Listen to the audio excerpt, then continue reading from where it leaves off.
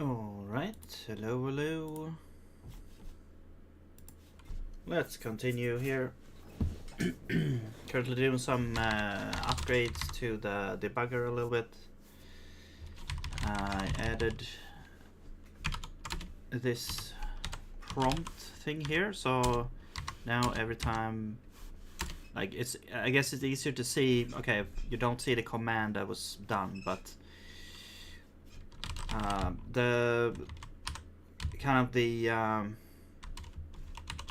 handler for this is a little bit better now, so it's not it's like you're not editing the terminal directly. It's like we're editing a string instead that is then printed to the terminal, so it's a little bit more stable there. But I just need to figure out this delete thing. So right now, when you you have something here and you go, when you delete over here, it's fine. But when you delete over here, it deletes it correctly, but it also moves the cursor to the end. So I need to fix that. And so right, because before we were dealing with like the cursor, the actual command, like the terminal cursor.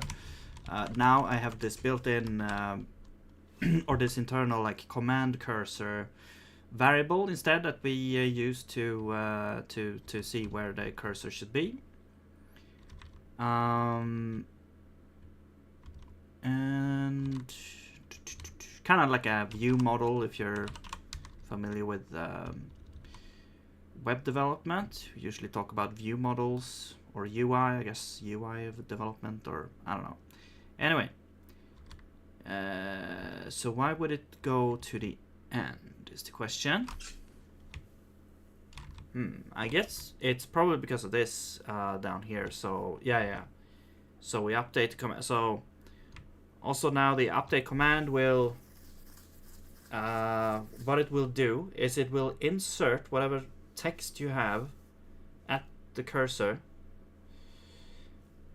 and move the cursor actually accordingly as well. So we have to restore the cursor here as well. But I mean, let's just write this to the command and then we do, yeah, this will solve it, I think, because then the command will have the correct string, and then update command nothing will, it will kind of update the command. It would like print out the correct thing and set the cursor to the correct position. That's what that is doing. So let's see now if this works. We go back and there we go. Now it works. Okay. Now let's do, every time you type a command, it should also show here. So that should be like whenever we handle the command.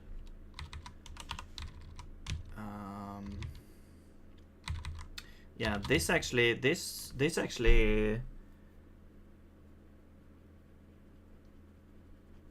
that. So I think what we'll do here is we'll just write all. Oh shit, we need the command though, the command string. I guess we could format, we could do print format the command. That will supposedly show the command correctly there.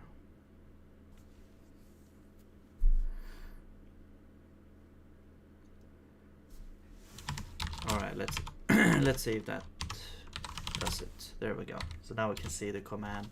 It's not exact string that you put in, it's basically parsed and then formatted again. So if you do, I guess if you do something like this, like breakpoint and a bunch of spaces and then add and then IR2, RN1,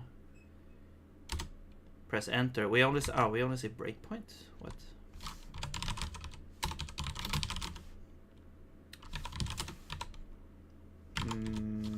Okay, so the breakpoint formatter, it doesn't work. Where Where's the command here?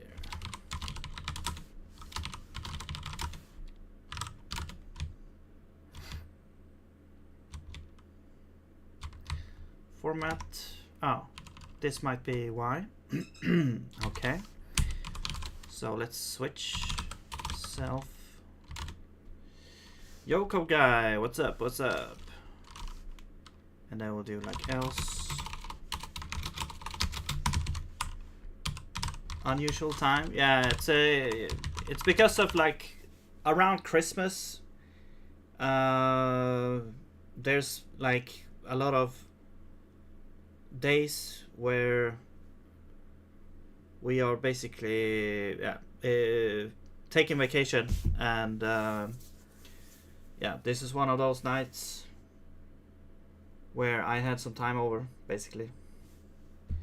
But that's probably how it's gonna be. Maybe tomorrow actually tomorrow I will be available. Yeah, tomorrow I will be streaming. I guess you could say as usual. Yo, Penguin. Right now it's like evening slash, yeah, it's like late evening, or I don't know. It depends on whose perspective you have, but it's like an evening here right now. You installed Arch instead of Kali, which crashed. Interesting. Okay. Was that the only thing you did? Did you install Arch and then it crashed?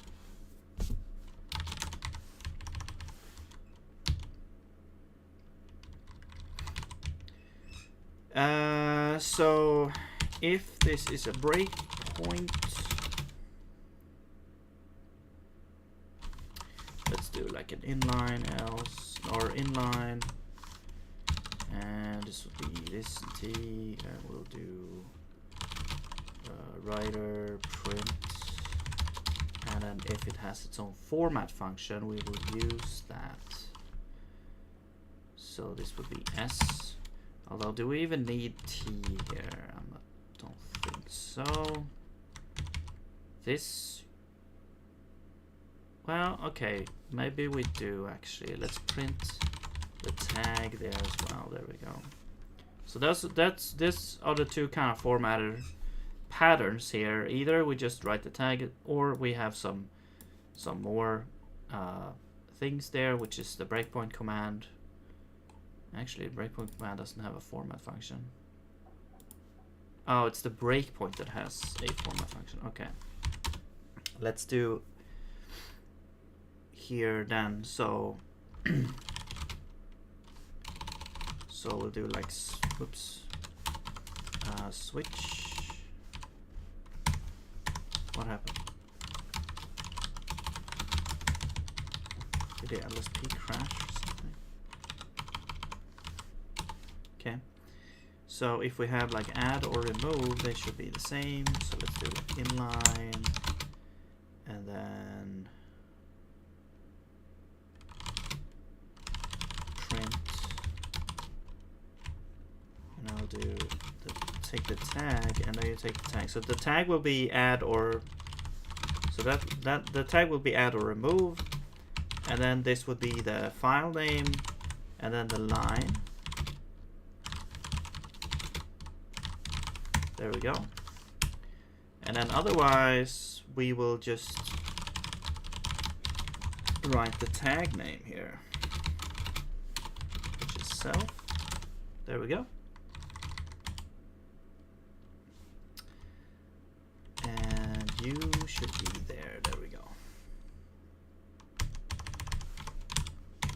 Okay, let's see if it's correct now. So add, so breakpoint, add, and add a bunch of spaces here. IR2, 1. There you go. So now you can see it kind of collapsed because it was parsed as a command and then formatted back out. So it's kind of,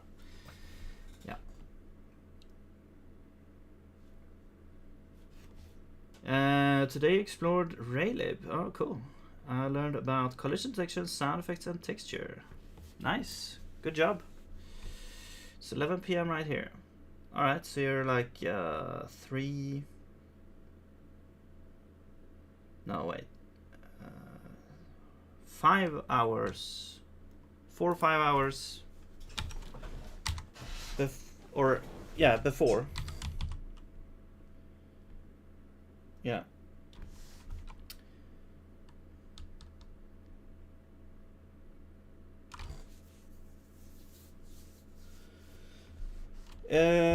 Okay.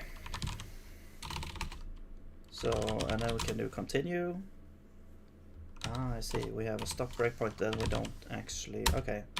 Stop breakpoint.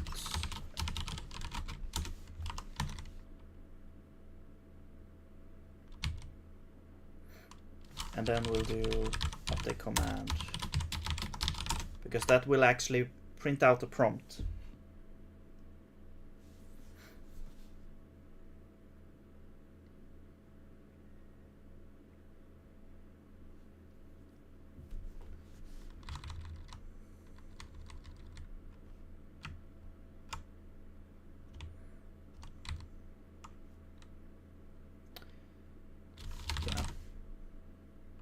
I mean, we might do it actually here instead, like we always do it here. This will update the command. This will basically say that always keep the prompt there up to date every loop. So breakpoint, add IR2, line 1, continue, and there we go.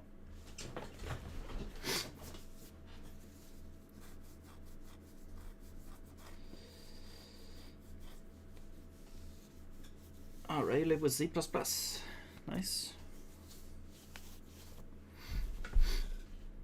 Go Zig. It's probably easier.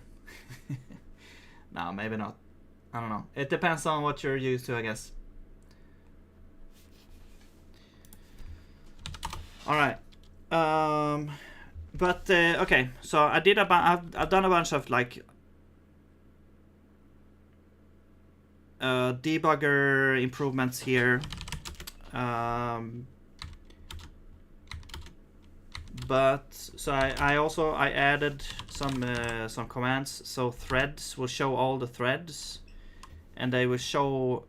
It's kind of cryptic, I guess, but it's like it shows this is the thread ID, and then or the thread handle, and then it shows where the thread's instruction is. So this is on instruction set 0, instruction number 9, or instruction index 9. And this is set 1, index 0, set 2, index 0, and so on. And the one that's highlighted shows the current thread that is currently executing. And then we have instructions, which you show the instructions of the current thread. So this will just show like, yeah, this is the only thing that's here. So. And then we step, it does that. So you can kind of, if you want to know which instruction that's going to be done, you can say instructions, and you will see that. So instructions, and now we're on thread 4, which is the executable, where we create a ref, and now we're on. Wait, I should probably have like an option that shows like this is the next instruction that's gonna execute or something like that. So this waits the thing. So now we are on thread 1, thread 2, thread 3. So it's just nice to have a little bit more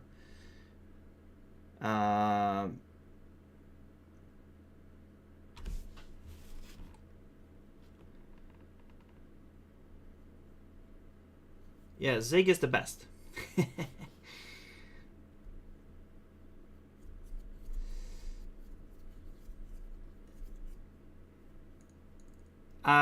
It's like also it's like what I don't like about C++ and C is like when you include something, it kind of pollutes the global scope. And I mean I know about the using stuff, but it's also kind of I don't know. It just feels fragile. Like whenever I see C++ code, it just feels so fragile for some reason. Like anything could go wrong at any moment. Maybe it's like PTSD from when I started out and was self-taught in C++. So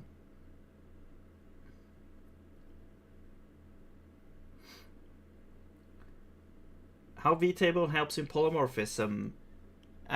So how it helps in Zig is like, let's say, okay, I can show you here. I can quit. Well, I didn't need to quit, but anyway, let's do like,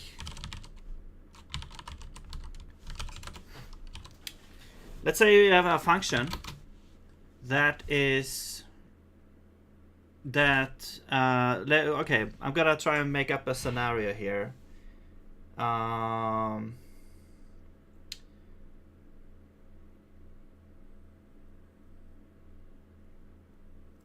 Okay, well, I'm just gonna make a very stupid interface here, which is like addable. And so this is an interface. Well, actually, you don't even need the interface. You will, let's say you just have a function, right? So you have a function that's like add 5, and you need some kind of addable that you're gonna add 5 to, let's say, right? And so let's say it's like, well, whatever. So then you have like addable is an interface that you can add 5 to. Okay, this is a very stupid example, but you know, I'm just trying to show the point here. So basically, vtables in Zig allows you to kind of talk about this type without using like any type, basically, because you could put any type here as well, but then you lose some information about what this is during like development. Like the compiler will know what type you put in here from other calls. Like later you would call this, and maybe we'll have some kind of addable here, and you add 5 with that. And whenever type is addable is going to be resolved to, then this is kind of like a template function in C++ here, where this is a template variable, and if you're familiar with it. So basically what's going to happen is that add 5 will be copied as a function with the type of addable. This addable will be put here. So you will get another you will basically define a function that is like type of this. Okay, I'll call this outer addable so it's a little bit more. So whenever you call add 5 here, because this is kind of like, as you say, like polymorphic, you could say, it creates a function that takes this explicit type of this, so that it knows exactly which function to call when it like calls .add, for example, right? Because you could have several addables, addable 1, and we have a function called add, and then you have like x, I don't know.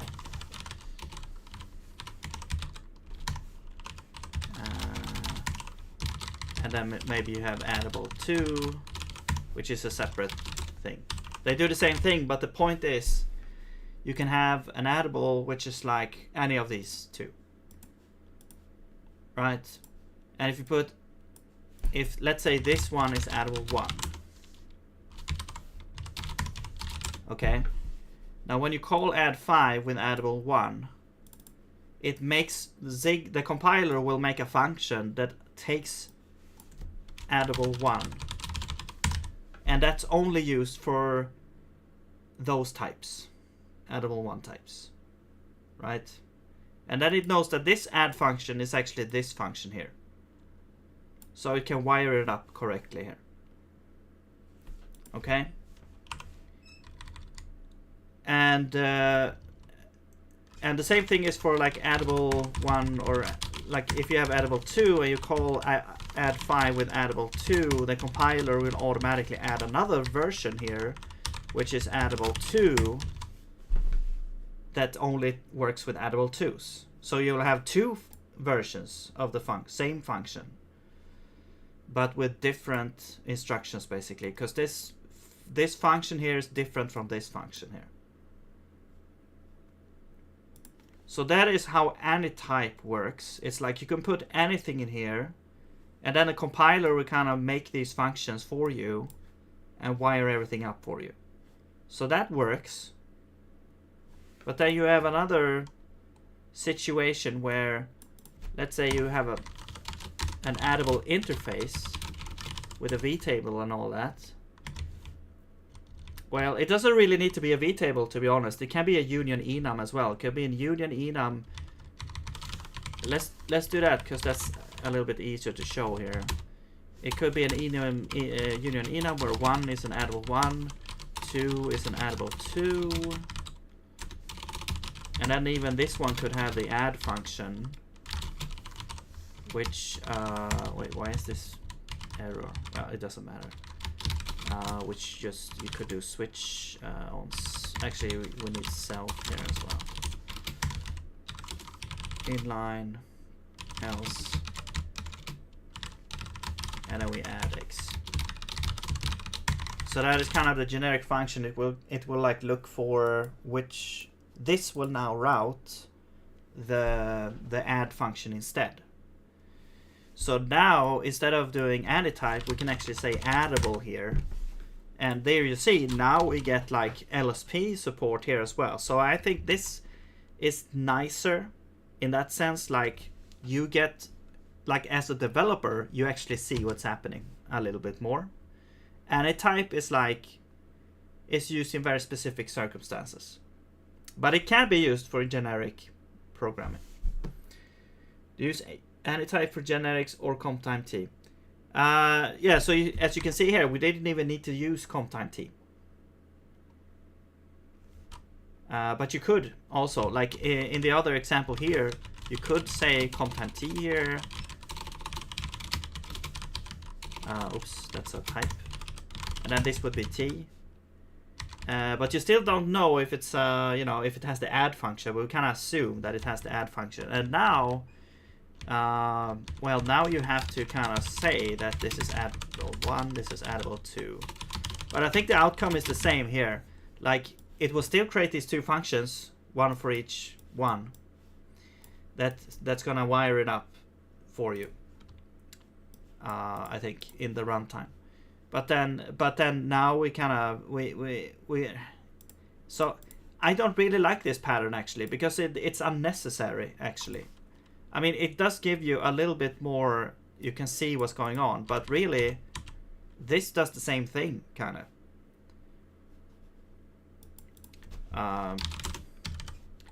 But this pattern here is nice, because now you can say addable here, and you actually know that this is an addable, you know what you can do with it, and you can pass it around to other functions as well.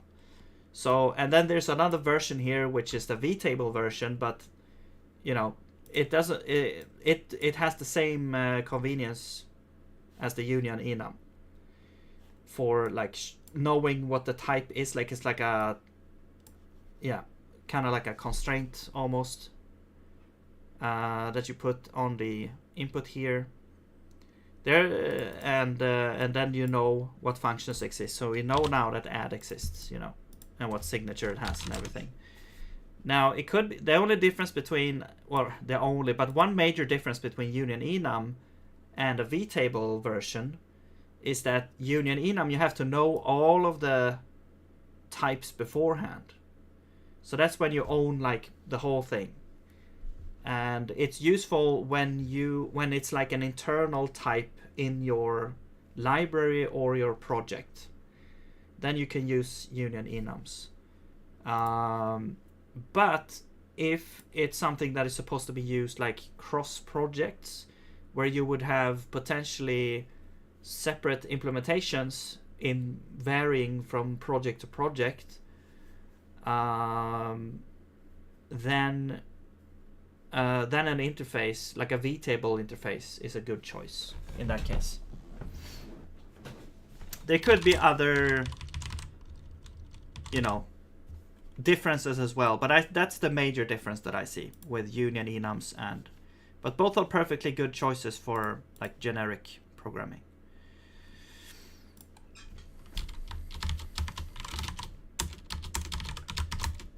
All right.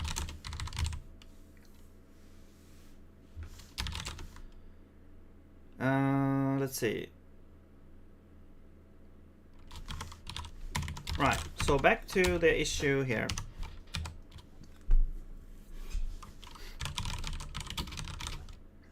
I really want to have like autocomplete as well here, but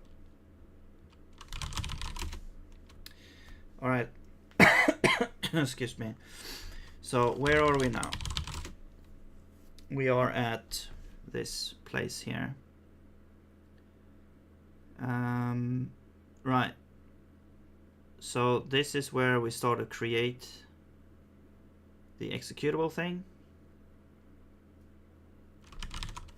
So let's step through this.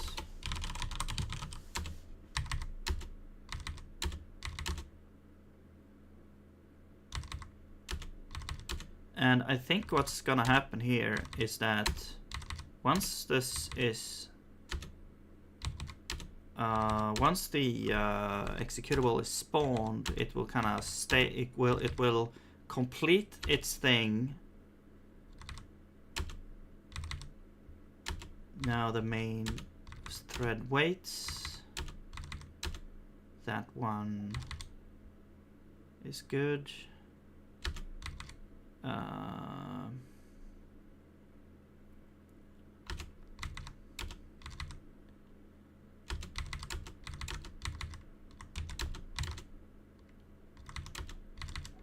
And now we execute the process. Okay. And we forward some standard in, standard out. You can see immediately we have data, and it's closed as well. So immediately, I say immediately, I mean a lot of time has passed. Here we can see that standard error is closed. Yes.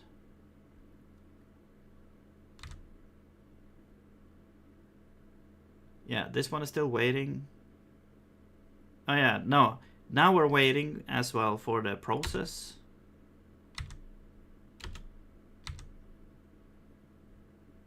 And yeah, we're trying to forward the data here, but it's apparently you have to like call it a couple of times before we actually get the data. So there we go. Now we got the data here. So we forward it to output, standard output, or standard out, and we get this thing here. Yeah, go ahead, Forest, or I mean Blue.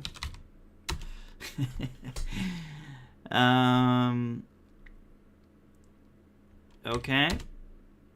And standard in is like very idle right now. It like standard in, but okay, this actually shows the wrong thing. What is this? I'm not sure why it's like that, but that is weird. Yeah, so now it's like standard in gets processed, standard out ended, I think, perhaps. Yes, and then the executable the executable thread still waiting. Standard in is stuck, and now we're stuck at this point here. So we have standard in, which is streamed through, but nothing happens because there's nothing there, and then we wait for this process. So now basically the process is like standard out is closed, standard error is closed, but standard in seems to be still open.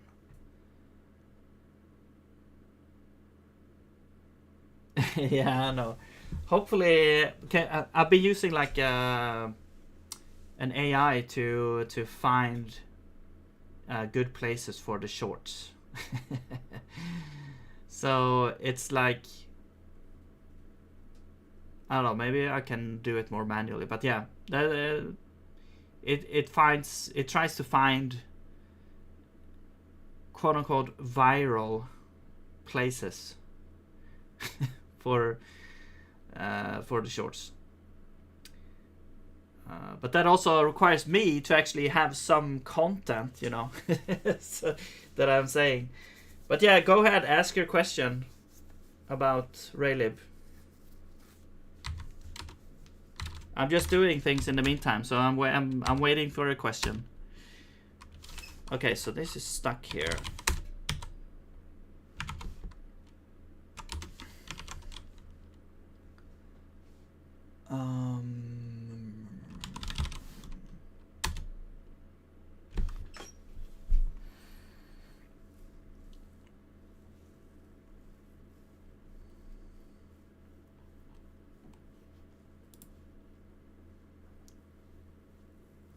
Yeah, the source is standard in.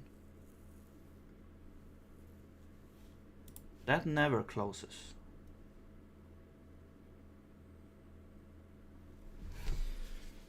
In your platformer, did you perform culling?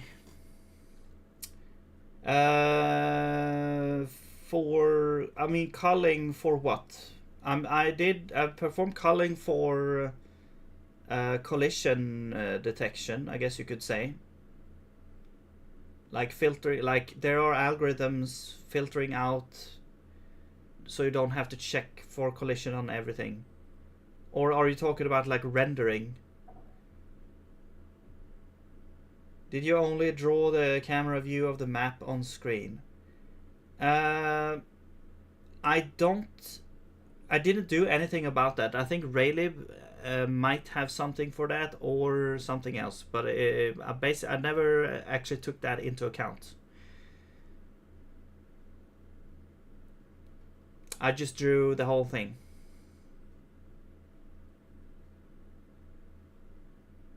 Why bash? What do you mean by why bash?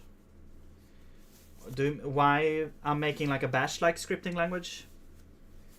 The reason for making a bash-like scripting language is to be able to write scripts that do what kind of bash scripts are meant to do, except with a different syntax. So that I don't have to constantly look up what is the syntax for this and that in bash. And also, more so is the reason for making this language is for my own personal enjoyment and learning experience. Wait, are we not making a compiler or transpiler? No, it's not a transpiler. It's not a transpiler. It's an interpreter of a language that looks like Bash and Zig merged.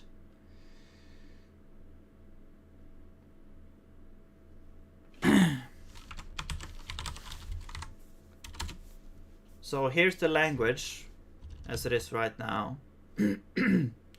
So as you can see, it kind of looks like Bash up here. And then down here we have Zig syntax for if. For basically anything that is like programming, like normal programming language things are going to be Zig. While everything that is related to like pipeline stuff is going to be Bash syntax basically. And then, you know, because it's a Bash-like language, it also carries some things has to be more in like a Bash-like, or I mean, it's more like the language needs to be, you know, working with these executable processes and, you know, the exit codes and all that. So for example, we don't really have Boolean values. I mean, this is a Boolean here, but it's actually an exit code. It's actually an exit code that means, well, actually it means 0. What does pipe do? It's like bash. It pipes the output of this into cat. Can't you use something else? No, because the reason why I want the pipelines to be the same is because that's like, I guess it's like a more common thing in bash, and it's such a, I guess it's such an iconic thing. Like you pipe something into something else. I wanted to have some familiarity. Like if you want to kind of move from bash to this, then this is like you know, a nice way. Like, okay, I can start with the pipelines because they are basically the same. But then the other things like these, the if statements and all that, they are basically well, they are like zig, so you have to kind of learn that. But I wanted to have the pipelines the same because it makes sense, because it's like a unique kind of thing. And why would I try to invent a new syntax for that? Because I feel like this makes total sense to me. Like I think that this is one of the things in bash that actually does make sense. Maybe not the redirections. The redirections I don't know too much about. But yeah, so there are functions, but they are not like fully implemented yet. So here's a function, and functions are actually pretty interesting because functions are not like normal functions in a normal programming language. It's more like an executable process. So what we're defining here is we have this function hello, and this type here is the standard in type, which is void in this case. And if it's void, it means it doesn't really do anything with standard in. That's the idea. And then you can of course have parameters, which are the arguments to the function. And then you have the output type, which in this case is like a string. Now this is not fully realized yet, so this could end up being like a stream of strings or something like that.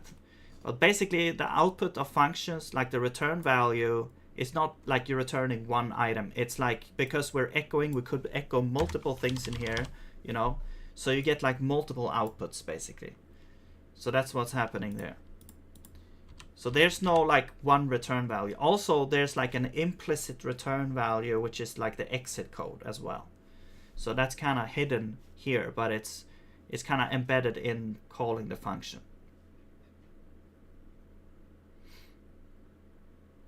Why void if the output is string? Well, this is, as I said, this is not the output, this is the input. This is the standard in. On the left side of the function name, you have the standard in type. So that's if you want to send in something like a string or anything you could define here. Now it says void because we don't accept anything into the function. But then on this side is the output type. I mean, it is kind of like a generator, because when you execute the function, it's gonna stop here until this process is done, right? So it's like whatever execution is happening here, this will spawn in its own thread, and it will execute the things in here. And I mean, it's gonna be the same. You have to wait for this statement. Like, let's say we have these two here. You have to wait for this statement before you can continue with the next one. And in the meantime, you might have this part of a pipeline. So we might pipe this into cat, let's say. And so cat will actually receive first this here out there, and it will be streaming as well. So it will stream out this into cat, and then once this is done, this process will start and stream into cat as well. And it took me quite a while to actually realize how this would work, and it might change also. This model that I'm explaining here is like where we're at right now, and it might change as well, because this is not fully implemented yet. Like the standard in doesn't really work yet, and also there's no type checking for standard in or standard out. But but the neat thing is that you would be potentially able to say, hey, this return, let's say we accept a string and then we parse int and then we return an int out, and let's say, you know, you could have radix if you want as well, but whatever. So let's say we parse an int, and not sure what's gonna be in here, but basically you take a string and you get an int out, and then let's just say we have this weird function called add5, usual example here, and this takes an int and then adds 5. So this would basically be, you know,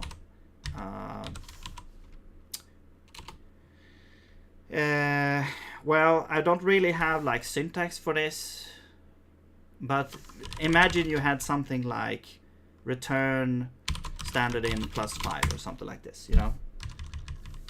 So imagine you have something in place. Now you would be able to say, for example, echo 5 and then pipe that to parse int. Now what's gonna happen here is that, of course, this has a string, which parse int, you see, accepts a string here, and then it outputs an integer. And of course it could be like an error type as well, so we could have an error type here, but never mind that for now. So this pipes it into parse int, and then we could, let's say we add 5 here. Now I'm trying to explain, yeah, you can do that as well, you can pass parameters as well, but I'm trying to explain how the standard in and standard out types work, right? The point is that this accepts a string here, which is this 5, and then it spits out an integer. So now at this point, this pipe here, it works with an int. So it has an int that it passes into add5. If it was anything else, if you try to pass a string into add5, then it would be a type error. So then the compiler would actually see that, and the type checker would actually see that and say, hey, you're trying to pass a string into add5, that doesn't work. So that's going to be a type error. This is the plan anyway. This is like the plan, and but there's going to be a long way to get here. But I find this kind of interesting. And of course you can use parameters as well. So let's say parse int takes a radix, let's say, and you know, let's just pass in 10. So now this is an argument into parse int, just like, you know, in bash where you would add arguments here, except this is a typed argument, so it has to be the specific type int. Kind of like an overload. Not sure what you mean there. Not really, or I'm not sure. Like the point is here, like let's say you try to do this. This will be a type error now.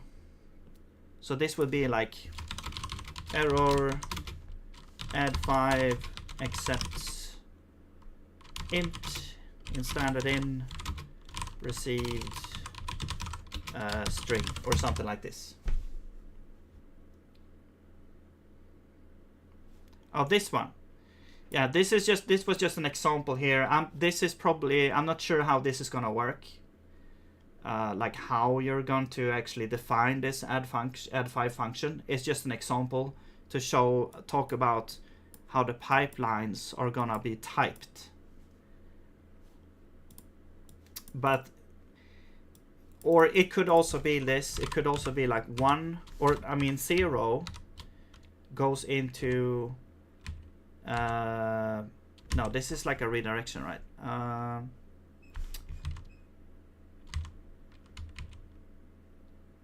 Yeah, I'm not sure exactly how this is gonna work, but you know, in some way you should be you're gonna be able to kind of say that, hey, I wanna read whatever comes in from standard in, add 5 to it, and that's the result. But it's a streaming thing as well. So this kind of looks like this looks like an, you know, a normal procedural function here, but it's like it's going to be streaming, so you could have multiple values coming in and everything gets plus at 5 and everything gets returned.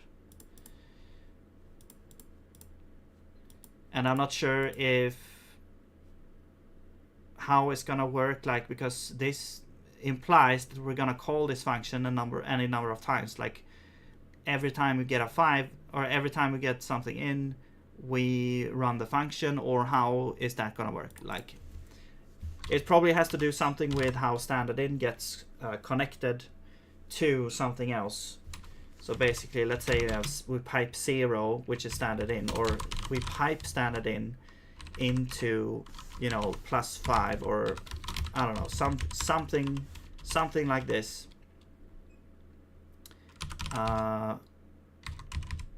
And then that should get like returned somehow, you know. And maybe this is the way, like maybe. And also since we can do this, we don't have to have a block here, we can just have an expression like this. Now I'm not sure if I'm gonna add this explicit arrow here or not, but this is now the body of the function, which is the expression here. So now, you know, you get this here. But yeah, this is all still up for debate, but yeah, it would be cool if we could do something like this, to have like typed pipes. All right, let's see. And then we have you know, string interpolation. You can grab the result from an executed statement like this here, and you could grab, like, you could get standard out, standard error, exit code. Here is the yeah, just, you know, showing like arithmetic, because in bash you have to have this special double parenthesis syntax. Here you just plus directly. Also, we only have one type of interpolation, so we only have this interpolation here. There's no other way to do interpolation. This is the only way. And so on. And we have also floats, of course, which bash does not have, like built-in floats. And here's just to show all this. Like, this file kind of also, it works as kind of like a test suite, so I can see what still works and what doesn't work. Booleans, arrays, for loops. For loops are also pretty interesting because, of course, we're trying to mimic like zig here. So I really like this way of doing things, like where you can loop through my array, you get the item out from this capture here. So this would iterate through all the things in this like thing here, and it could be an array or a range, and then you can have multiple sources, which has to have the same length. Well, multiple sources, and then you get multiple elements. Same thing here, except we're doing 2 arrays with the same length, and then a range that matches the length there. You get A, B, and I. And then you have the bash version of this, which actually does work pretty similar for these, which I was kind of surprised about. However, you have to know how to deal with these array things, like the array syntax of bash here, which does different things. You can have like a star in here, or an at, or yeah, there's a whole bunch of different ways you could do this. But and I'm not a bash guru or anything, so this I just googled quickly to see an example that worked, that kind of did the same thing here. Yeah, but the last point here is that this, you would have the arrays as sources and then a range to get the index. And it's very simple like this. But here you actually have to kind of look at the length of the array to get the index. And then, you know, you do the normal thing here where you access the elements, which also works, you know. It's just a different way of doing it. But Okay. Let's see. Where are we now? So and also what I'm doing now is like before, like the version that works with the MVP file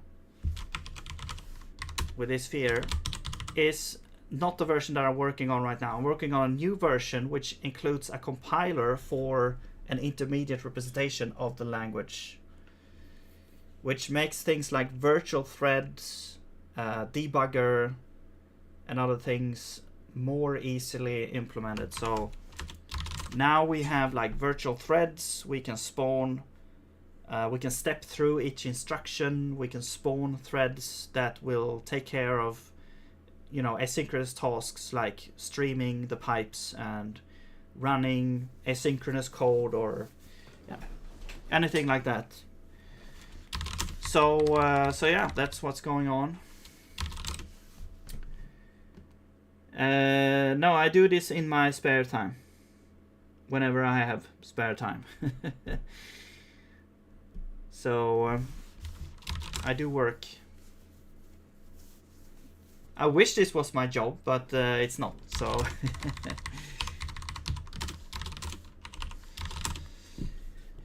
no, but I work as a developer, and yeah.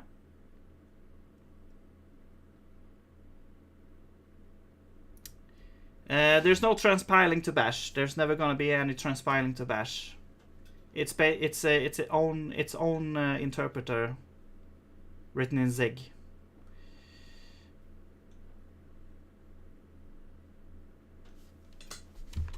And it's basically, it just started out as a like, okay, I'm tired of looking things up for bash, because I was like starting to write bash scripts more and more to solve some, like, you know, to be more productive, like writing some scripts here and there.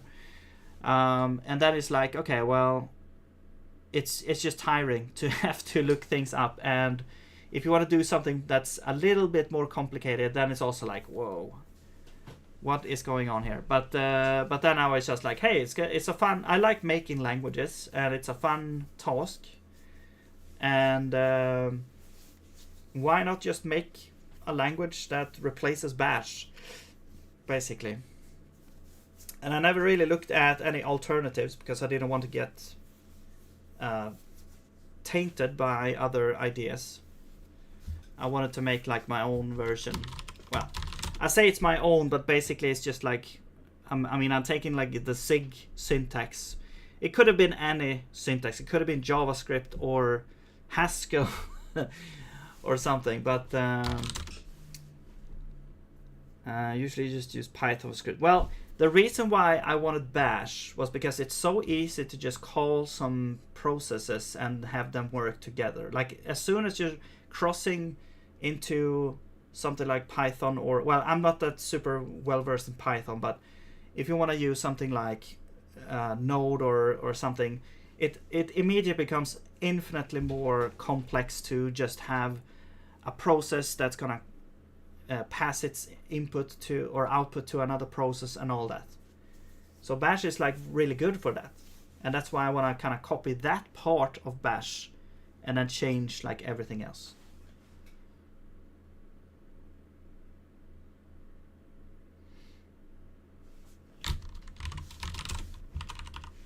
So, but it's fun to make, you know, my own, like, it's fun to make a compiled language as well. Like I would probably want to sometime in the future like make like a quote-unquote real programming language, like an actual like compiled to machine code language as well, which I've done before, but it was a very like shallow example thing.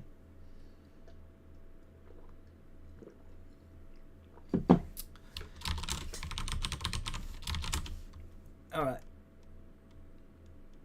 and now comes the thing. So now what we're doing now is that we have this example program. So I'm kind of rewriting the evaluator into this immediate representation language, which I can show you here. If we run, I can run the debugger, We have a bunch of debug messages here, but if I run like instructions, you can see part of it. So this language here looks kind of like a little bit like assembly code, but this is the IR language that I'm building to be able to compile the AST into this language, which makes it, you know, more easy to kind of make this debugger that you can step through the instructions and you can create threads and all that stuff.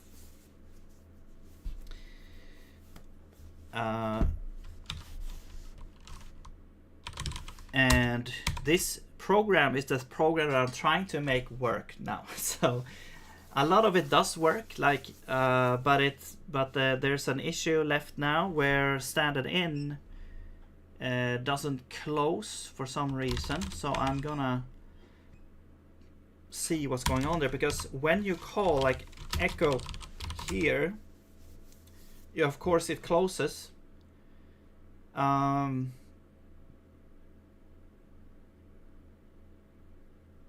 And if you let's say, what's happening if you do this, like tail F into echo hello, see, it doesn't care about tail. it says, oh, you got some standard input for me, okay, that's nice, see you later. So because if you run this, then of course it blocks here, and you have to kind of cancel out here. But if you pipe it into echo hello, echo will just close that standard in like nobody's business, and then it will just do its own thing. So it's kind of weird in my example here that it seems like it doesn't close, but it could be some other issue with standard in here. And it's like, it's the same thing here. Like if you say cat now tries to read from standard in. And what happens then is like it's blocking until you actually put something in here, and then it will just echo that out.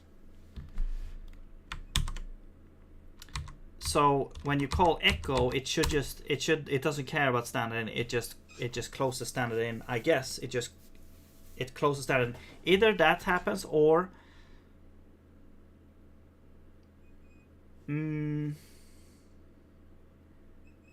if like standard out and standard error is closed, do we just close the thing as well? That's the question. Like, do we just close the whole process? Not sure actually. I would like to have more information. So what's happening here is we go through the whole process here. We'll go back to main actually. So at main, here's main here, and we have standard out, standard in, standard error. Standard in is a reader, which is a pipe reader, which is kind of like an asynchronous version of our normal file reader. And then we have standard out, standard error. Okay, so but these things are like connected directly to standard in here. And then we go to run script, and here we're creating, to standard out and standard error, we're creating these pipe things, which are meant to be able to kind of pull data from a source and write it to a destination. But you have to go in and kind of call the function yourself, but that's why we have the virtual threads, so we can kind of funnel data through from a source to a destination. Now the source could be standard out from one process to a standard out in to another process. It could be standard out from process to standard out main, process standard out. It could be from a standard. It could be from a function call. It could be from anything basically. As a value, that's just a string, something like that. Now, and then we have these closables, which is used, the closables are used to be able to close a stream and to talk about closing a stream, check if it's closed or not. And we need that generic closable because it's not only process or files that get closed, it's also like in-memory streams and function calls and stuff like that, and threads and all that. So we have these closables. Now for standard in, standard out, standard error, we have these things that never closes. So they are kind of like special cases here. You call close on it, but it won't actually close. Because it's supposed to be open. It's like a hack almost. It's supposed to be always open until we get to the end of the program, basically. And then I have these wrapped things, but they are only used because we want to trace sometimes we want to log out what's happening with these writers. So I have these trace writer wrappers that just forwards the things and logs some stuff. Right, and here are closable reader. Now this is just basically just a collection of the actual reader and a closable, so that we can have both of them as kind of like a collected interface. It's just two interfaces in one, basically. So we're kind of merging these two interfaces so that we can both read and close the thing. Okay, and same for writers. We have closable writers as well. Yeah, it's a lot of things, but it might be too many things. I don't know. But then we have standard out stream, so that's connected to this writer. Yeah, this is the actual standard out. This is the actual standard error of this main process. And then we have these pipes that are then like connected to those. And yeah.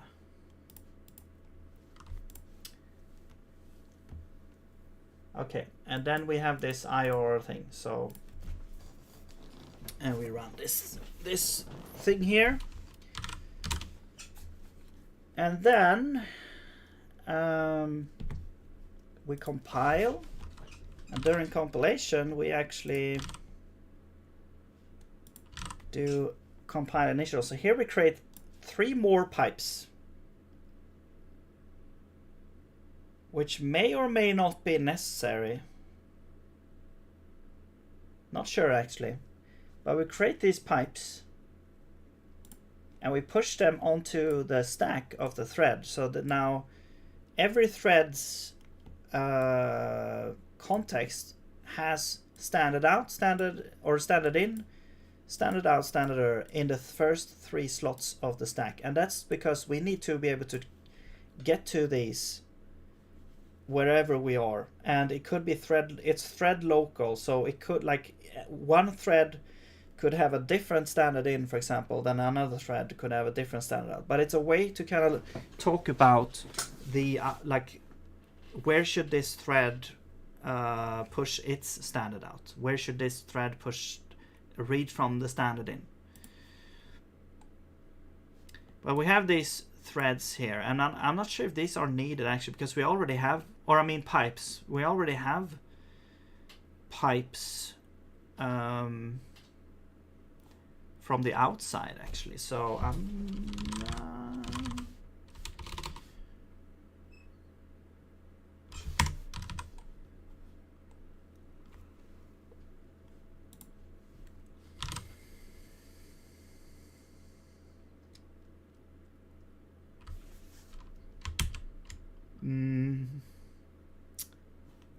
yeah. The thing is, like, we compile this, and then over at the evaluator we will run the thing. Where is that step function here? Step, we get the instruction, we run it, and we have this special instruction called forward standard IO, which like it takes all the things on the stack. This is meant to be only run once in the initial startup. So we take these 3 pipes which are not like connected yet, and then we actually connect them here to, well, we grab out the pipes first, the actual values here on the stack, and then we connect them to whatever comes in from the outside, which are actually just closable reader, closable writer.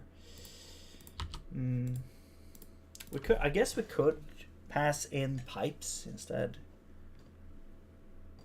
and just set these to be them as well, because that removes like a whole layer of things.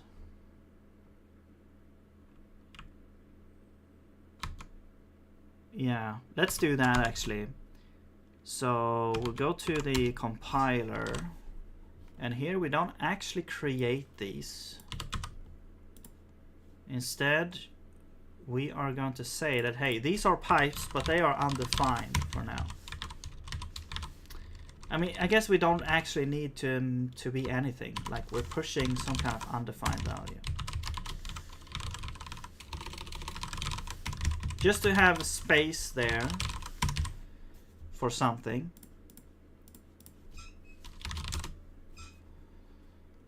And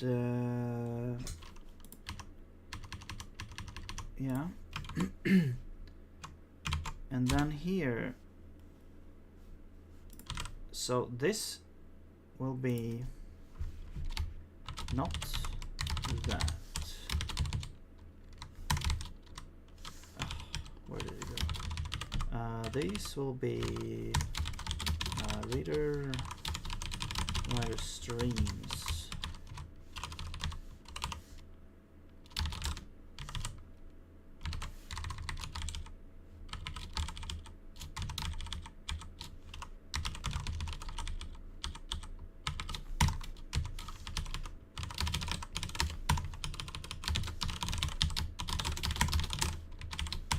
Alright.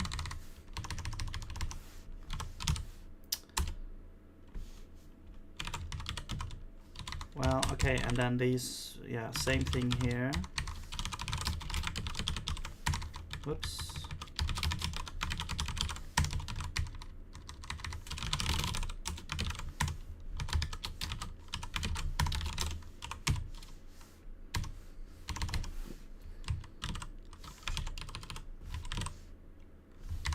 And same thing here.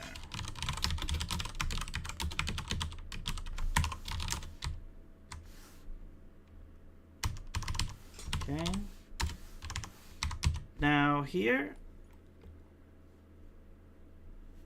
we got these things, but we don't actually need them right now. Well, actually we do. We have these streams, but now we need a pipe for standard in as well.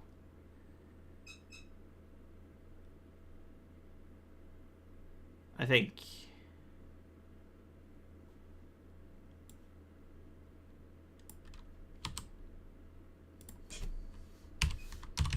It seems like it.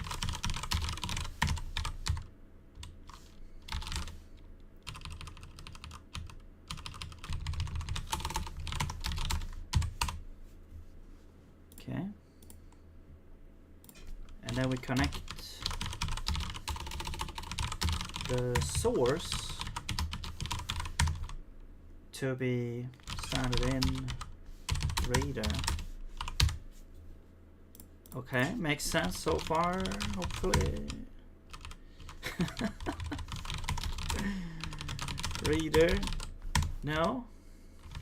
Oh, we don't have that. Okay. Yeah. Whatever.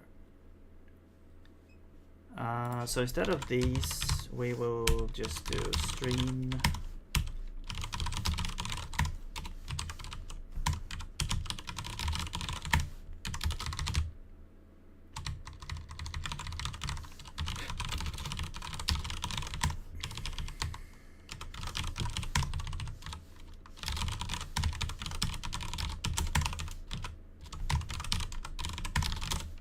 All right.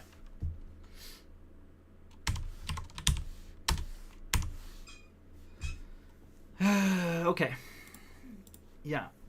So now when we run forward standard IO, we get these things, which are values. But we want to get like the actual thing though, like a pointer to be able to set it.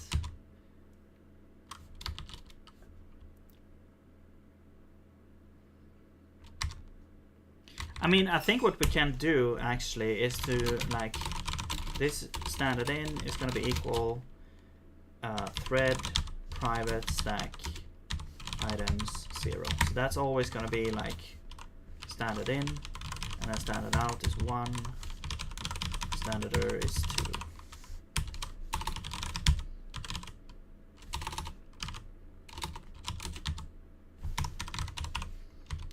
And then we don't need to do any of these things. And yeah, I can remove this.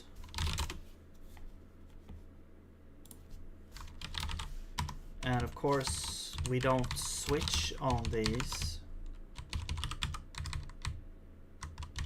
What we do is we say standard in is equal to config standard in. Standard out equals to standard out, and standard er equals to standard er. There we go. Okay.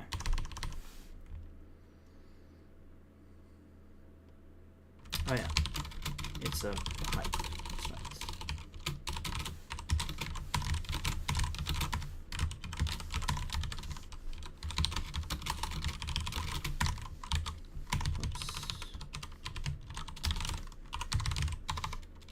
Would you recommend Zig? Yes, very much. If it's not your first language. Because the documentation is like it's there in places, but it's and there's not much help to get in like on like Stack Overflow or something like that. Now, granted, there actually is like a good you can get help in the Discord channel. You could go in and there's actually a help section there. You could post a question and you will get help there. So no, technically it's like if you wanna like learn a new language, but you would expect a little bit of hurdles. Yes, I'm Swedish. How could you tell?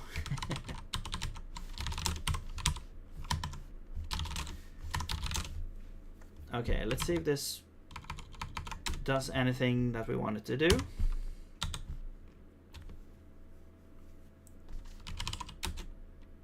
Okay. That went well. Panic, switch on corrupt value. Okay. Fair enough. Writer 216. Where is it called from? Instruction. Debugger, standard print.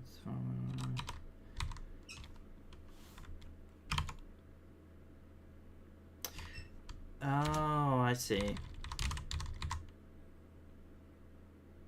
You know what? You know what we'll do?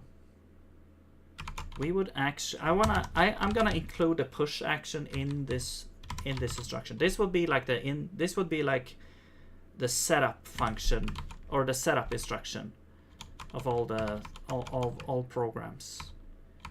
So when we compile initial, we actually don't push anything here. We don't do anything here. We do want to have these sets though.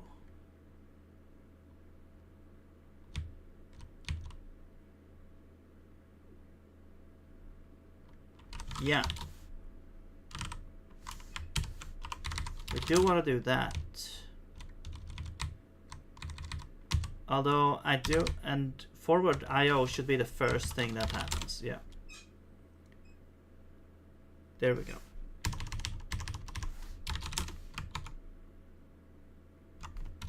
And then in the evaluator, we actually do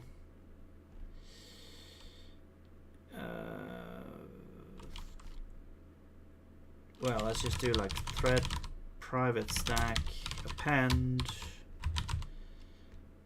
and we're gonna have a pipe that goes to config standard in, right? Yeah, we just do this. There we go.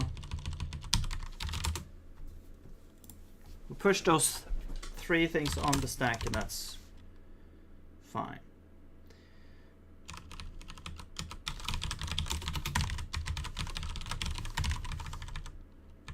Accent. All right, cool. May use Python and C++. New income.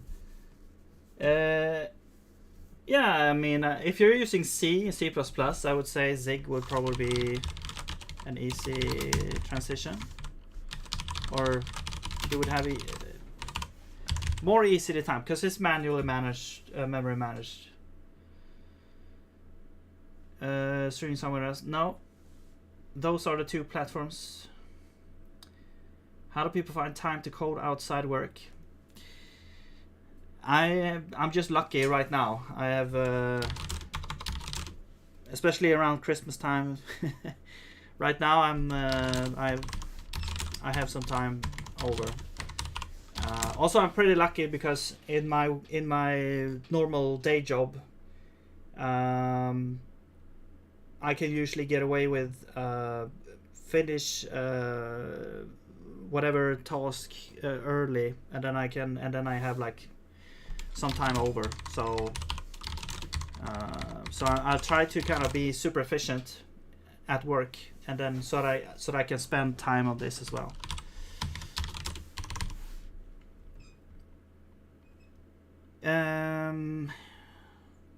Okay, forward and IO. Let's see. So step.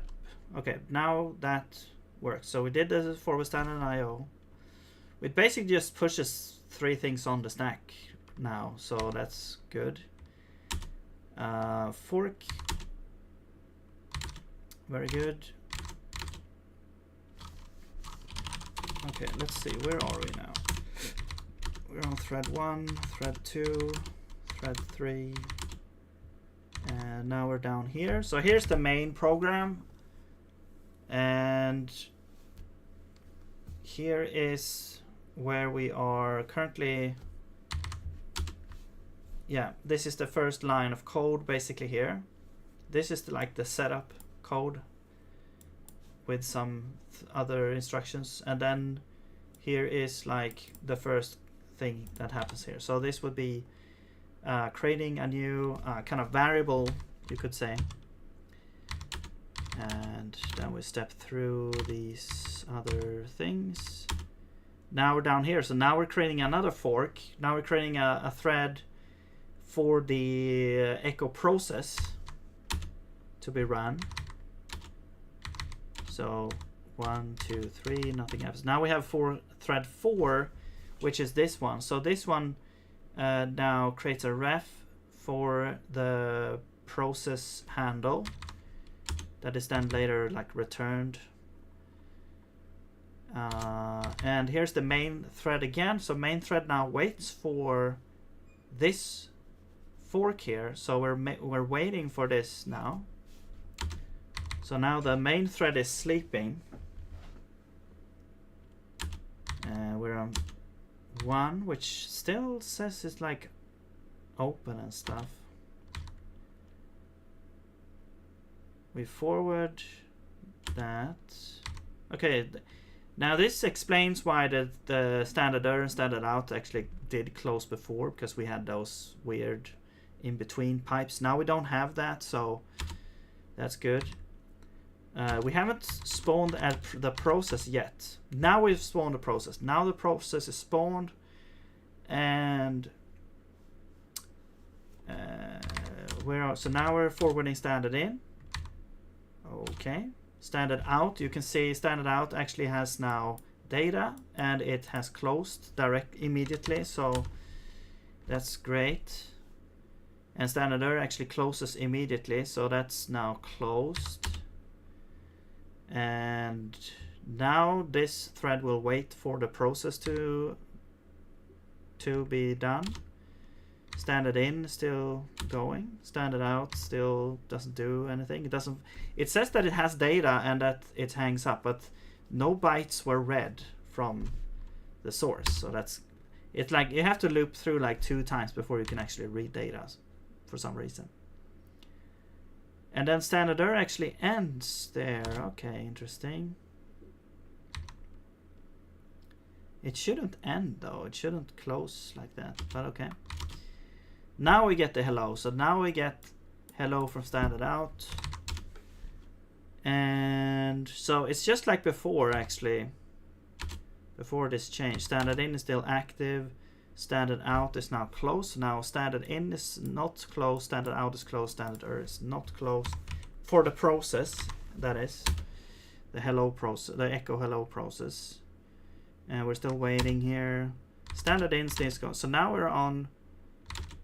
Now we're alternating between waiting for the process and the standard in, which never closes. So that's the issue here. And I was doing some debug logging here.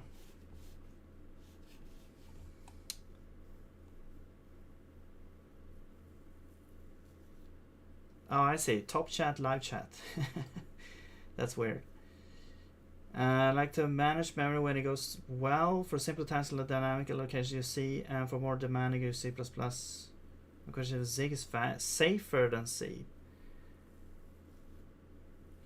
I would say, I mean, Zig is not, 100% safe. Of course, you still can access invalid memory and those kind of things. But you can employ different patterns. You can use different kinds of allocators. I mean, I guess you could do that in C as well. There's nothing stopping you from actually implementing the same thing in C or C++. I'm not sure. I don't know how C++ works with memory management nowadays. But yeah, C++ has vector and string.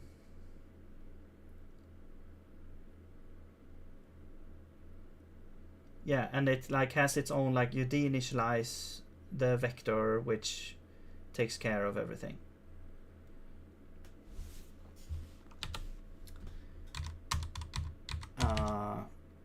So that's kind of like in Zig, you would have a pattern. I can show you here. Let's quit this. Oh, you got a seg fault when quitting. Interesting. Ah, closable get label. I see. Was it like deinitialized? Okay, I'll look at that later. But basically, let's go in somewhere. Compiler, maybe. You have this pattern. Well, here's a struct called IR data. So this is in Zig. You only have structs. You don't have classes. But structs are kind of like a basic form of a class, because it has member functions. So, and that's basically what it has. It's like you can have fields and declarations. Declarations could be like this, a type alias basically here, or you can have functions. But there's also distinction between functions and member functions, because this is a member function. So you would call this on an IR data object basically, or type. So you can see self, and then we can access this data here. And so you would have this init function. This is a pattern. So this is not like built into the language. This is just an implementation pattern here. So you would have an init function which would initialize the object, and you would have a deinit function which the convention is to actually like free up any resources that we have taken up. So this would, here for example, we're freeing these buffers in this list here. But then you can also use an arena allocator to just free everything. You can have an arena allocator where you add like just append a bunch of things, and just you don't just have to deinitialize the arena.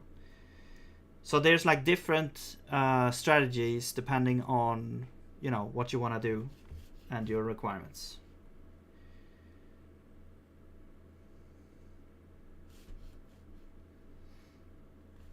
And yeah, usually you have to pass in or technically you don't have to pass an allocator. You can actually just make an allocator on the fly. But usually that's the pattern. Like if you have something that needs to allocation, you pass an allocator, and usually the allocator is defined. The root allocator is like defined in the main function. Well, actually here we just call this here, but here's the main allocator that I'm creating here, and then that is basically used throughout the whole application. So you can you can tweak it and do whatever you want with this one, or you can make other allocators as well. Like for example, I have like a stack fallback allocator here. So this is an allocator that uses the stack for 128 bytes, but once those are up, like if we so basically what's happening is that it will create this buffer that is 128 bytes, and it will keep it on the stack, and then it would like fill this buffer up until the buffer is full, or until we just don't need this allocator anymore. But it's on the stack, so you don't need to syscall or anything. But then if this gets used up, it will use this allocator that's like the fallback allocator.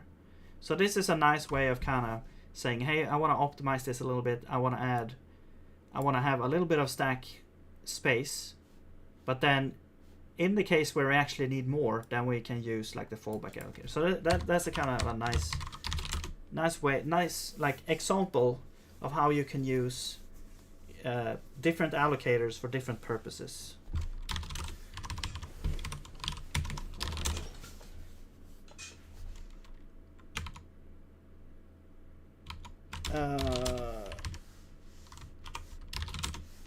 And arenas are really nice when you can use them, but it's not always the case. Arenas are good for, yeah, if you have like an object thing that's not really growing in size, that's like kind of, well, I mean, or arenas are nice for like short-lived things. It could be used for long-lived things as well, but they especially good for short-lived things, because you can allocate a bunch of stuff into the arena and then just allocate everything at once. But it's not good for long-lived things because because of how it frees things. You can free things with an arena, but most of the time you're freeing and let's say you allocated something with an arena and then you free it later, that won't actually do anything unless it's the last item that you previously allocated. So if you happen to free everything in exact order, like reverse order that you allocated it, then the arena actually frees those things. But if you have a long-running process or a long life cycle object, then you use an arena for that, and then it's not certain if you can free things up in that specific order, then the arena is actually it's not a good fit for that. But it's really nice when you can use them for like short-lived objects. You don't have to deal with macros and pointers to mix stack and heap. Okay, I've never done that, so yeah, I'm not that well versed in C and C++. I did like a long time ago, so I never really did anything with like trying to optimize those kinds of things at that point. Is the audio low? Okay. I'm not really sure. I have like this on max.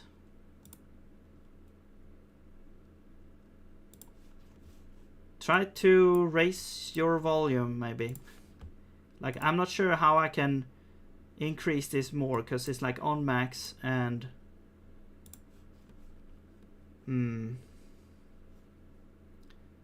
Wait, I can maybe boost it a little bit. Hello, hello, hello, hello. Hello, hello, hello, hello. I don't want to boost it too much. Okay, is this better here? It's like on OBS now, it's like going into the reds. That's why I'm like scared to have it there. Maybe, is this better?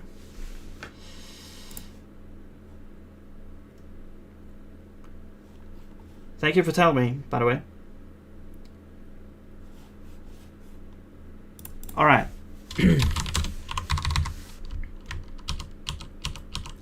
I might have caused a bunch of people to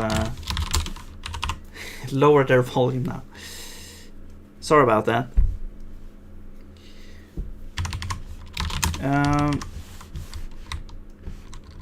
Audio is fine. Okay, cool. Always put audio on red. Okay. Yeah. It's just that it's so near the maximum. I don't know. I was scared that it was gonna be some like audio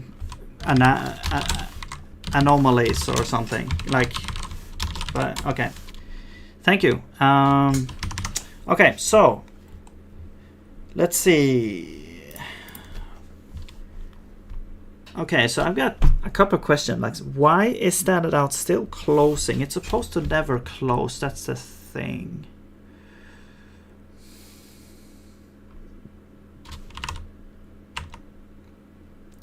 So that is kind of weird.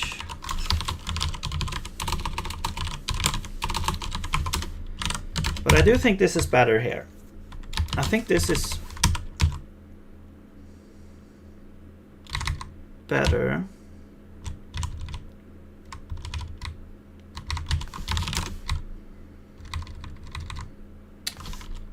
And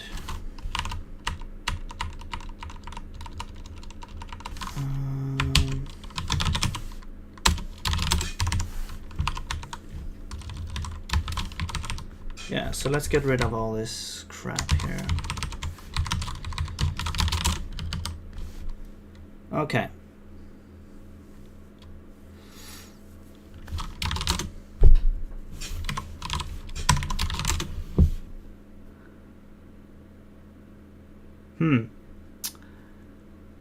Yeah. So the thing that, like, the problem that's happening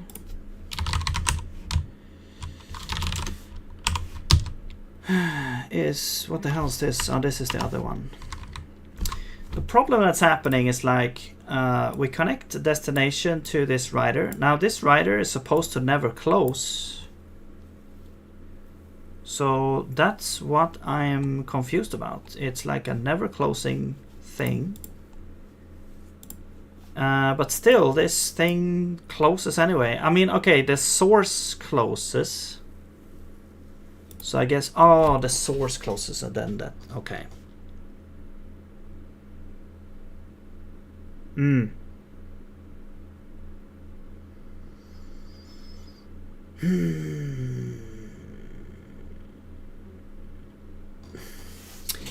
Maybe we could add like options to these things so that they would never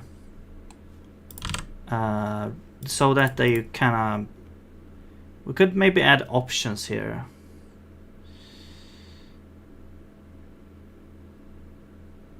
Now it's a problem with how this program, how the compiler or the evaluator or how everything is set up in the program. Like I tried to give some examples here before.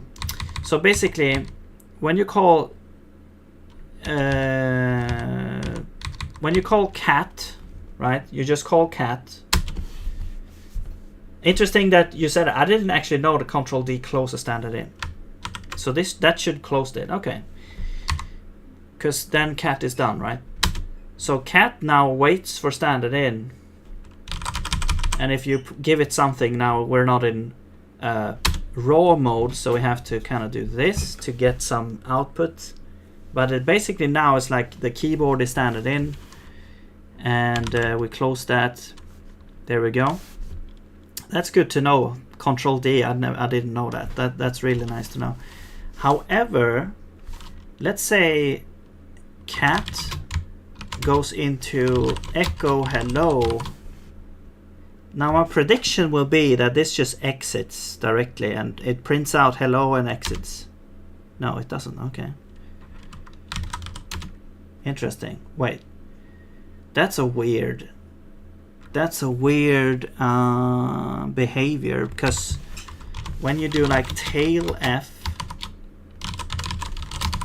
of course this blocks as well because it's reading from the file. But then if you pipe this into echo hello, the echo actually just skips tail and like it closes that, I'm guessing, and just outputs hello directly and exits that. So this doesn't block anymore. Why do you need to pipe echo into cat? This is just an example to show how the pipes work. It's not a sensical example. It's just to show, like, to try to figure out what's happening with the pipes, so that I can implement this behavior.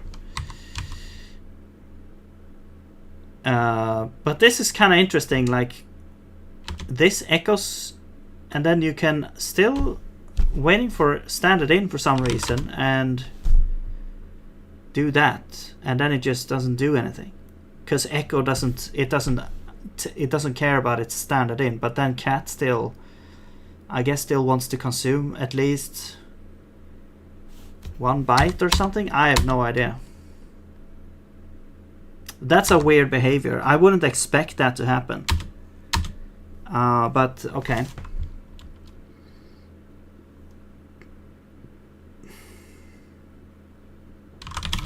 Because if we do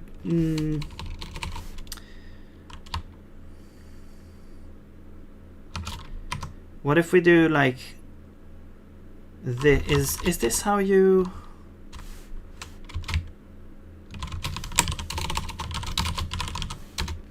Oops. No? How do you like redirect? Okay, I have no idea what I'm doing.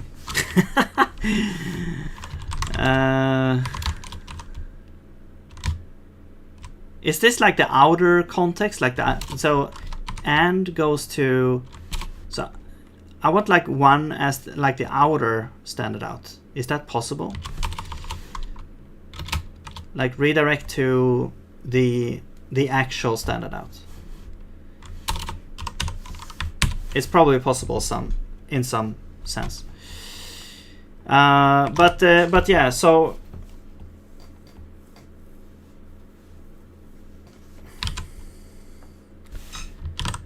so what I was thinking is that this whole monster here, this is like a pipe. It can have a source and a destination. Once they are both connected, and then you can call a function that forwards data from source into destination. And when source is done, it tries to close the destination as well. So it's like it's like this pipe is closed. It's super convoluted. I should probably rethink how this whole thing works. But this is like an amalgam of different ideas that just kind of works right now. But maybe we want to have an option that says that, hey, this shouldn't actually close standard, or this shouldn't close the destination when the source closes. So I'm gonna add this option here. Let's have a config that says close destination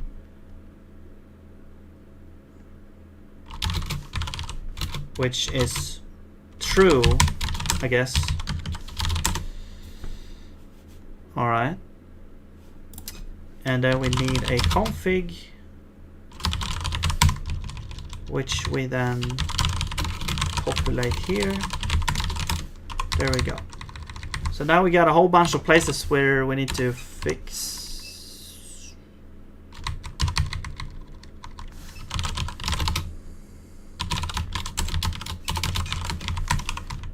Okay.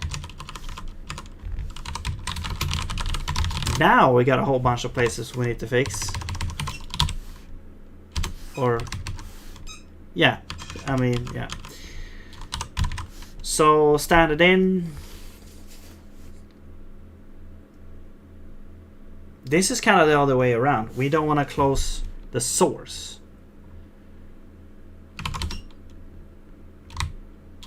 Actually.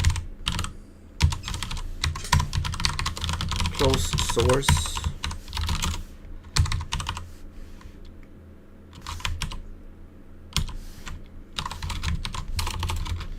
Right, so now we have a config that we can say close source is false, and this one close destination is false, and then same thing here.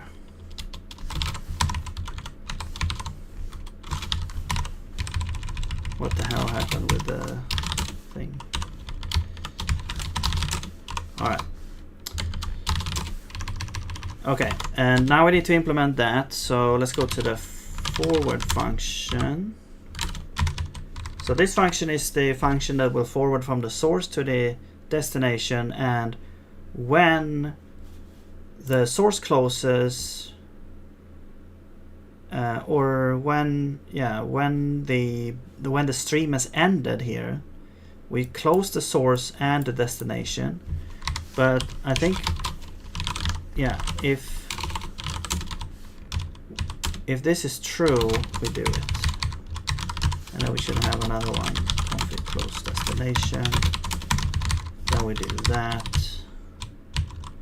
We should probably make this into a function, but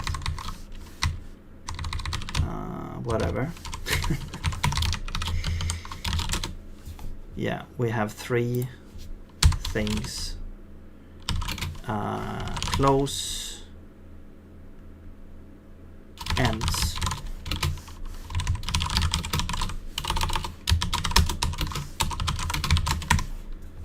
All right.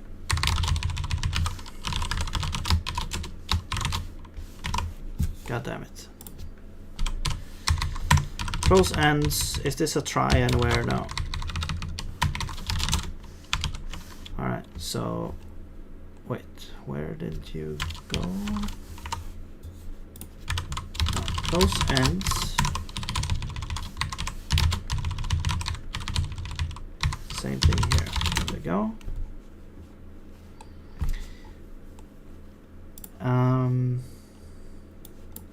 Now it's kind of weird here, like we're checking if source is closed. Source could be closed, but then destination is still open or something like that. But let's just see where this lands us here. Alright, so we have a bunch of places now where we need to add these empty things, because we need now have a config that does the same thing. And since in Zig, this is maybe one of the things where if you come from like C, C++, it's going to be a bit weird with Zig, is that you don't have function overloads. Every function only has one exact signature. There are no optional arguments. Every argument needs to be supplied. And there are no default values for arguments. if you want to have something like default values, you have to kind of, either you can have an optional type that you put like null into, or an enum or union enum or something, and it will be like the default. The one thing that does have default values are structs fields, which are these ones. So this config is kind of like, this is the default values for the config, and they can override each one. But this is a usual pattern when you have a bunch of things you want to pass in.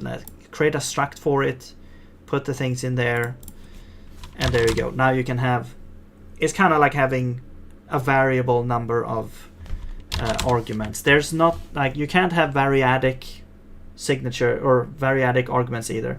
Hello David, welcome back. So yeah, very strict on like function signatures. You can use any type. You can use any type. You can use a tuple. That's right. You can use a tuple, like this print here. This last argument here is a tuple argument, which is also like an any type, which means that you can put anything in there, and you can put that. Then also means that if it's a tuple, you can have like any number of things in there, and they can be any type as well. And you can also have, you know, anonymous structs as well. So that is true. That is kind of like a variadic function.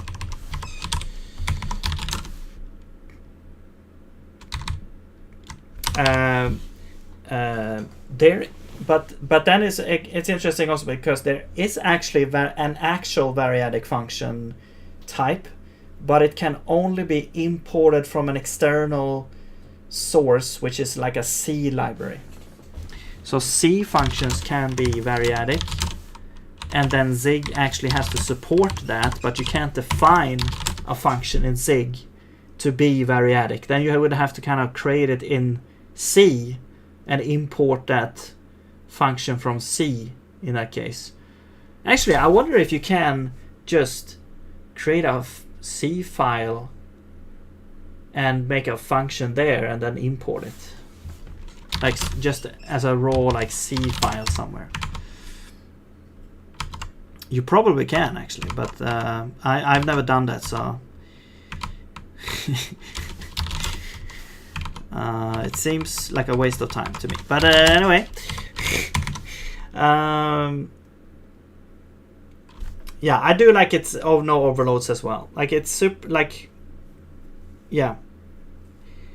It was kind of like in the beginning, I kind of was like, well, why not? Like, you know, because it's like you have all these patterns that you could use, like, but then it's like, okay, well, maybe it's better if there's no overloads. You can design, you're kind of forced to design your functions in a certain way, and it also makes functions kind of look the same a lot of the time. So it's like a nice pattern that you can actually repeat throughout the whole thing, which is nice because it makes the code like more similar to other code, which makes it more readable. What did we actually do now? I forgot. Oh yeah, we added those configs to the reader-writer stream, so now they should not actually close their things. So let's hope that fixes things.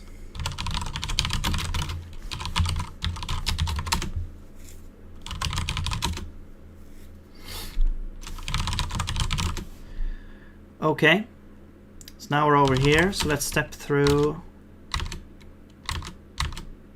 some of the things.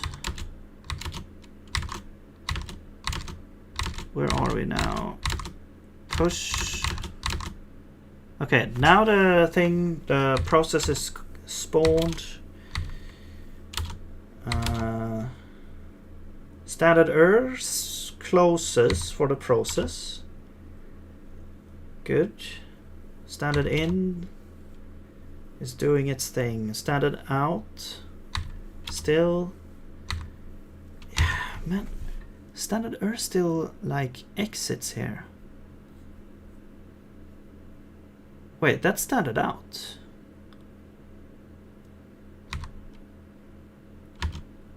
No, wait, that's weird.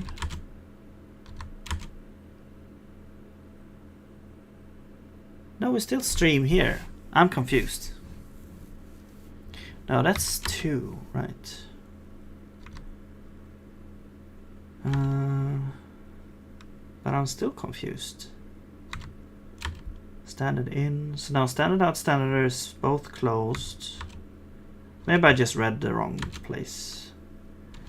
Okay, but now we're still stuck on standard in. Okay, and then quit. We have a segfault, so I don't care about that. I want to go through this again to check.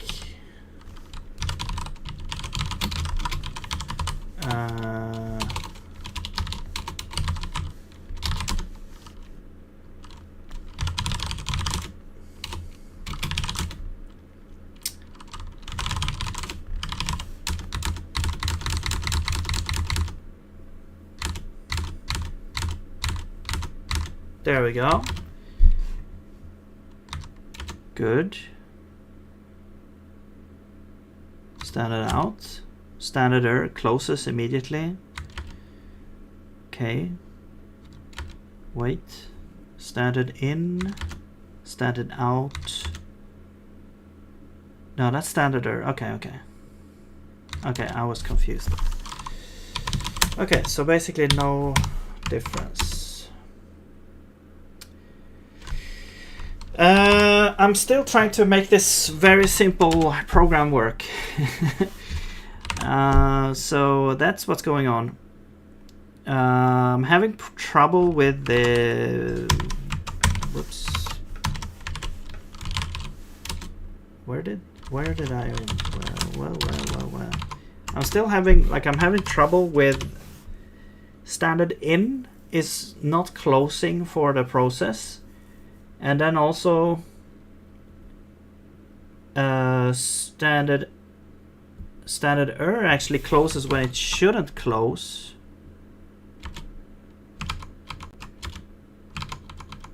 Where was that thing? Like here, now standard error is like close destination is false.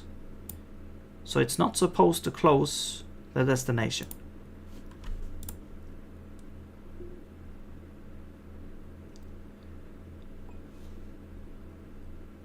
Actually, we're not supposed to close the source either, I think.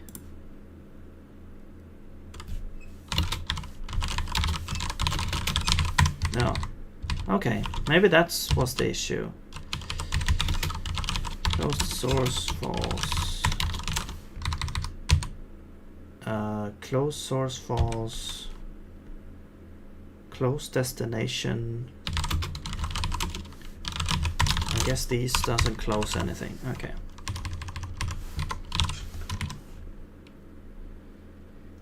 Yeah, the thing is that I'm actually rebuilding a lot of the language in a new kind of like assembly-like language. So it's like before the interpreter that you're running and that works now is the evaluator that like interprets the AST directly. So it's like it's running through the AST and doing everything there. But I needed to have more control over the when we actually evaluate the language or the instructions. Yeah, so I'm rebuilding with this thing here. But hopefully it can get up to speed soon here. I just need to work out these things here. So now they are doing that. Let's see. Build. Okay.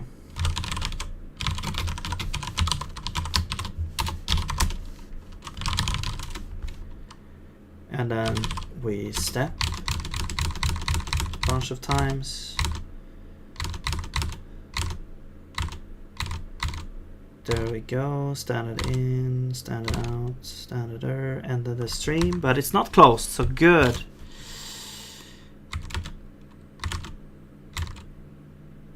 Except it still closes. No, it shouldn't go to the end. Okay, well, I'll figure it out, but that one now prints hello, and also ends, which it shouldn't do, but okay. And of course standard in never closes anything. Okay. Do it.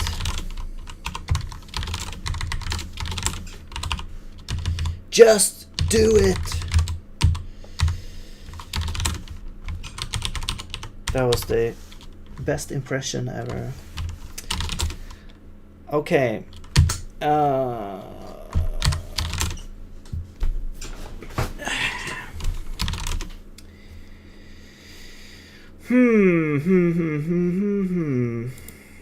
Why is this close? Well, I guess it's not closing, maybe it's more like we're ending the stream, so it's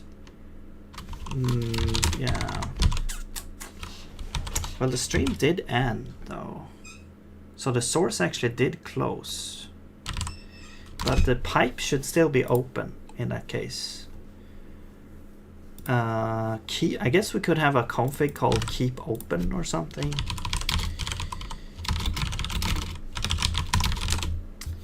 Which it just further complicates this whole thing here, but basically if the source is closed, if keep open, we return now, let's say, why do I not get the thing?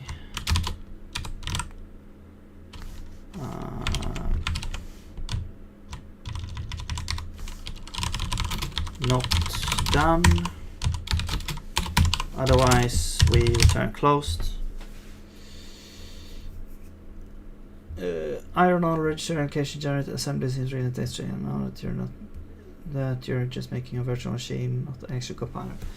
Yeah, but that could actually be a good start. I think if you want to make something that kind of bridges the gap between assembly code and another language, it's like an IR is really good at that, but then also like to be able to create that IR, you would have to kind of be aware a little bit on how assembly works.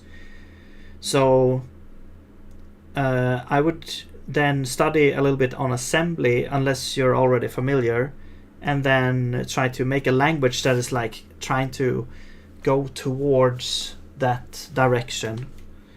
But you don't have to go all the way. But I think making an IR like this would kind of bridge the gap, and it would be easier to go from this to directly to assembly code, I would assume. I've never actually done that. I've never actually done like an IR like this before. I've done direct compilation from a language directly to assembly code, but and yeah, but never to anything to the extent of this. But yeah, it just feels like it feels logical that it would be a nice stepping stone to that. But my point is that you wouldn't have to kind of go all the way. You could start with a virtual machine and then try to make it go into assembly. Or just go directly.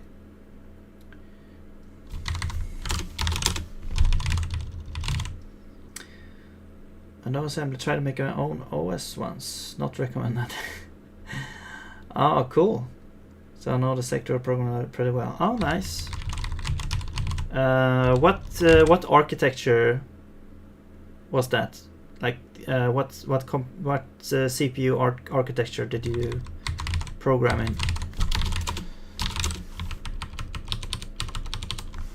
Was it x86 64?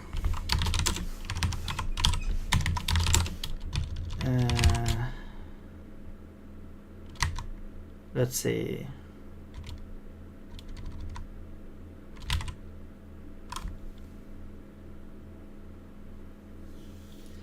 Also easier to translate to LLVM IR. But that's the lazy way out. No. Yeah, I mean, I think it's fun designing your own IR. And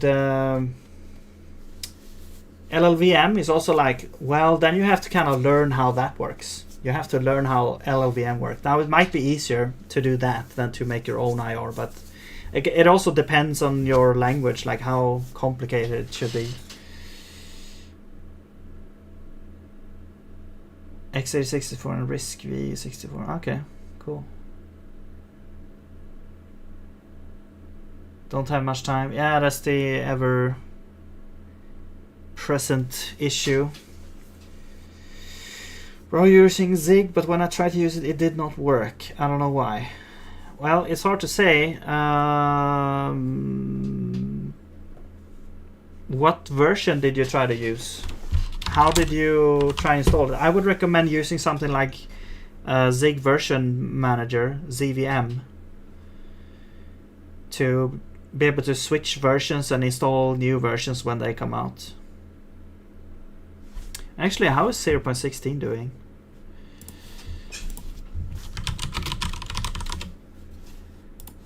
It's not released.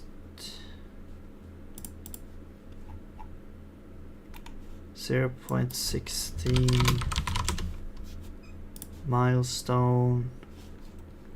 Okay, well, still working on it.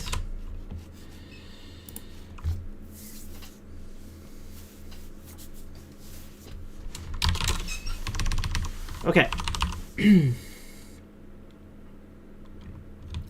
So now if keep open is true, we don't close this. This is not done. Same thing for destination, I guess, because it could be standard in. Yeah, it's closed. Oh, I see.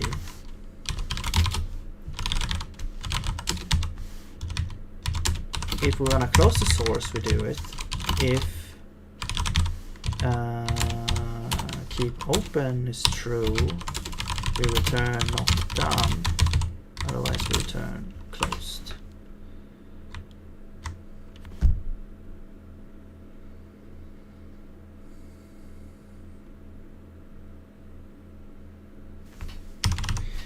But actually, we probably do want to read from standard in and buffer it. Maybe. I'm not sure, actually. Maybe not. Oops. Okay. And then all of these need to be keep open true.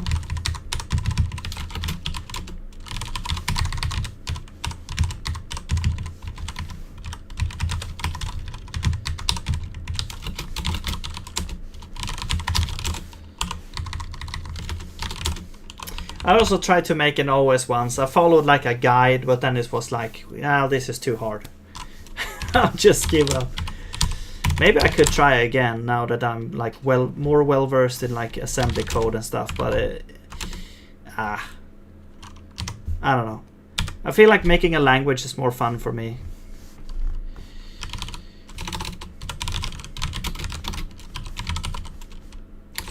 Two R and 1. Okay.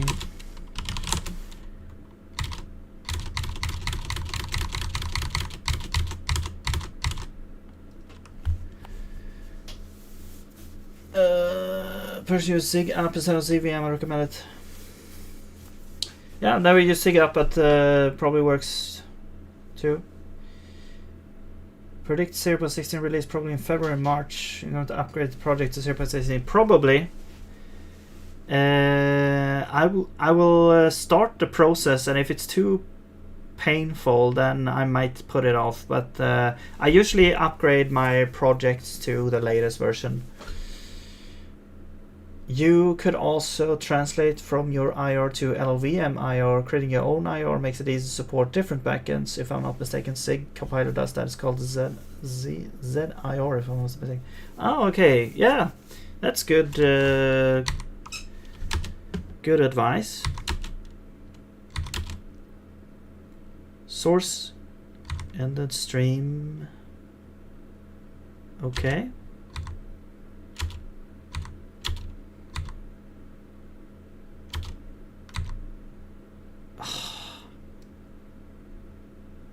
Why does it end? God damn it.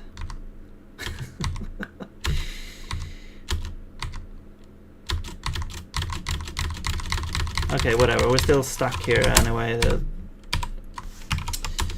Man, I'm getting frustrated with these streams here. It's like the standard error is like closing anyway. Where is it closing? Why is it closing? I mean, I guess if keep open is true, we shouldn't actually close anything here. But then this, it never actually closes anyway. Because these both are false.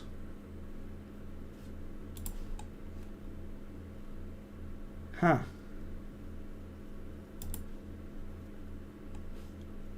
But it does say closed here though, that's the thing. Maybe if we have keep open, we return not closed actually. If keep open, so this is also like a pattern now that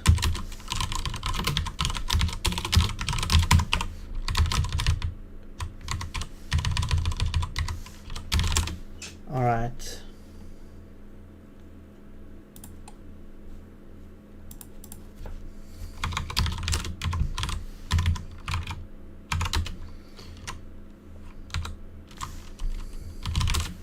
I'm just gonna step through everything here.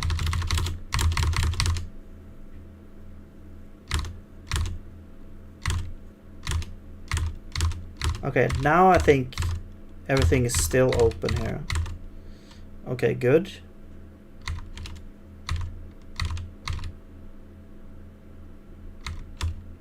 So standard in still is like active. Source ended stream here, and you're still waiting for the process. Okay, so what is happening with standard in now? So now standard out to standard error, it kind of does what I want it to do.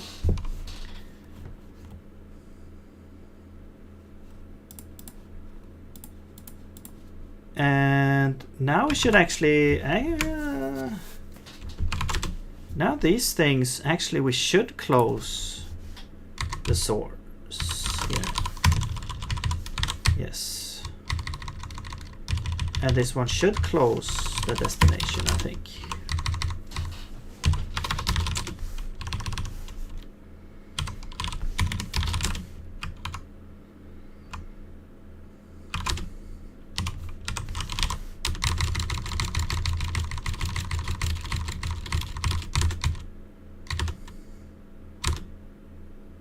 Okay, good.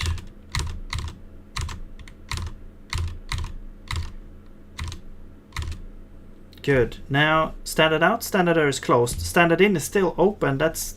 I'm annoyed.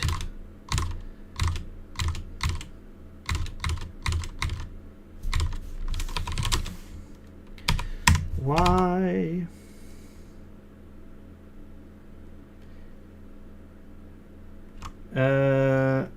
Upgrade 0% could be painful because the IO interface needed everywhere.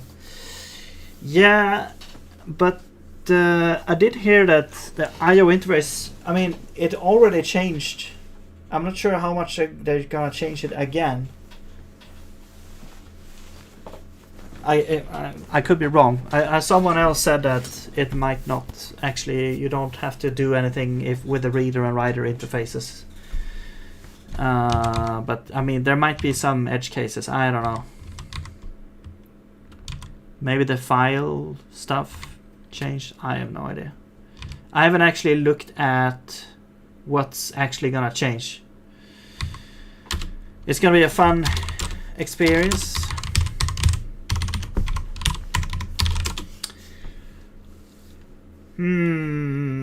Okay, so this thing is like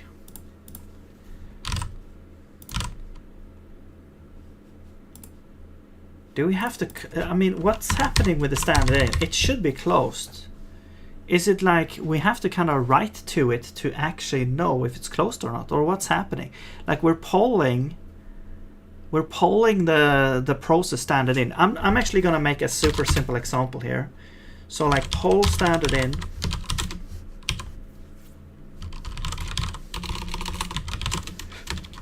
So we are going to spawn a process.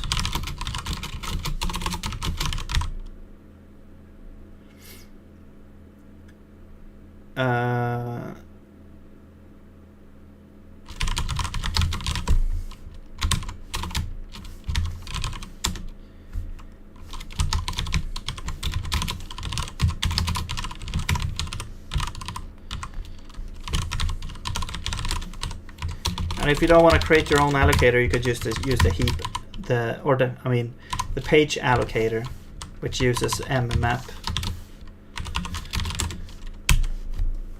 Okay.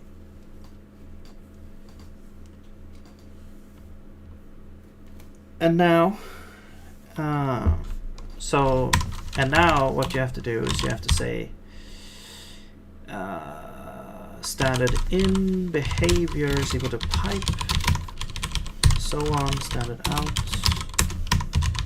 standard Maybe it's because it should be like inherited or something. Like if you call echo like in, I don't know. Anyway, we call this, and then we call spawn, and then wait for spawn, and then we have a while loop.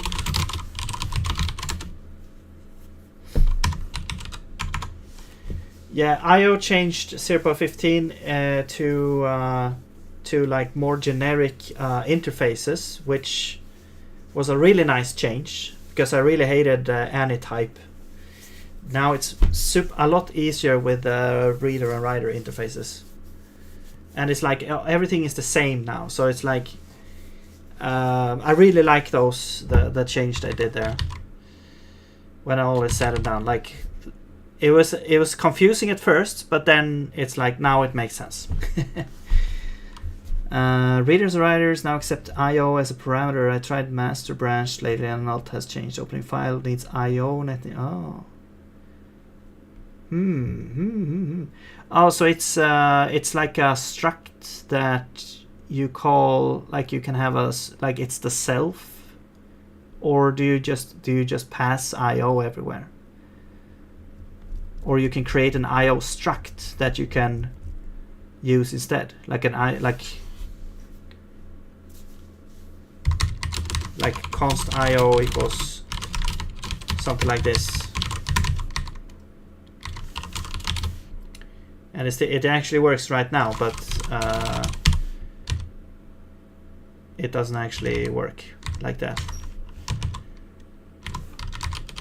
Actually, you know what? Do you have any fields? I don't think you have any fields, no. Only declarations.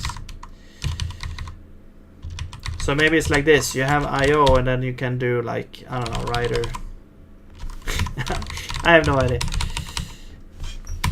It's like an allocator interface. You pass it to every function is, oh, okay. I'll probably end up making some sort of context. It's so annoying because allocators already kind of, it's like you got used to it, but it's also kind of annoying that you have to pass it everywhere. And now they're doing the same thing with IO. I mean, it makes sense in a way, but it's also like, okay, well, how should we, what pattern would we need now to face this issue? Maybe make like a struct, like a context that has both allocator and IO or something. It's not bad actually, but for the transfer from 0.15 and 0.16. Okay. Well, we'll see. It's gonna be interesting. Have a nice day, Polaris. Alright, so now we'll do poll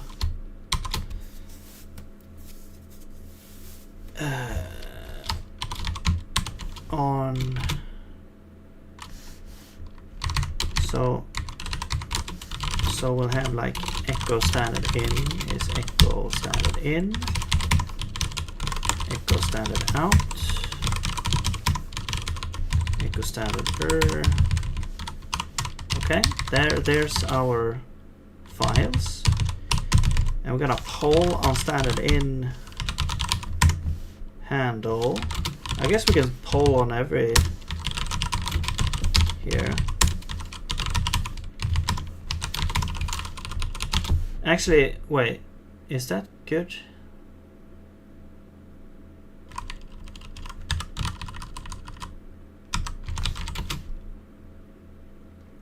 Timeout 0 FDs. No, it's a poll FD, right? Yeah. So we'll have like a poll FD is a POSIX poll FD.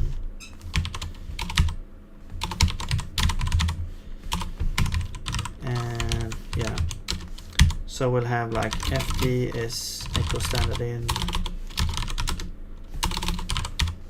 handle events equals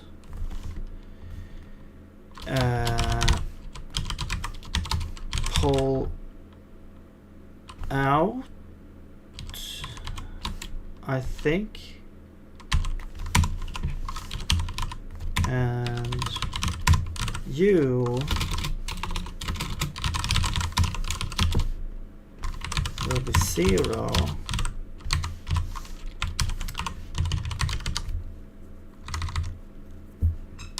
Okay, so that is for standard in. Now let's make for standard out and standard.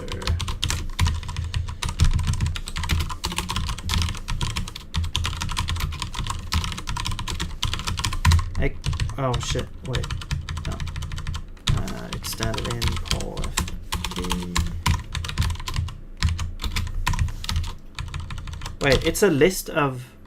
Oh, so we need to make these in a list, right? So let's do this.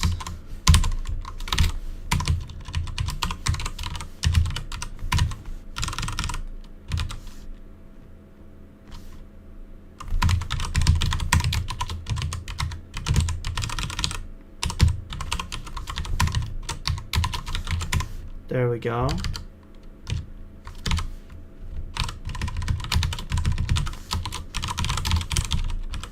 Okay.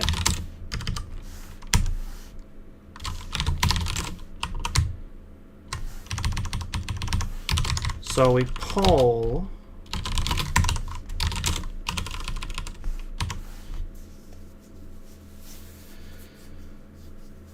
Did we figure out allocation now before 1.0? I'm sure. I hope so.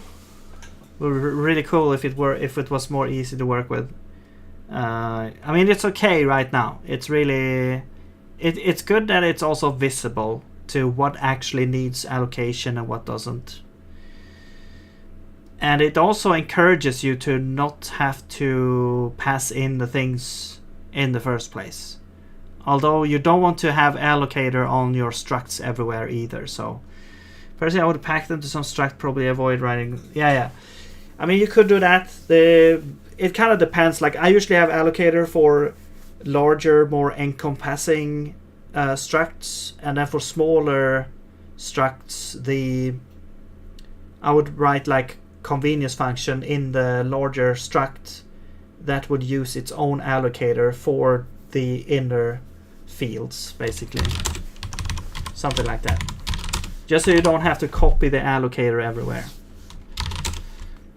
It's memory, even though the allocator is actually just 2 pointers, so it's like at most 100. No wait. How much is it? 8 bytes. So it's at most like 16 bytes per item that would require allocators. But still,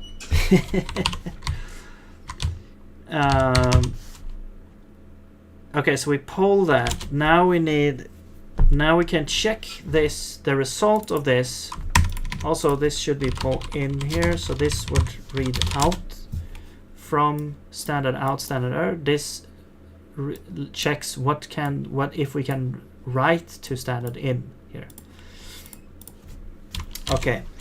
And then we'll do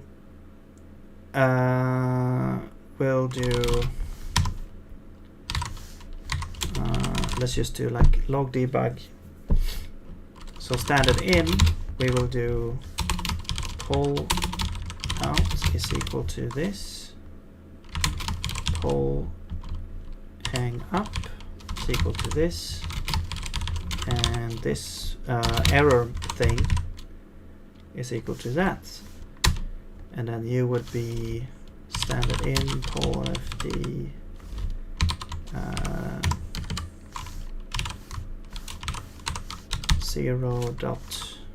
(0.revents), and then the first one would be and pull out. Is it? Wait, where is this thing? Pull out. Oh, there we go.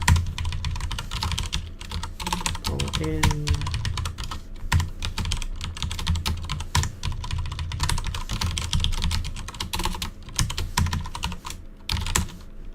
Okay, and then we have hang up invalid.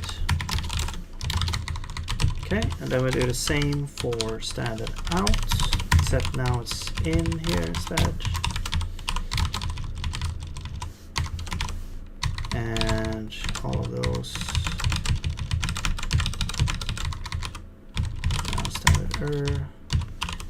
And this is standard error. No.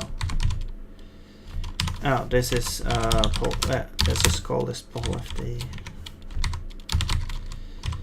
Okay, and then I'm gonna say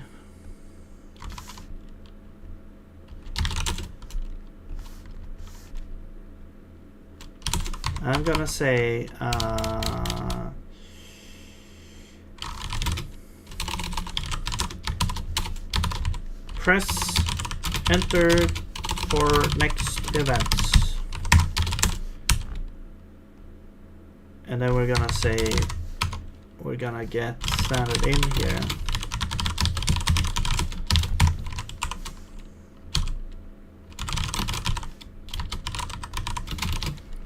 And the reader, so this is the reader. No, reader. Standard in buffer.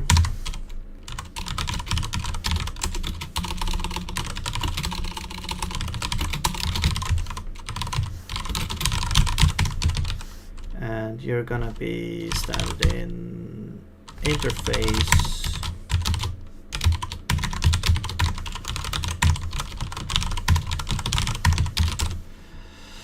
Okay, so now we're standard in reader, and now we're gonna say standard in reader, and we're gonna take delimiter exclusive inclusive, doesn't matter, I don't think.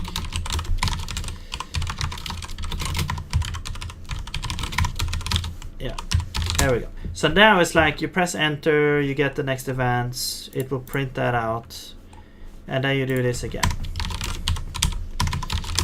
Okay, and now I want to run this, and echo is to be there.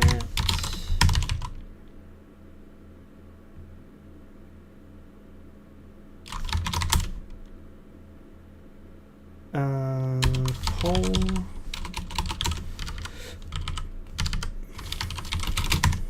Wait, what do you return? Oh, you return like success and stuff.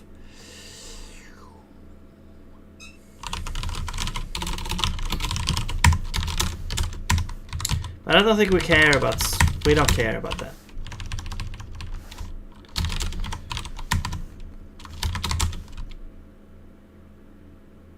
End of stream.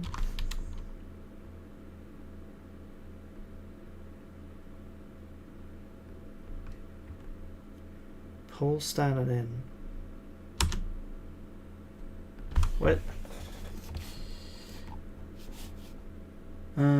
This is how you open a file on Server 16. Pass IO to the open file. IO comes from the runtime, in this case threaded runtime.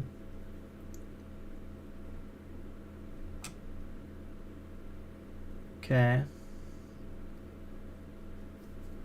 So, right.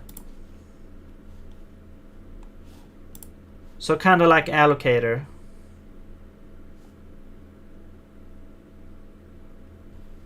Interesting. So, okay.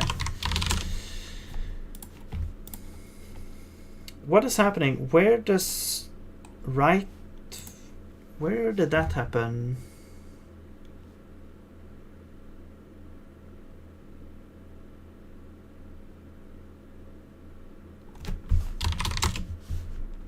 It happens like immediately. End of stream.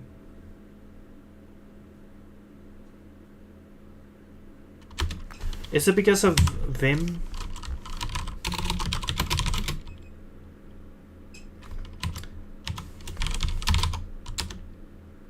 Okay, it might be because of Vim. Okay, so here we can see standard in actually has data to read. No, wait. We can write to echo. And we can read from standard out. Standard error is just closed. Standard out is invalid. What? That doesn't make sense. Oh. There we go. I'm very jobful. But I wish I was jobless.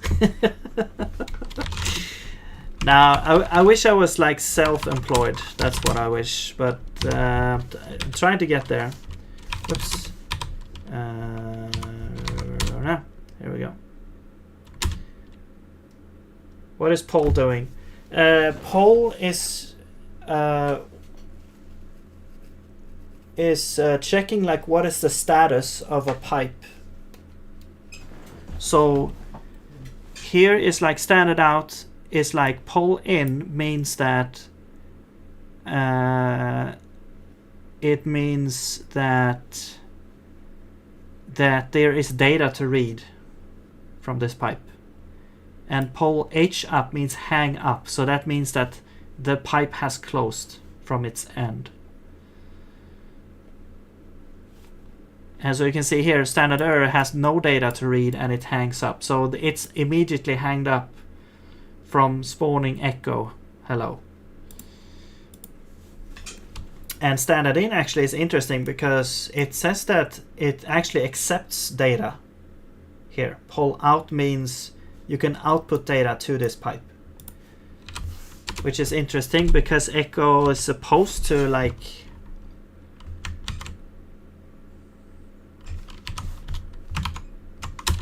I guess I'm not sure if like the standard in it should just close that immediately. I think I don't know. Maybe because we open it with the pipe. But then the actual process should like close it.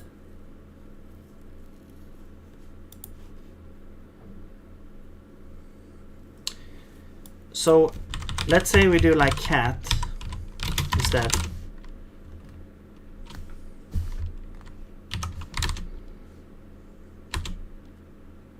Now here you can see cat you can write to standard in, but standard out and standard er is like still open. So they are constantly open here for cat. Now let's say we do echo hello,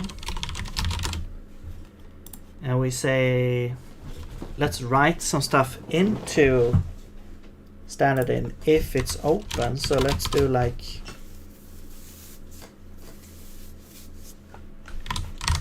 let's do this. Let's make a little command parser here. Let's say we get command here. If command is equal to, or if it starts with in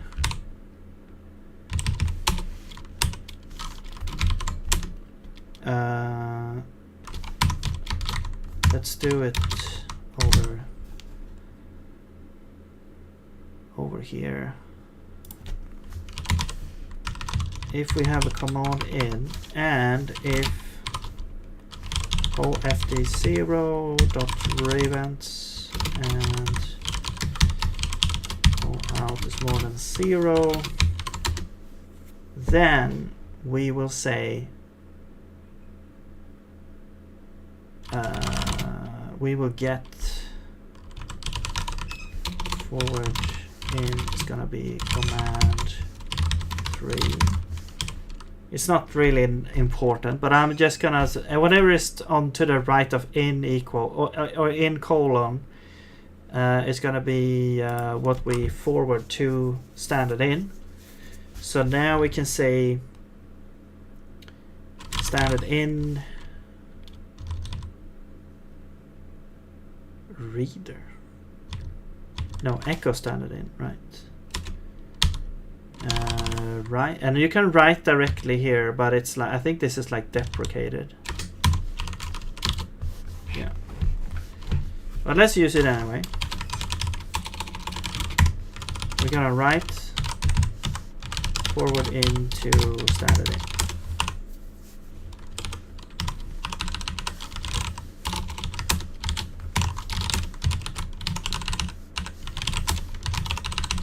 Let's make it agnostic. Okay. All right, see you later. Have a nice night yourself. Thanks for stopping by. Okay, now let's see what's happening. So echo. Okay, I'm gonna test this with cat first.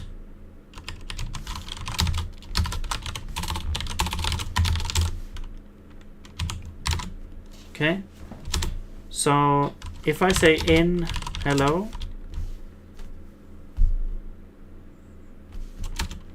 okay, here, look at this.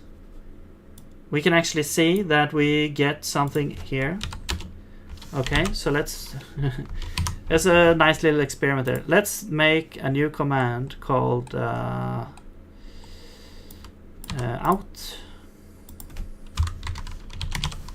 So if this is out, then, and if we have data to read, then we will say child standard out read, and then we'll make a little buffer here, standard out buffer.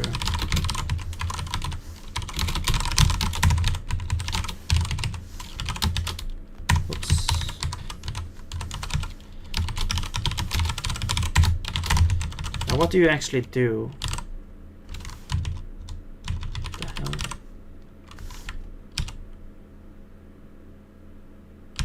Okay, whatever. We'll read that data. No, that's like, okay, so this is bytes read. And then we'll write this out. Log debug. Oops. Standard out. Standard out buffer. Bytes read.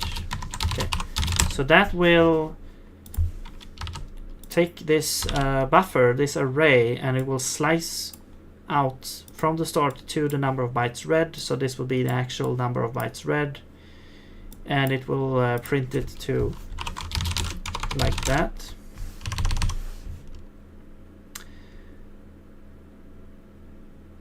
Okay, let's try this here.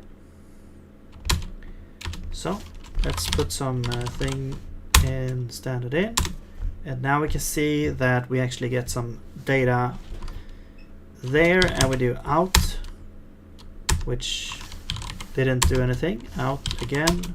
No. Okay.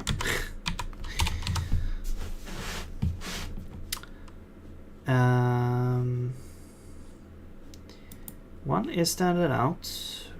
Our events is the thing we're looking at. If poll in is more than 0, we are trying to read from standard out. Okay.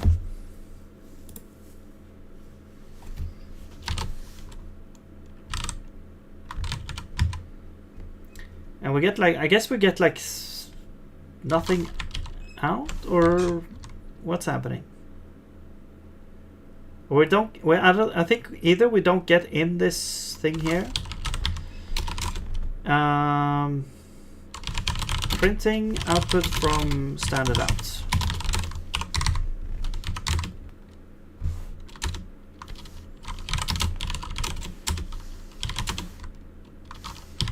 No? Okay, so it doesn't go in there. That's weird.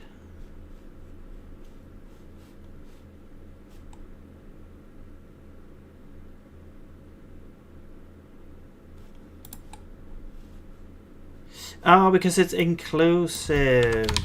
Let's do exclusive.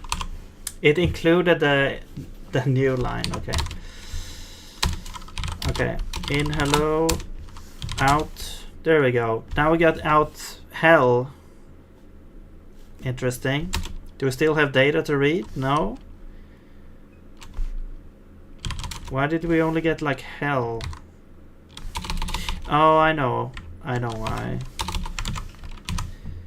Because when we do this part,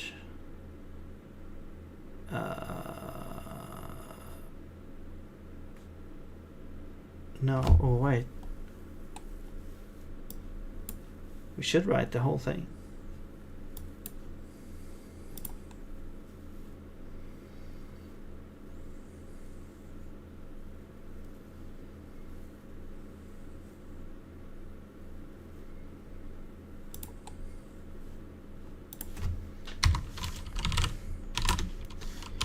Writing to standard in, or writing to standard in.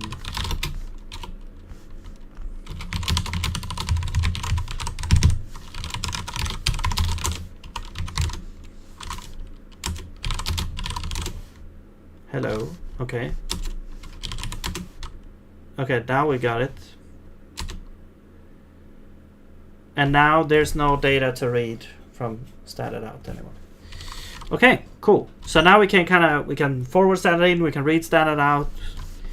Let's get out of here. Now we change to cat, or I mean echo hello.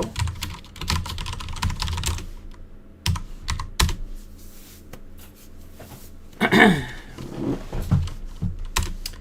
we can see that we have stuff to read. So I'm gonna read that. And here we got hello out. And now we don't have any stuff to read. And both standard out and standard are closed. But standard in is still open. So either the behavior is that once these are closed, we should close the process, or there's something weird we need to do with standard in. So if I put something in here, it's a broken pipe. Okay.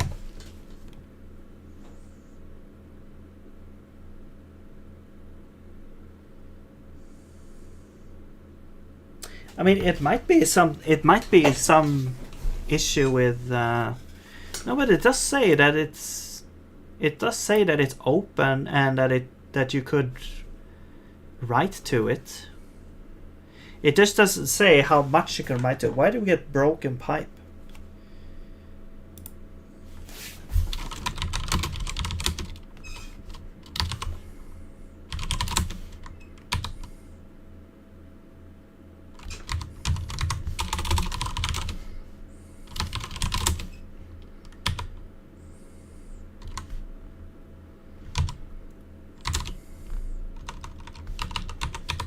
Wait, error.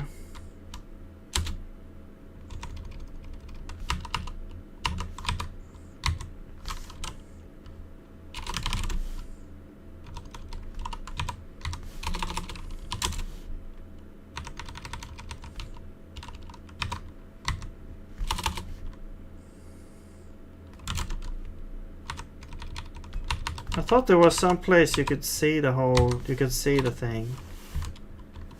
Wasn't it error? No.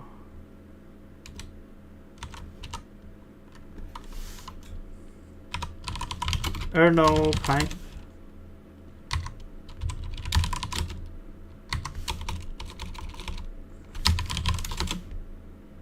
Okay. Broken pipe. Thank you for that. Oh man.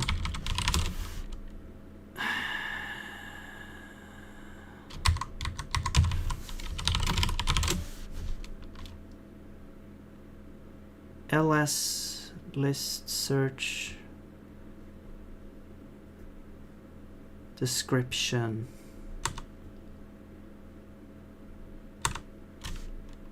Okay. Broken pipe. What does that mean? Broken pipe.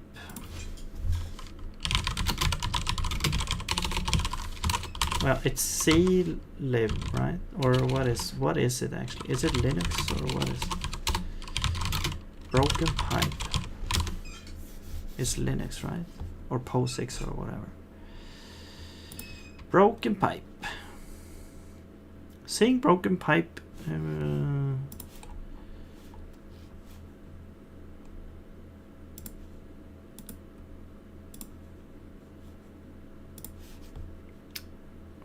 Can I delete you, please? Oh. Okay, let's just do that. How can I fix a broken pipe better? I recently reinstalled RVM. Like, this is 12 years ago, so what the hell is RVM? Okay, whatever. It's like some virtual machine. Favorite dinosaurs.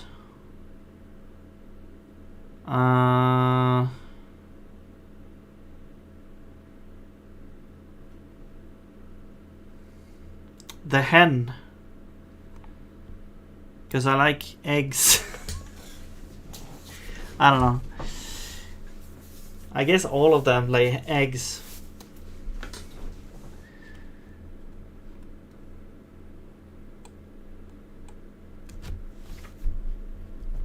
I mean, the flying ones are cool. What if you had like a flying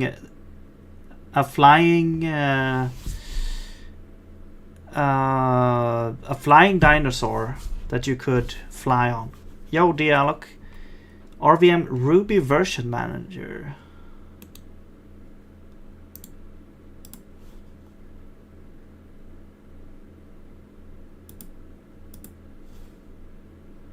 Why can't I go here?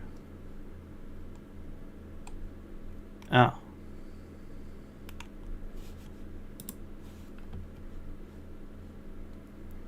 Broken pipe. Well, this is not really the same issue that I wanted to have, that I wanted to solve. But maybe there's an answer in here.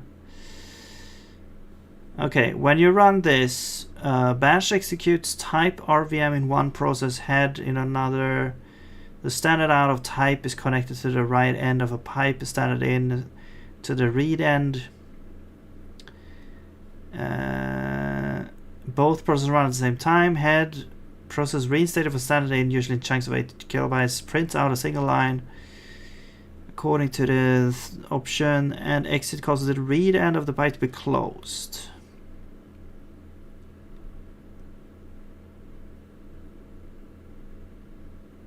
Right, it reads in one line and then closes, right?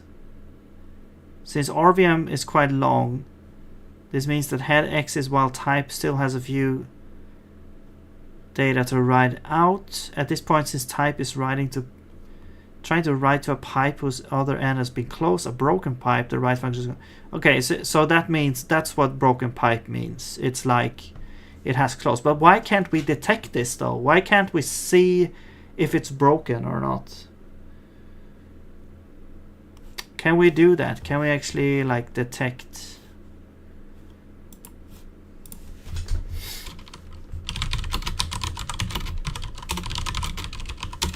I mean, I guess we have the error.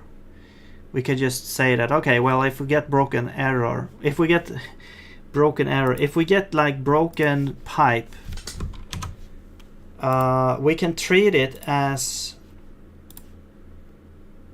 but it's like we only get it if we try to write. That's the thing. Like, I want to be able to see if it's broken before.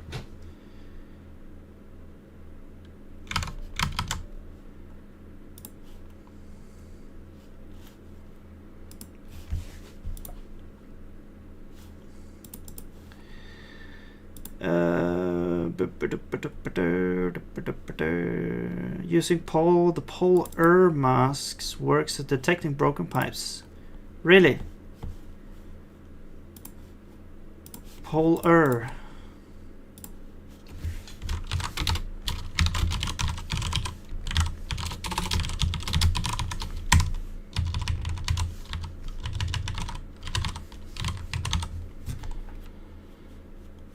Okay, so let's do polar as well.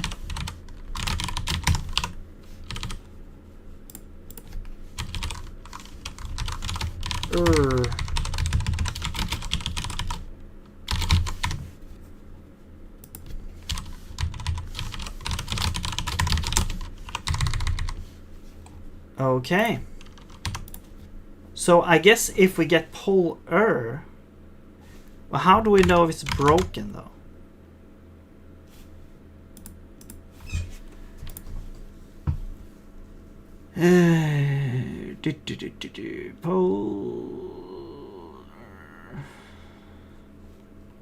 It's like, okay, if the flag is on, I guess it's broken, or what? Would return when the pipe or standing up becomes broken. For your use case, terminate remote commanders and return. Pipe can be unbroken. I don't care about that. I don't think. Okay, so... No, wait. Do you get the actual error as well somewhere? What is this? What is this script here? Perl? Like, I've never done any Perl. But yeah, it's...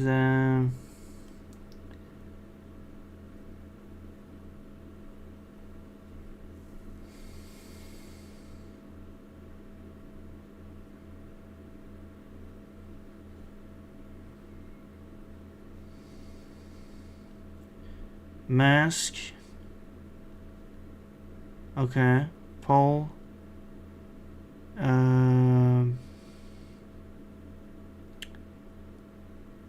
But where do we check if the like can it be different errors?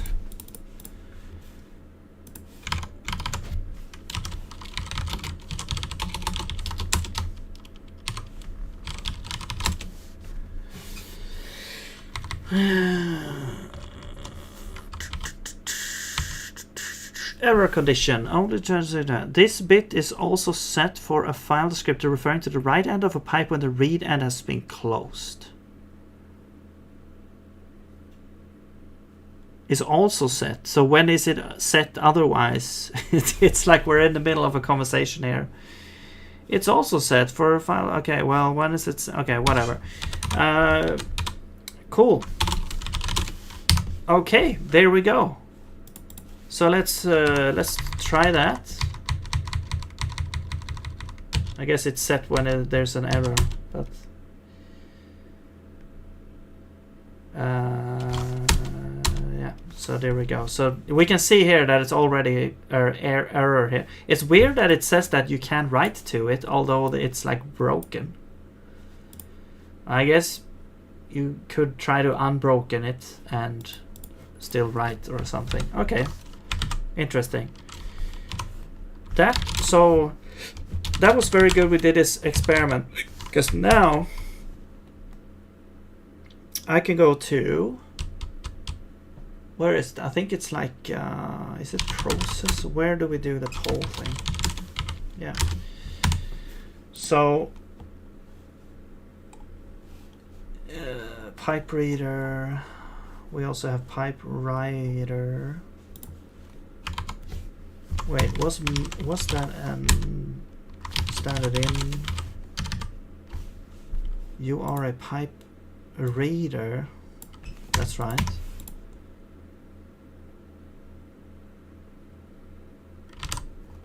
So here we're concerned with the reader, right?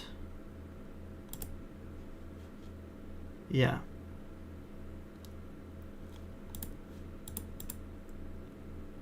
But this isn't even the thing. This is not the pipe we're interested in.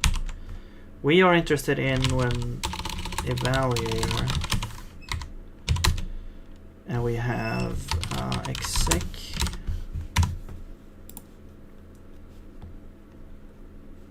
and now we have these pipes, except it is that. We connect the destination there.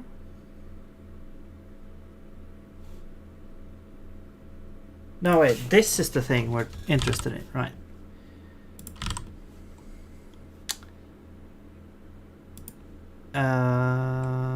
Right.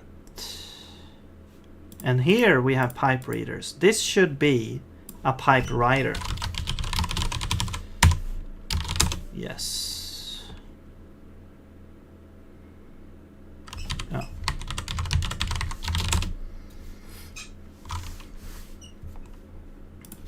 Because it's like a little bit different.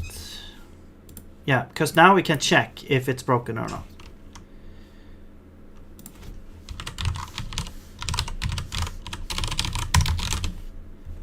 There we go.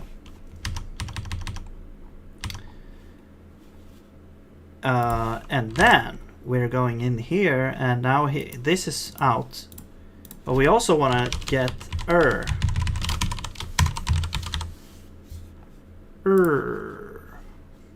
which we should get. Do we need to poll for it? I don't think we actually need to add it here. I don't think. I don't think this was necessary here.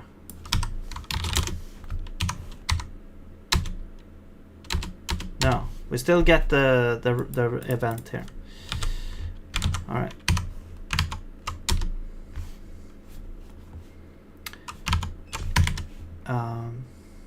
Right, so we get the error, and here is like, okay, it's success. If we have data to write, we try to do it. However, we need also now we need to check if we have error if we have error, that actually means it's closed. So we don't actually... Yeah, this should be write failed now. Which means kind of end of stream at this point. Okay.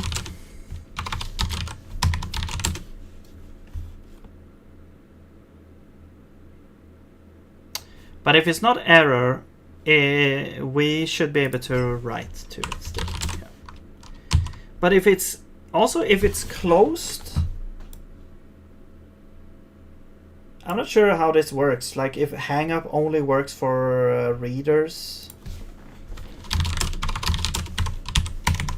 I don't know, whatever. Let's see if this works. So we'll go to our dear old file here. Let's build. Make sure everything works. Okay.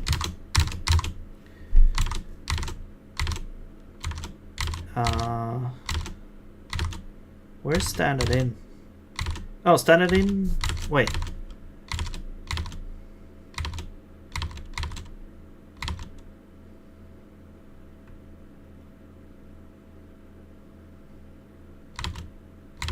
Okay, because we're not connected yet, right? We're not connected yet. Now we're connected. So now if we look at the instructions, next thing, okay, next is actually standard out. Standard error is closed. And now we're at standard in. What happens now? Still nothing. Standard out is still like idling about. Now standard out is, we have the data here. Standard in is still doing this weird thing here.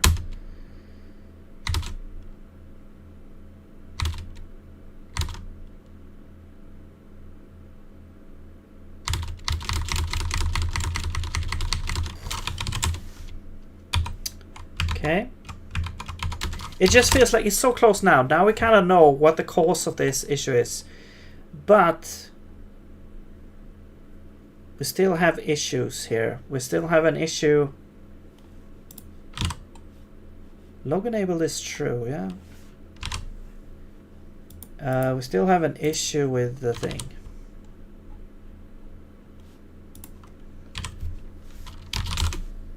I'll add this there.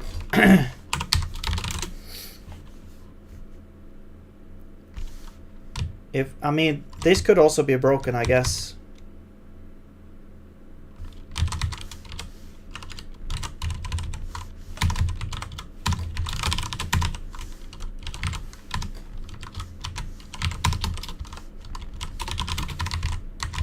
Which means we should end as well.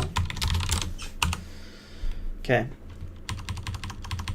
But that doesn't really happen. But, okay.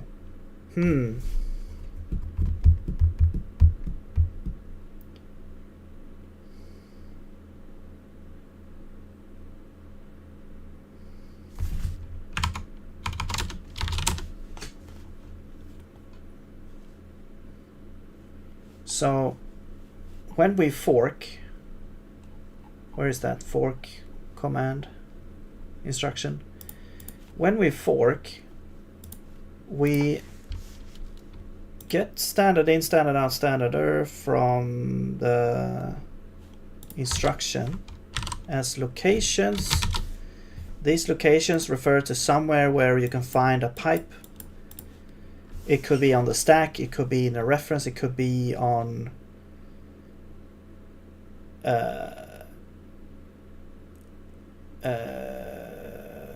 yeah, I guess, or the read-only data, except it won't be there if it's a pipe. But yeah, and that is done in compilation fork. So this fork is then reading the same, like this is like thread local standard in, standard out, standard. So we're basically just forwarding these things Yeah. So we never really create new pipes. We only have these, the set of pipes that we're working with.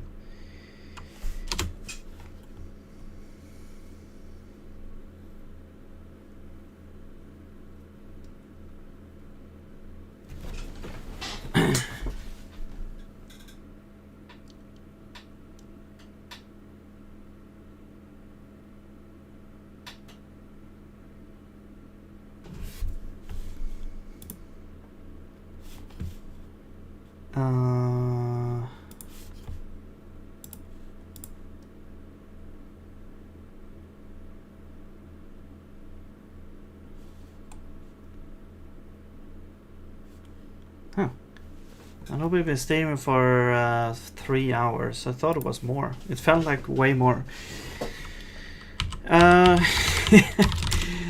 Okay, anyway, so let's see. Yeah, so they should be like the same pipes as the thing we have from outside. So then the question is like, why? So the rider, okay, the rider closable actually. Process closable. Closable IO. How was this set up here? We have like a process closable IO, closable process IO, which has a process closable and a bunch of pipe readers, pipe writer, and the process itself. And you also have the process, and you're a closable and a bunch of closables here.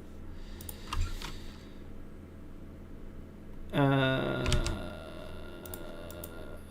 trying to remember how this all worked here. And we have these weird things. Okay, that we don't really care about that. Okay, so these things, the thing that I'm trying to figure out is like when we're checking for the standard in the pipe, like if it's closed or not,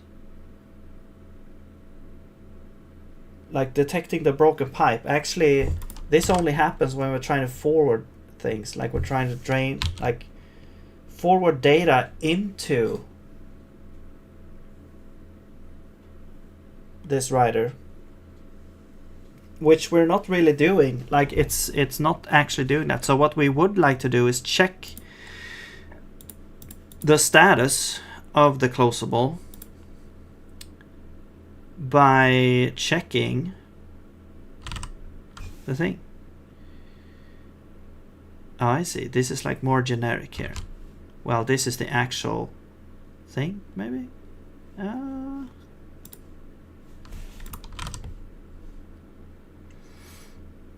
No, here we're creating a bunch of stuff. And these are files.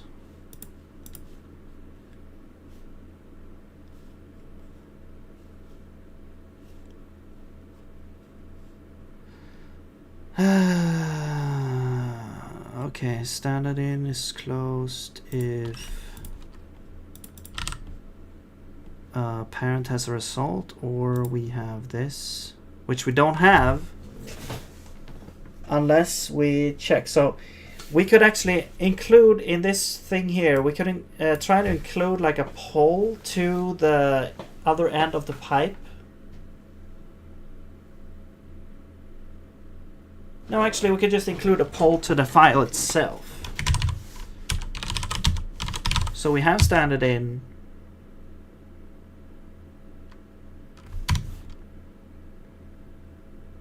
No.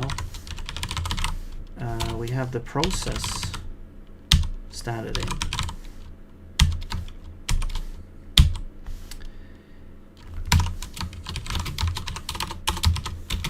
So this is the actual standard in here.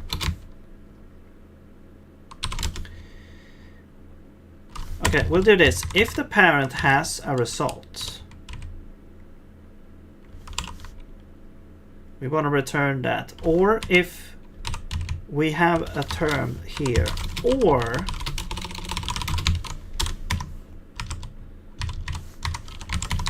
we do this.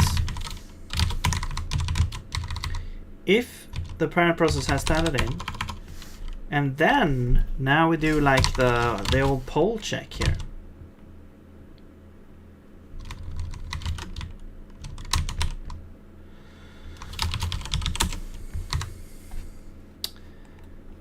You know what? I'm probably gonna do some kind of more easy way to check this here. Let's do poll.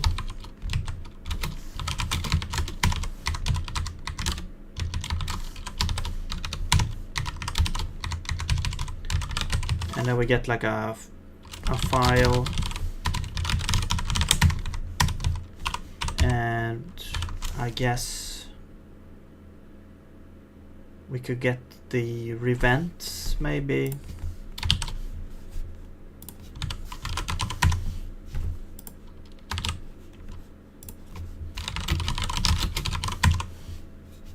Why is it I? Okay, well anyway. So this would get us the handle events. It's gonna be events. We will do this. We do all this crap. We get the result.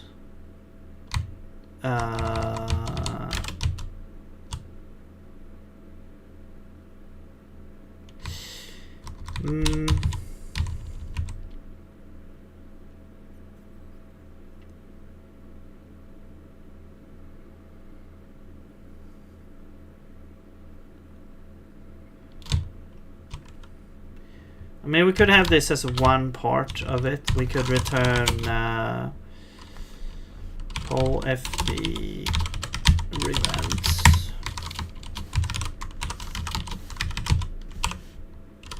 If there's an error, I guess this would be like the... Yeah, I'm not sure what error this would be. I guess any kind of error here. This would be like... I don't know, poll failed.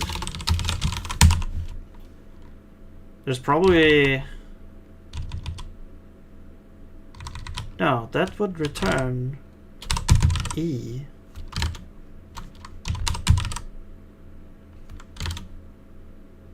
Is this an error? No, this isn't error. This is like an enum or something, like a bunch of integers, right?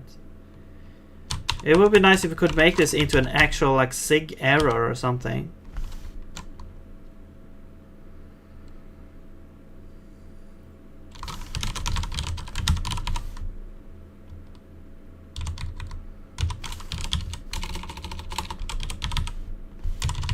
What the hell? There is poll error. Okay. Well, I guess that's like an actual error that you could get from poll. But we'll return 0.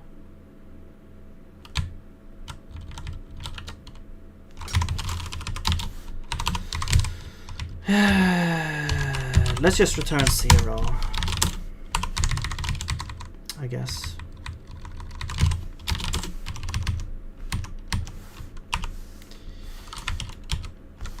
Okay, so that will give us the events, and then we could use this now, like here, to do this part.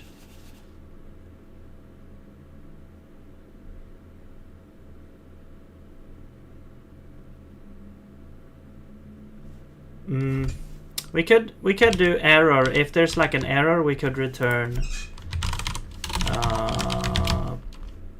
poll error. Actually, yeah.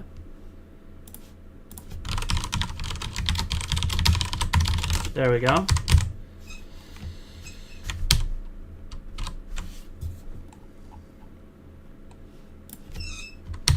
So now we'll do like events equals poll what is this? This is file events stat. What error can you be actually? I don't think you can be any error now. So let's do that. And there we go. Now we got events there. And we don't need to do this. There we go. A little bit simpler. We still need to like check these events here, but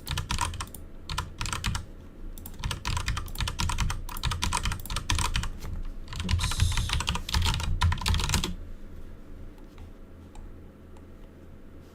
And we don't need to create this one either. There we go.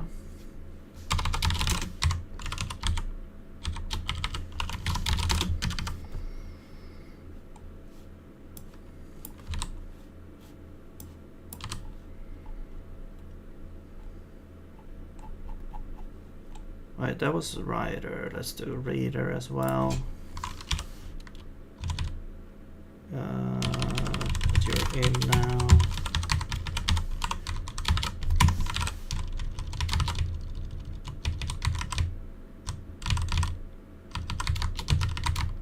Oops.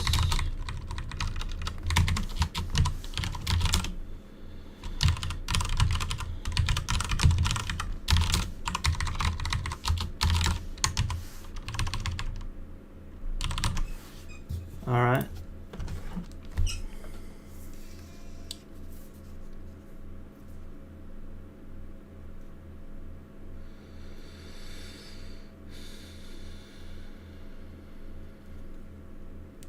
Okay.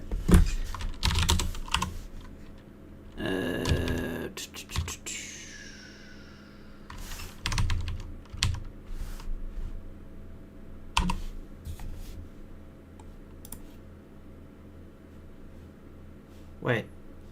So either there could be error, there could be data, there could be an issue. I guess we would return 0 in case there was no like event, and we still don't. We're still not. It's still not hung up there. I guess same thing here.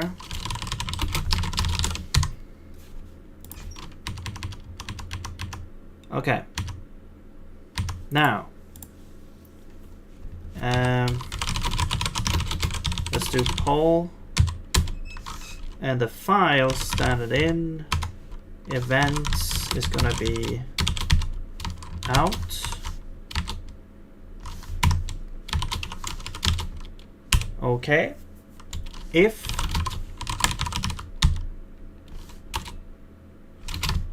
we get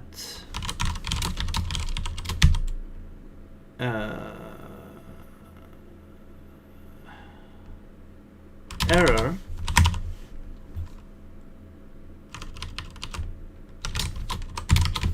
or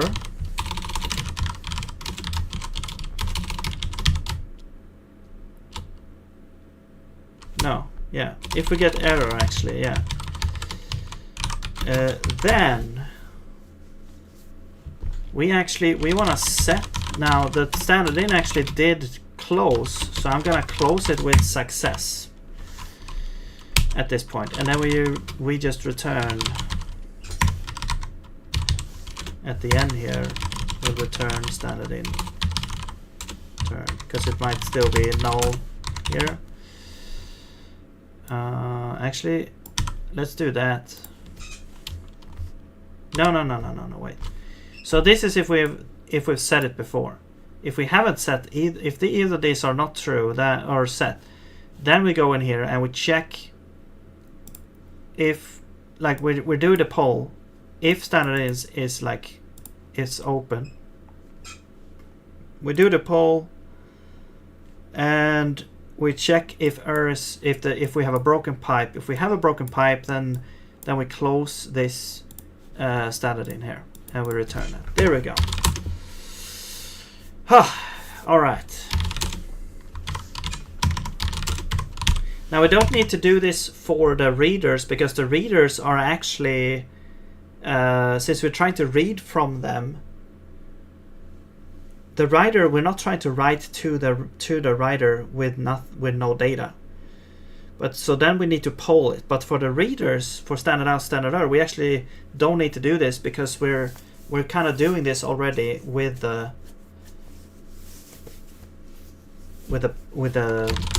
readers. Oh yeah, if this is more than 0. All right. Okay. Let's see now if this works.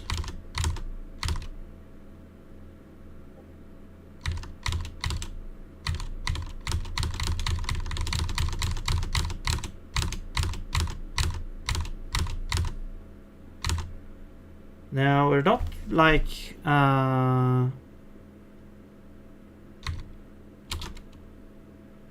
okay, interesting. The standard in actually... Okay, here we can see standard in closed. Woohoo! Standard in closed, standard error closed, standard out is still processing, but it should in the next... There we go. There we got standard out, and it should close somewhere. There it closed. Echo exited with success. Where are we now? Still streaming that one. This one now can go through. Interesting. So this thread should now exit. It ended, no more instructions. And now the main thread is awakened again, and we can exit. It works! And then it exits and we get a segfault. But yeah, it works. Awesome. I think the segfault is something with a debugger, but yeah, I hope. Maybe it's not actually. We'll see. Now, let's try just running it normally. Oh, we do get the segfault. Okay, we get the hello, and then we get a bunch of... oh, no colors.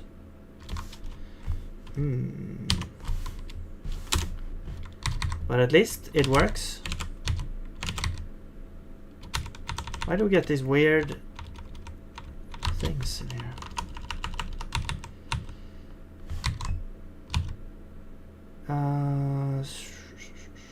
Segfault. So it's the closable for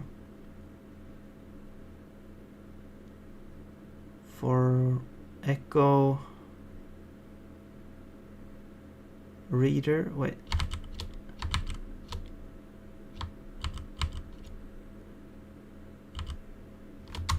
Okay, we're trying to get the label. I guess it's like it's already deinitialized, maybe somehow.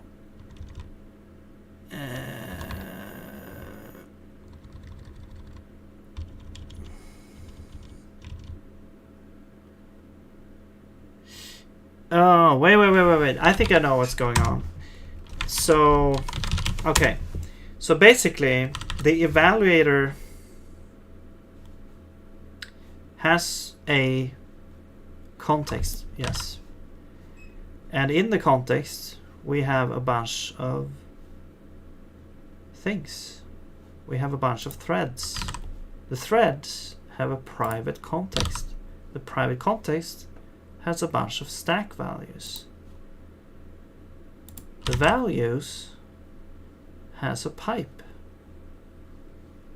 The pipe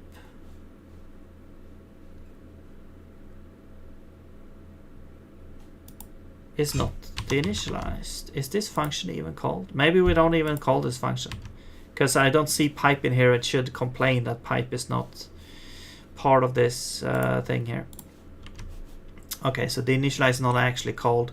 I was thinking like maybe it's like deinitialized twice, but I don't think this function is called. Or maybe it is. I'm confused. Wait, that's not the same thing. What the hell?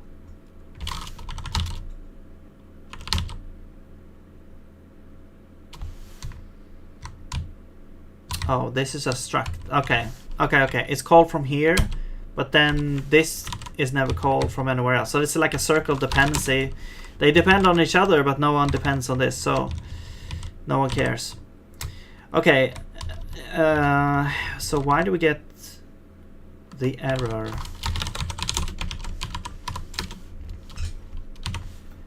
Is the question.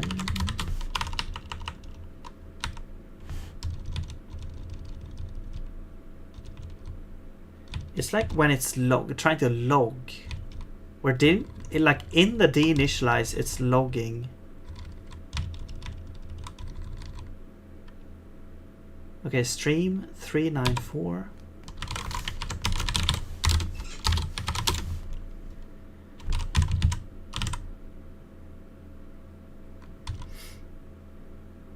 I think it's here. Oops, I shouldn't close the thing.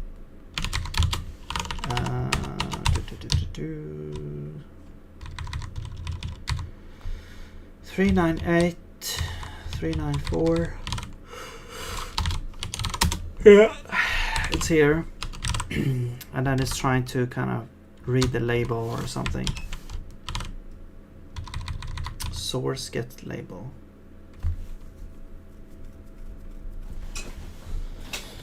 Ah, the source, which is the source is the executable.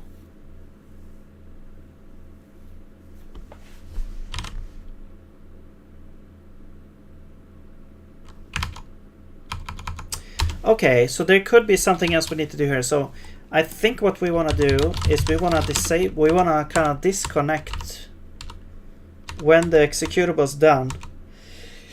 We want to disconnect.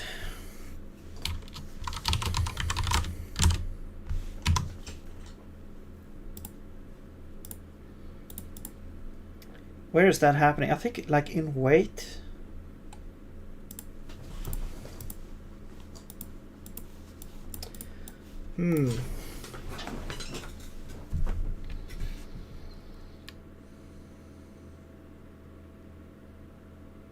You know what?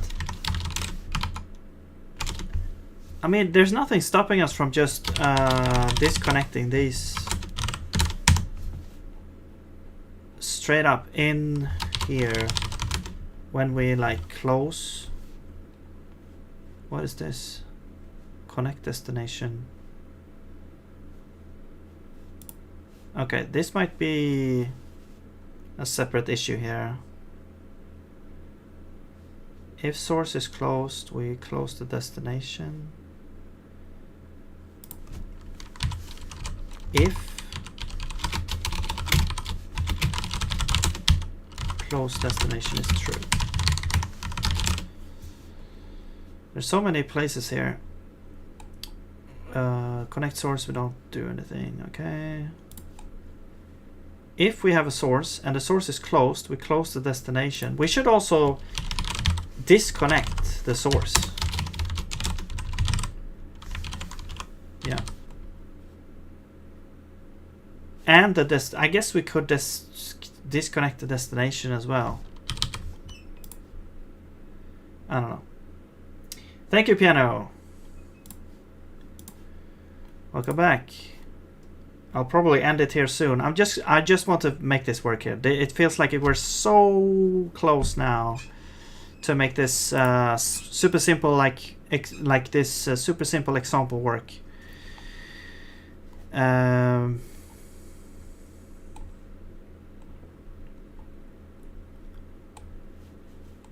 Okay, here's forward. So we have a if we have a source, we're down here. If source is closed, we keep open. Okay, if source is closed, I'm just gonna disconnect. Okay, so that's what's gonna happen there. If we have a destination and it's closed, we should disconnect destination as well, which we don't have a function for, but it's basically the same thing as disconnect source. It's just gonna be, whoops, come on, destination, self.destination is null. There we go. Okay, we disconnect the source, we disconnect the destination here. Source close. Yeah, we should also disconnect the source here.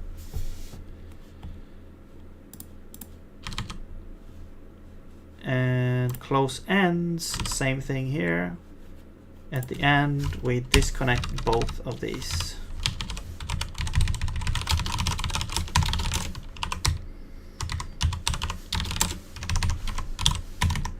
So now we shouldn't have any references left.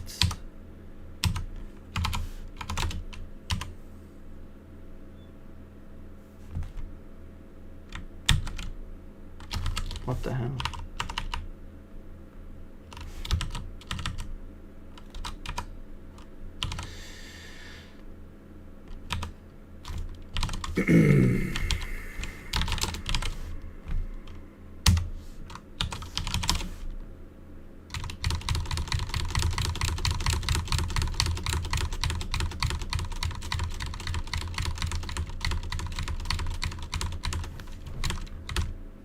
We get the hello. Echo exited. What are we waiting for?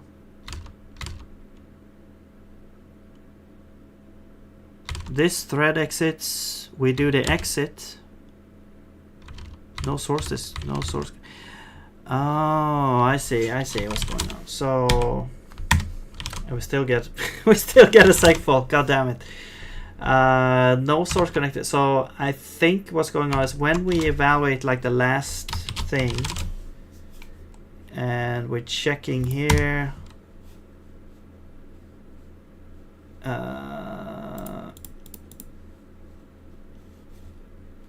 Yeah, this one. If the main thread is done, we're simply waiting for the rest of the threads. However, we're also checking now. We're starting to check if these are closed.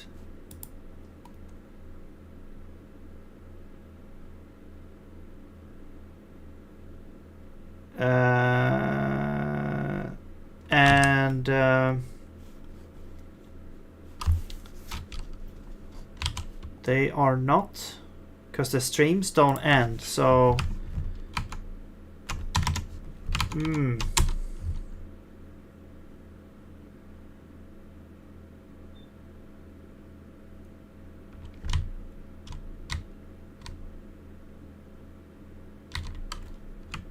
yeah, they don't end.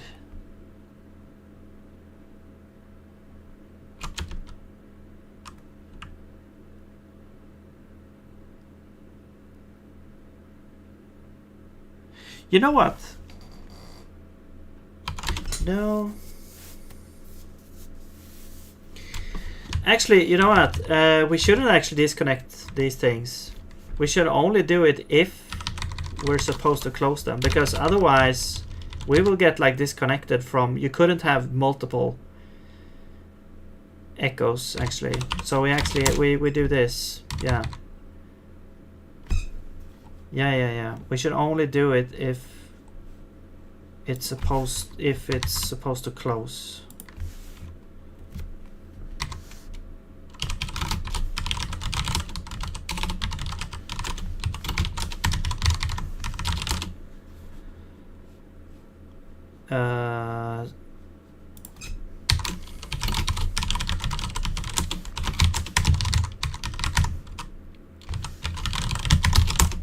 I think.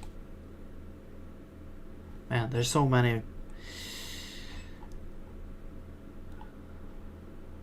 edge cases here, I feel like.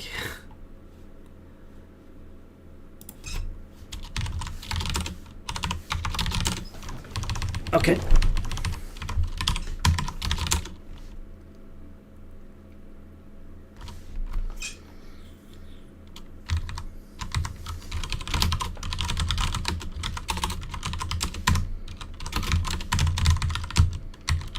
Oh, and here we also disconnect destination, I guess. Yeah. All right.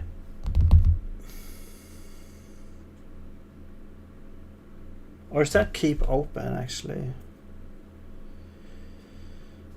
Now the thing is, the outer like standard out pipe should always keep its source connected, and then the standard out should always keep their destination connected. So maybe that's a different setting. But now all those should be false. Okay, maybe that's a different setting actually. Disconnect source.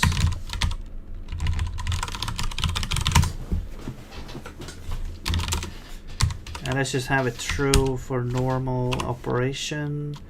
And now you should be disconnect source instead. And you're close.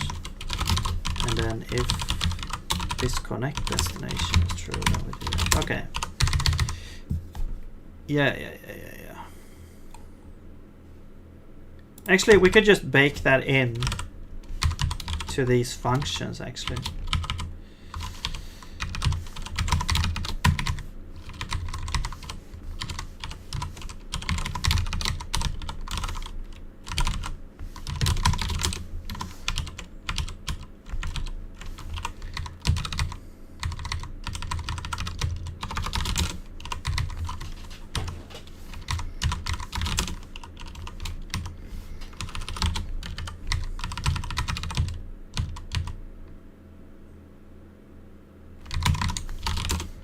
But this one though, now we could again.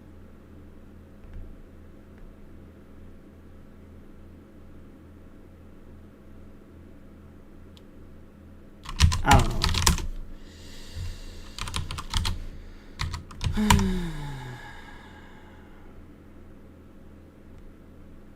Close ends. I mean, it only makes sense that we would disconnect as well if we need to.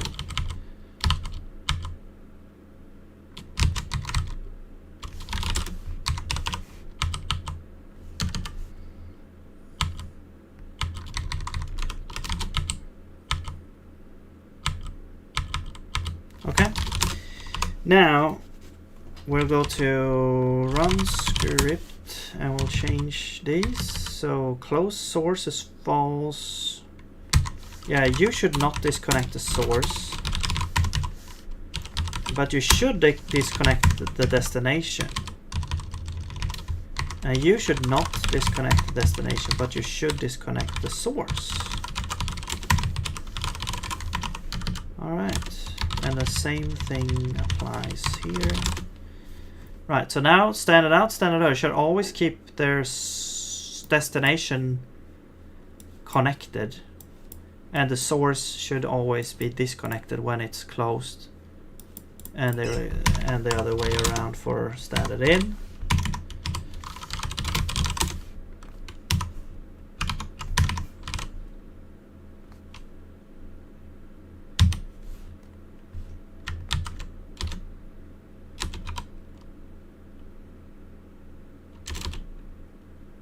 Oh no. God damn it.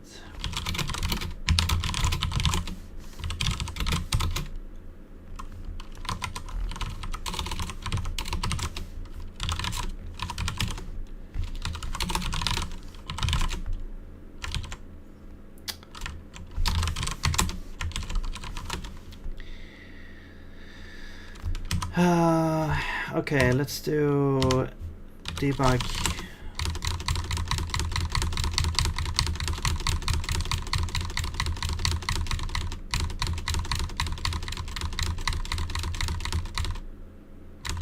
Okay, echo exited. It said, I think. That is closed. We now exit. Right. So now these don't have. Okay, standard in actually is closed for some reason. When did that happen? Actually.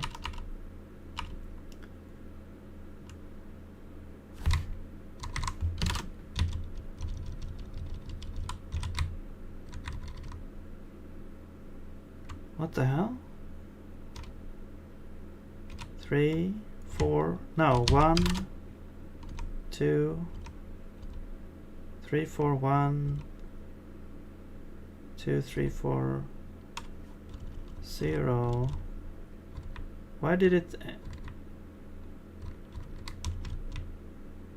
Like, it didn't close here. Why did it skip 1 here?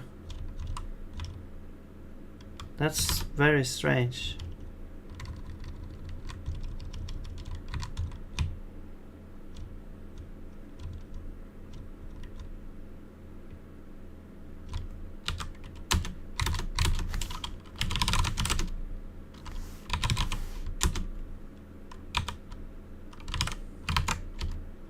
Okay.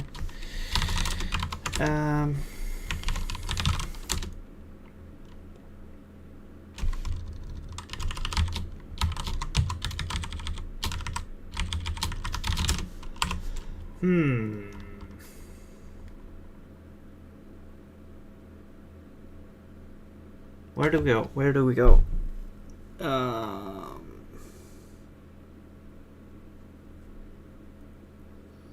I'm gonna try to fix this last issue here and get the program running. Then I'm gonna call it. We'll see how long that takes though. Could take until tomorrow. I don't know.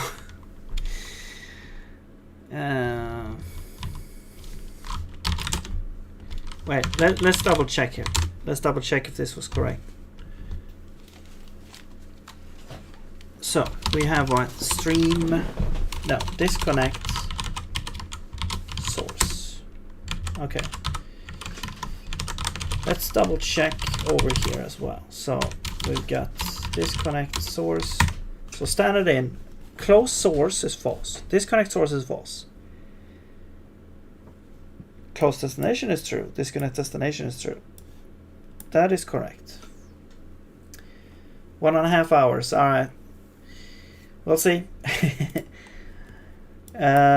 Keep open is true. Yes. Close source. Yes. Yes. Yes. Yes. Yes. Okay. So this all seems to be correct. Okay. Now let's check here. If we want to disconnect source, we do it. If we want to disconnect, we do it there. That seems correct.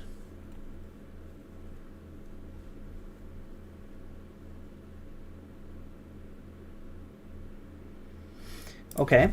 Next step is to check here and do this one.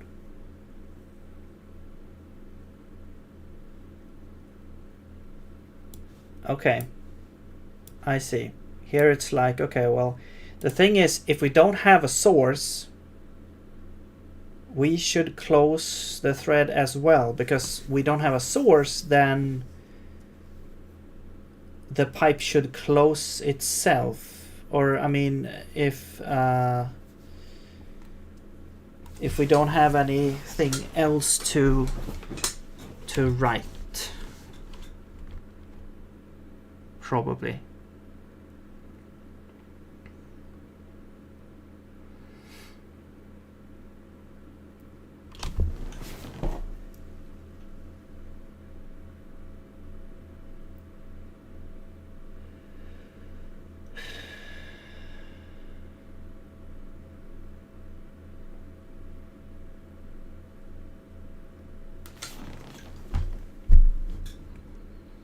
The source is closed. Or if there's no source that is connected, right? So that makes sense. Because, yeah, that's happening here. Like,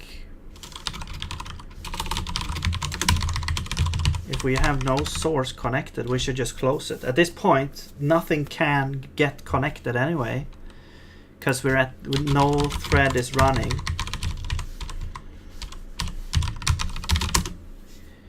And actually, it's not only the main thread. It's like if these 3 threads are the only threads left, then we should do this.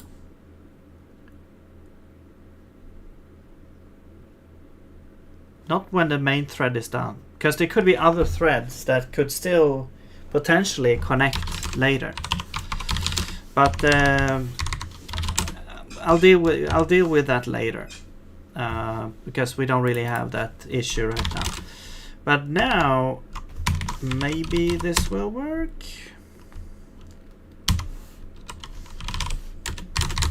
I still don't understand why standard in the thread actually crashed or something. I don't know. I don't understand what happened there.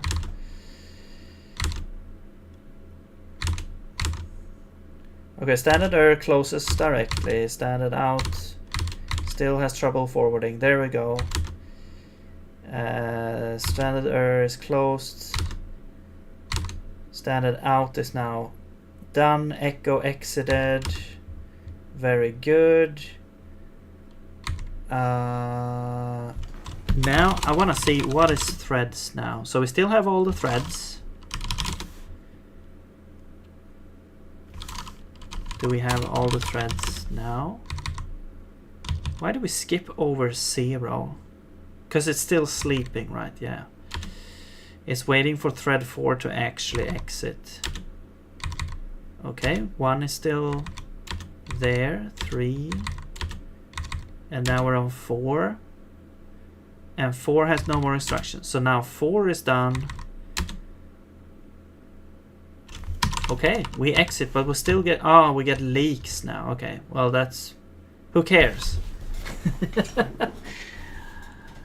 Oh, god damn it.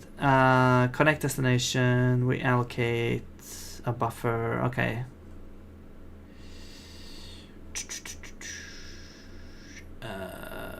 When are we doing that actually? Run instruction on 254.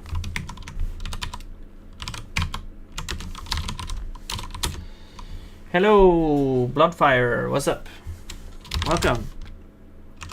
Okay, so apparently this allocates somewhere here. And that never gets cleaned up. Whenever we allocate, whenever we connect, do we allocate this to the trace writer? And that never gets cleaned up. It's like when we okay, so when we disconnect the destination, we should clean that up.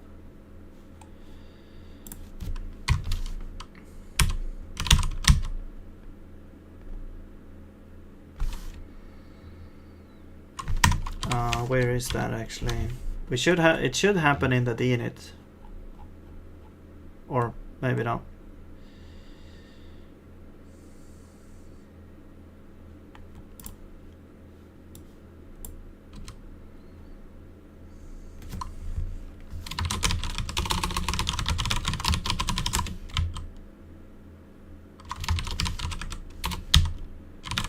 Trace writer. Yeah, who cares?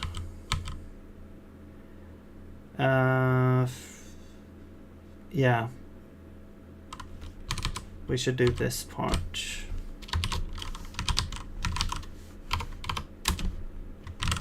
Over here. There we go.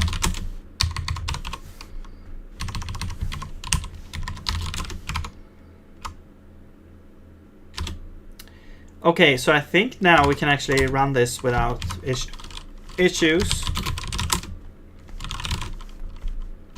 Runic, enable IR, IR2. There we go. Except I'm gonna disable all logging stuff.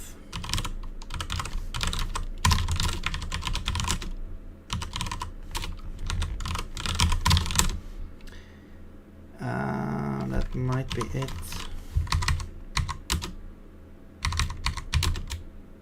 No, still have a couple of things left.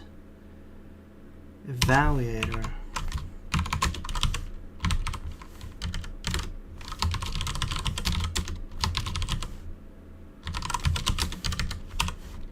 Log. Oh.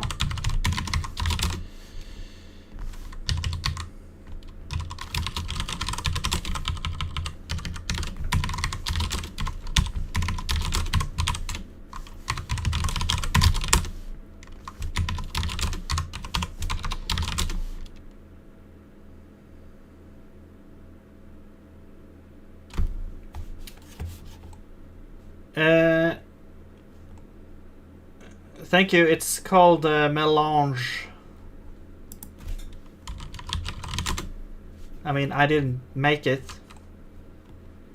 but thank you anyway. Yeah, piano chord. That's just to show how. That's just to show that you can kind of do it. It's kind of like a, you know, that it's just an example of how you can use output from like an executable call. It's not meant to be like the de facto way of defining a string variable. Hello, Discordianism. Yeah, I mean, I think we've reached kind of like a milestone here with the IR. It's making this work again. And if I now do zig build and run, we still, okay, we get a bunch of these things. Whoa, what the hell?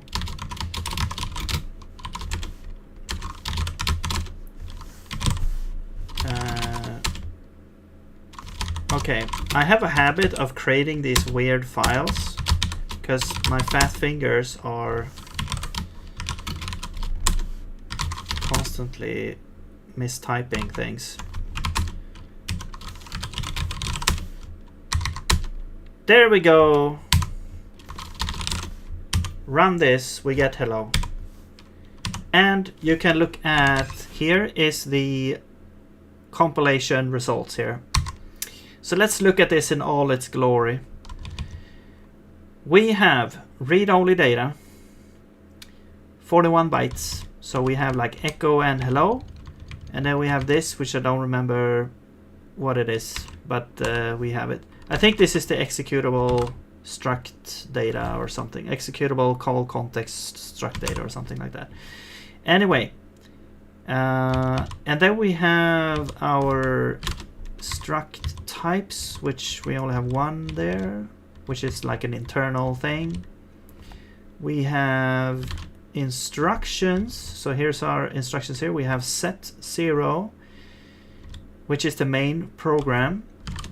First we have this forward standard IO instruction, which is kind of like a main setup function which sets up it basically just pushes standard in, standard out, standard pipes into the stack, so that we know that, so that we can always access them. As you can see here, we're accessing them already here. So this is also part of the setup here of the main program. These instructions are always like at the top of the program now, and so this will basically initialize the pipes, and then these will create 3 threads which will constantly forward data to or from these pipes here.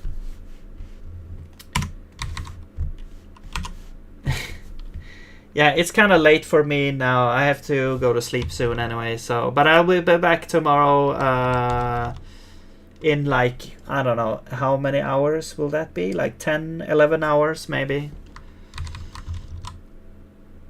Okay, and then we have this ref, which now this is part of, you can see here, IR2 runic file here, 1.1. So this is now coming from this file here.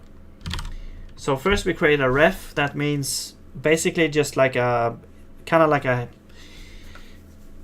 location where you can store any type of value, and in this case we're storing a thread handle, which is this fork here. So this fork will run and call this executable in the end. So we're creating a virtual thread which will run this executable here. And then the main process will now wait for this thread to complete. Okay, and then after that we will just exit here. Okay, and here's set 1, that's the main process here. It's 8 instructions here for the main process. And then we have set 1, which is just we're streaming, it doesn't show here, but it's streaming the standard in. Set 2 is streaming standard out. Set 3 is streaming standard error. So these 3 are in their own, each of them are in their own like virtual thread, and they will continue to stream data until the main process has exited, and then it will kind of just clean up these three threads here. And then we have set 4, which is the sporting of this and handling of this process here. So first we're creating a ref that holds the process ID or the process handle thing. Actually, it's like a closable interface, but for the process there. And then we push the executable call context onto the stack, so that the exec instruction will be able to read that and call the instruction accordingly. So basically what this push here is doing is pushing all the data needed to be able to execute some kind of executable. And in this case we have like argv is echo and hello. So then we execute that, and then we wait for this process to be complete. And in the meantime we have these we have these asynchronous streaming instructions that will continue to stream until exec has done its thing, and then it closes, and wait will then continue. And you can see here's the execution happening here. So first we do forward standard IO, we fork for standard in streaming, that starts to happen, and then we fork standard out streaming, that starts to happen. Now we have 3 threads. Another fork, now we have 4 threads. So here's all those streams. So this happens like in between each instruction. These 3 streams will always happen here because we've forked them now. And then we create the execution thread handle. We fork again, which will happen over here. And this is the 4th thread. Here's the 0th thread. So you can see the thread number here, or the ID handle thing. 4 is the process handle. 0 is the main process. 1 is standard in. 2 is standard out. 3 standard error. Okay. Here's the push instruction for the executable call context. Stream. Here's the exec function. Here's the exec instruction, and we have some debug information here. And the wait for the thing, and we can see that somewhere along this here we should see an echo somewhere. Oh yeah, no, the echo is outputted here. That's right. So we don't actually see the echo here, but we are doing this for a couple of times. How many times do we need to do this actually? Yeah, I guess it closed here, and then we are done, and then we exit, and then we're done. Okay, I don't know why it looped through so many times, like after it's execute. I think it goes through like 2 or 3 times before it actually reads the data properly from echo. But this was like, how many iterations was this? 1, 2, 3, 4, 5, 6, 7, 8, 9, 10. Yeah, there is like a lot of iterations here, like 16 almost like iterations here before it finally gave up here. Okay, now for the ultimate test. Can we do this? Yeah! It works. Okay, cool. So that was one of the major steps towards getting IR to work now. But a lot of work still remains. So, for example, next step is to make pipes work, like pipelines. So doing this, for example. And we have no implementation for this. So this will be some kind of error here. Or yeah, it doesn't even do anything. There's not even an error here, because we simply swallow this, like we just say, yeah, we compiled it, don't worry, and then you get this nothing is in here basically. But yeah, so that is the next step, and as you can see in our compiler, we have compiled pipeline. We have the function, but it's empty. So we need to implement this. We need to figure out, okay, how do we now create sort of which instructions do we need to use to create this? And I do have some examples here laid out a little bit.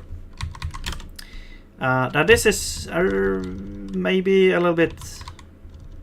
This is kind of what I was working with at the start, to kind of figure out, okay, how can we design the IR to actually support this here, and I kind of made this up, and then it's like, okay, well now I just need to implement it, and then it was took like several days to actually implement this.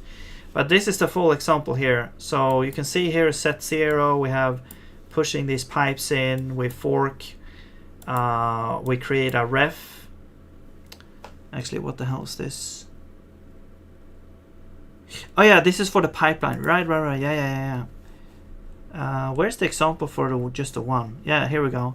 Here's the example for this, where we ref the fork. So this is kind of like one-to-one what we actually have now. So we're pushing these, we fork, we ref, create a ref here, we store the result of this thread handle into this ref, and then we wait on that thread to complete. And then here's these 3 sets here, and then the 4th thread set, instruction set, we push the echo hello executable call context, and we execute that. Actually, there's one thing missing here. Actually, it's like wait. So we create another ref, which is ref 1, and echo is stored in there, and then we wait for that. So that's what's missing here. But basically, it's the same thing almost. Okay, now for this part, we need to do something a little bit more. Is it hard to read, piano? Yeah. I think I have some kind of filter on the monitor which removes some kind of blue light. But anyway. Black spots are flying? What the hell? Are you sure you're not getting like a heart attack or something?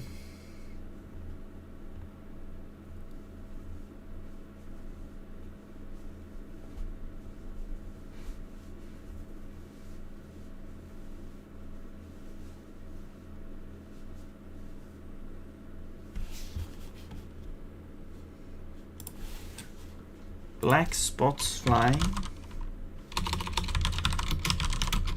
Are you talking about the shadow people, or what are you talking about?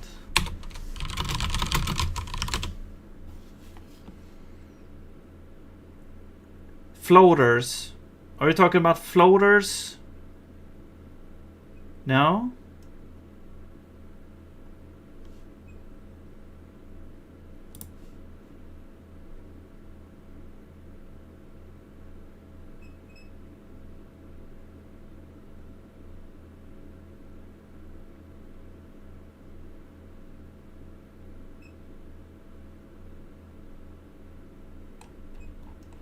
Maybe you should look that up, because that does not sound great.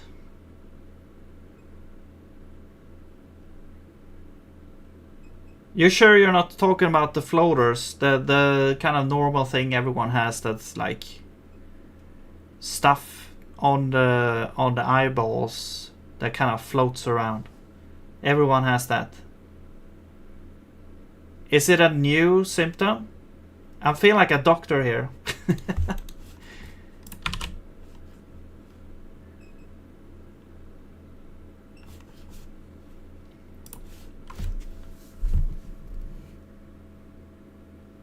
When did it start? No, but yeah, if it's something new, you should probably look it up. It's not nice. Yeah, eye floaters. Okay. Okay. Yeah, yeah. Well, that's normal.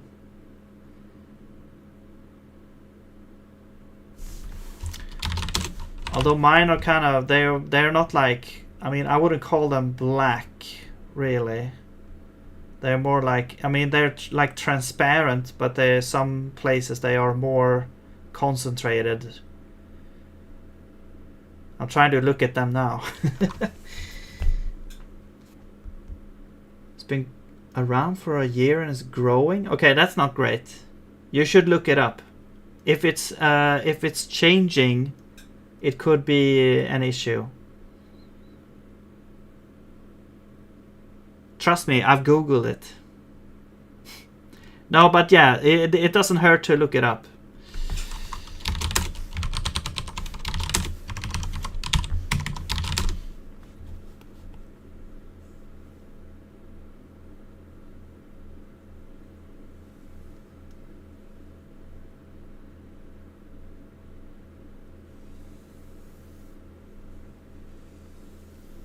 For a year. So you didn't have it before?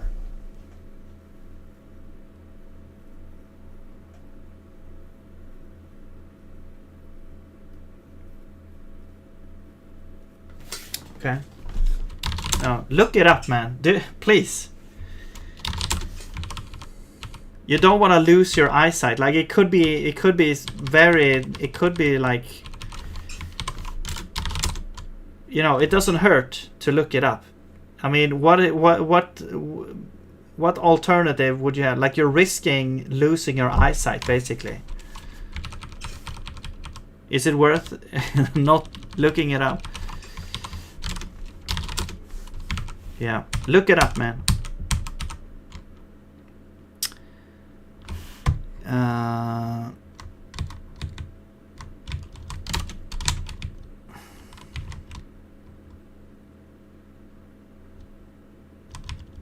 Like talk with an adult about it. It hurts. Okay, that's even worse. Or what do you mean?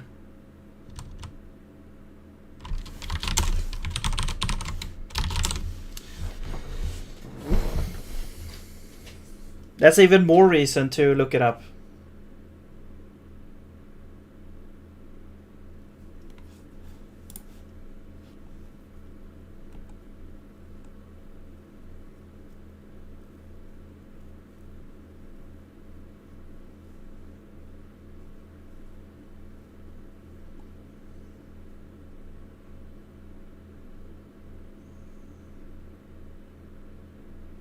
I mean, okay, have you looked it up before?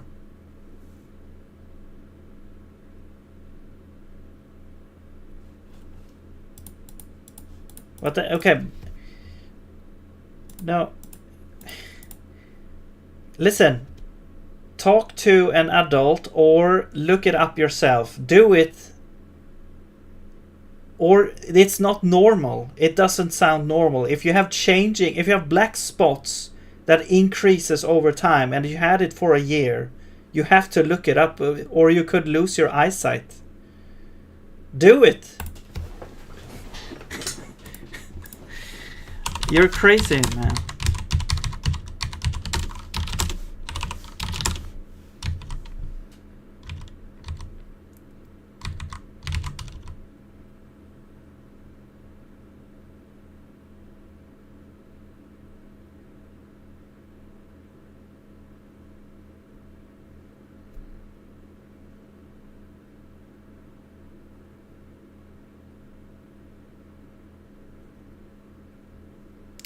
Like, do you have one of those? Because we have in my country, we have like a phone number we can call for free, and you get like free advice from actual like nurses, or whatever they are. I mean, they have some kind of education at least, and you can get free. You get free like advice. I'm not sure, how it works where you live, but maybe there's something you can do there.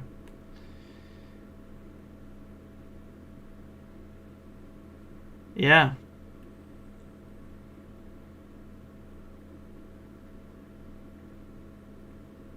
Please.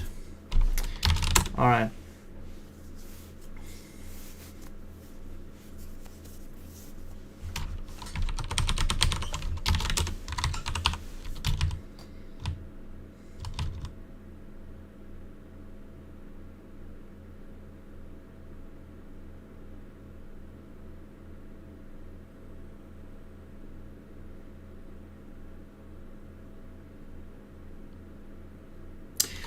Okay, I hope it goes well for you there. Hope nothing happens.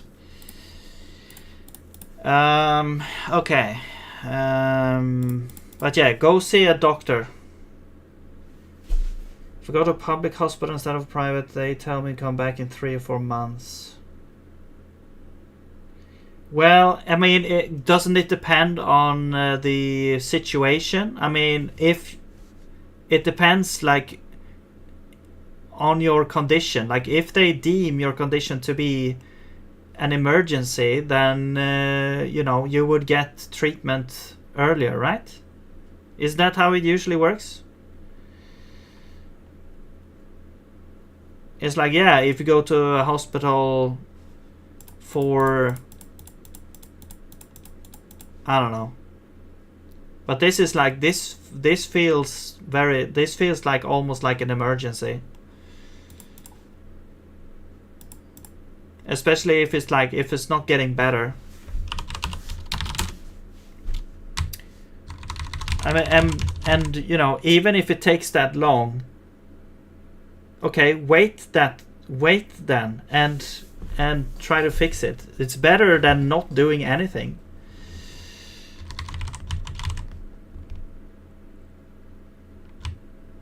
Or try to get advice for someone.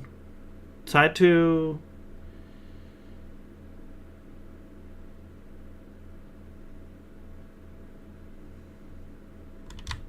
get some information at least, so you know what you're dealing with.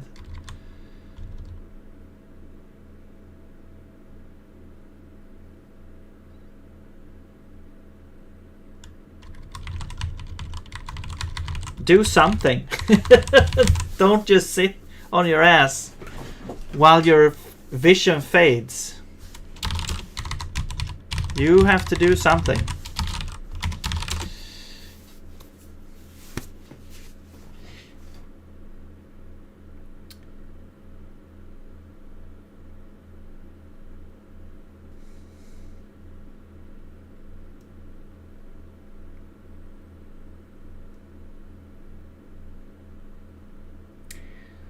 I don't think.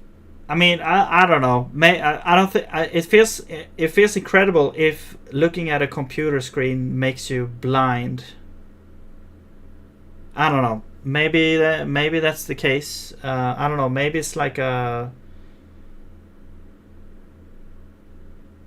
But maybe they could give you like advice, like yeah, buy these glasses or something. I don't know.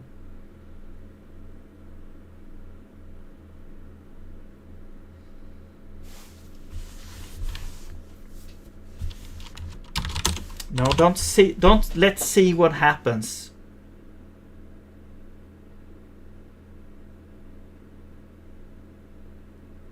At least get an opinion on it. You don't know what you're dealing with. Like you don't know what condition you have. You don't know if it's gonna get better or if it's gonna get worse. What if you go blind?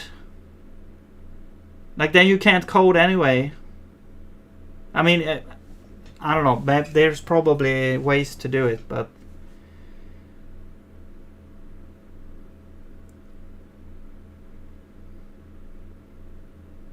all right, man.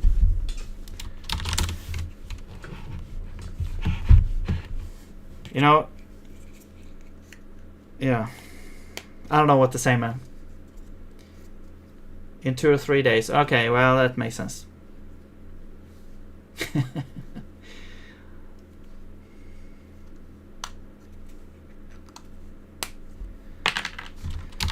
Alright, good luck.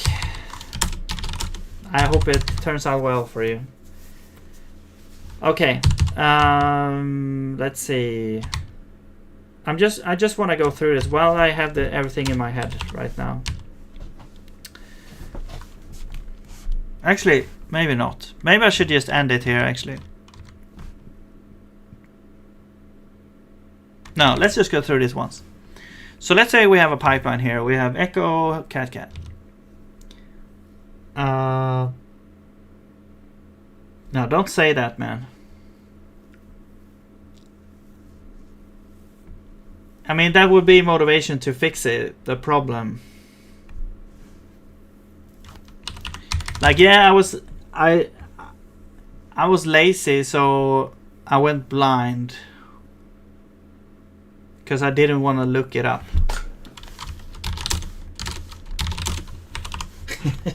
Okay.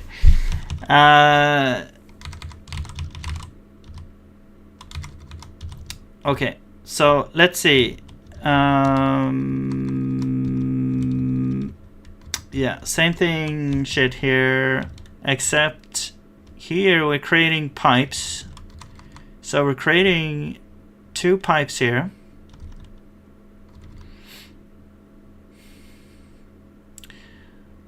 I should maybe have like a special instruction for creating a pipe so that we don't have to have it as a value, maybe. I don't know. We'll create 2 pipes here. Yeah. And then we will... Yeah, because we can just... Instead of having them as values, we can have them as like handles instead.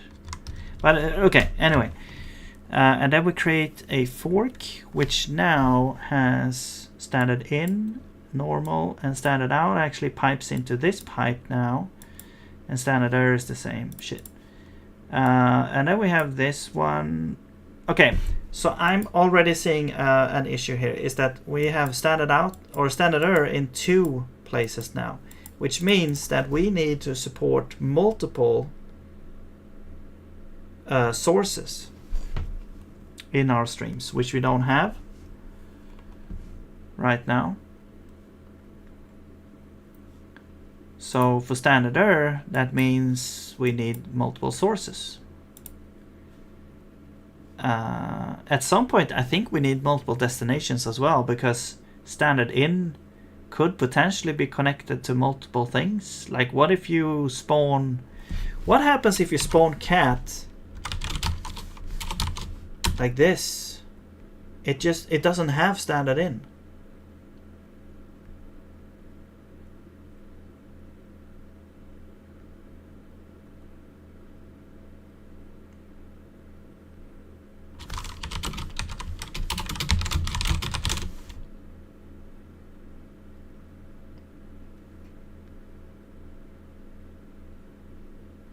Well, it says stopped. But it still exists. Okay, I don't know too much about this here, but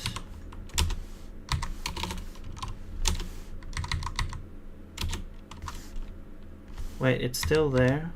What the hell?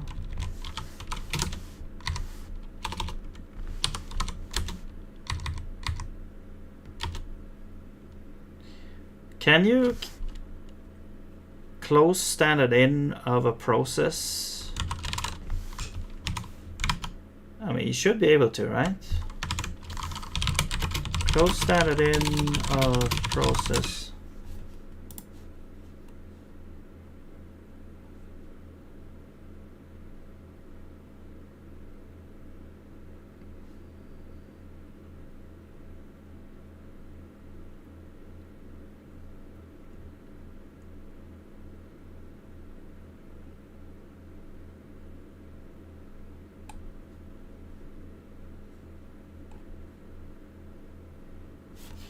Okay.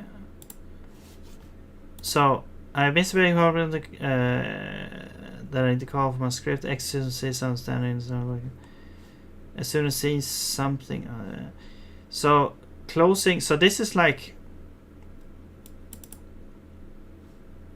zero. Close. Is that a hyphen? Okay. Less than ampersand hyphen. This is apparently shooting a dart or an arrow into the soul of this pipe file handle or file descriptor and closes it. I can kind of understand bash now, I feel like. But what does this mean? Like, what is exec? Where did this come from? Why do you only say this in... Okay, we have like redirection. We could, I guess we could read this. Oh my god. Close. But how do I close it for like an arbitrary process?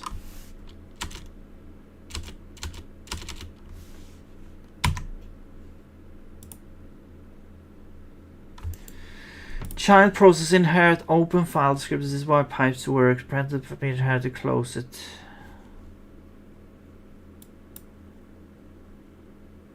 Save current value of standard out. Exec 3. What the hell does this mean? Redirecting only standard error to a pipe.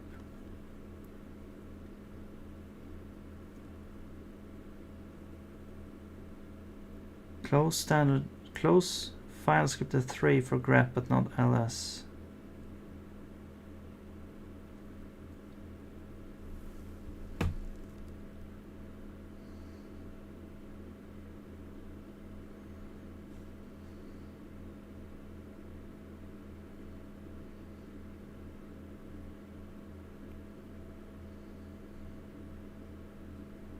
What does this mean? Like, save current value of standard. What does this mean? To me, this feels like we're doing something with 3. But what does this mean? Like, is it like we're storing the file descriptor to 3 or what? I don't understand. Like, we're storing 1 in 3. And then...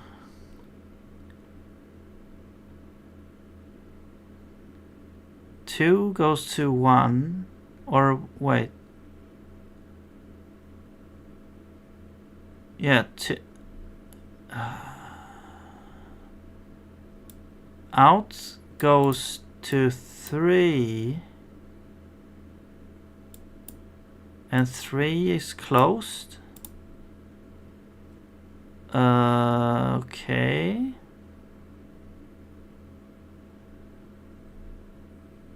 Is this 3 like local to this ls here? I guess it is.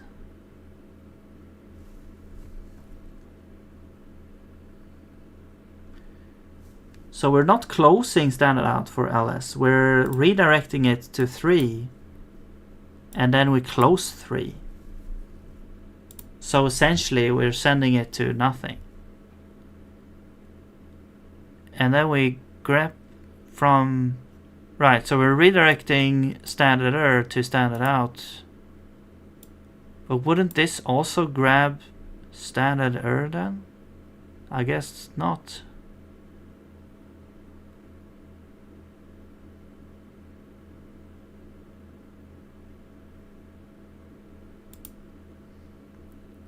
Wait, and here it says close 3 for grep, but not ls. What the hell? But we're closing here.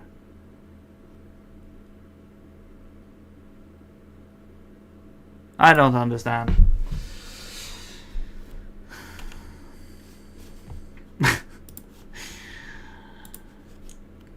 Just read the manual.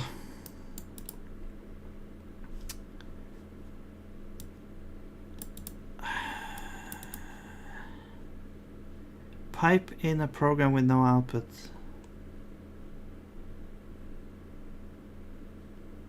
According to what you say, much feasible as a picky program.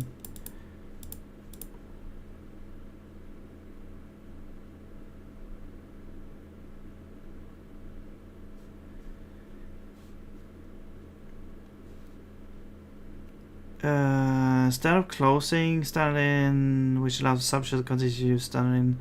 An example program that you would expect to execute, but it's not really. Okay, so could we do like what? Cat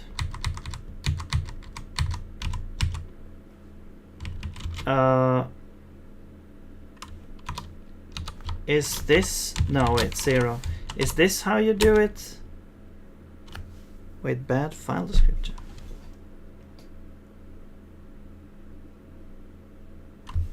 What?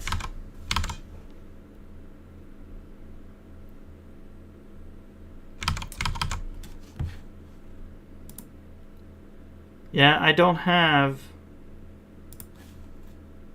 like, I'm using dark theme, but I don't have like I don't have dark reader. It's this site that has.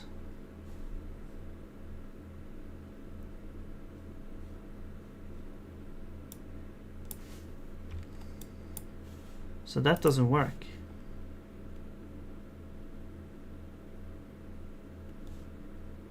I have the lights on in the room. So it's not as bad for me. I'm sorry. I should probably like install Dark Reader or something.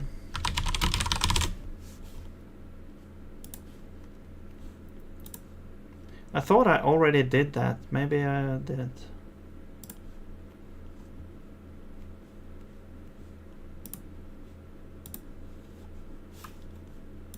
Okay, there we go.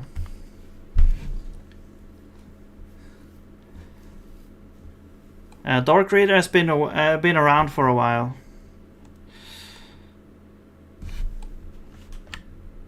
It works pretty well most of the time, but it does struggle sometimes. Like some of the styling works. I guess for normal web pages it works pretty well, but for some others it's not works that great.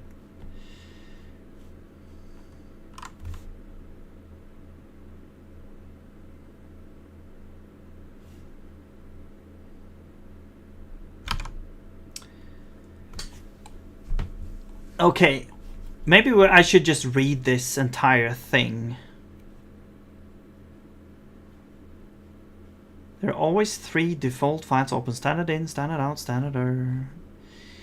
These and any open files can be redirected. Right, redirection simply means capturing output from a file, command, program, or script, or even code block from within a script, and sending it as input to another file, command, program, or script. Each open file gets assigned a file descriptor. The file descriptors for standard in, standard out, standard error are 0, 1, and 2 respectively. For opening additional files, their main descriptors 3, 2, 9. This really makes me feel like I should actually stop using stack for the pipes and actually have like a dedicated pipe handle, like a pipe list with or even a pipe map that maps like the handles to pipes. Yeah, I should really do that because it actually fixes a lot of things. But anyway. For generation of files, there remain scripters 3 to 9. It's sometimes useful to assign one of these additional file scripters. Also for processes, or closables actually should have as well. It is sometimes useful to assign one of these additional file scripters as stand-ins or temporary duplicate. Wait.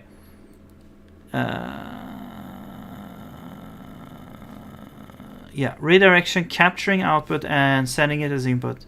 But it also means that it's redirected from where it would have gone normally as well. It means it blocks the output. If you redirect to somewhere else, it doesn't simply capture the output and sending it. It also like changes its trajectory. Okay, anyway, it is sometimes useful to assign. I guess they think it's like part of it, but it is sometimes useful to assign.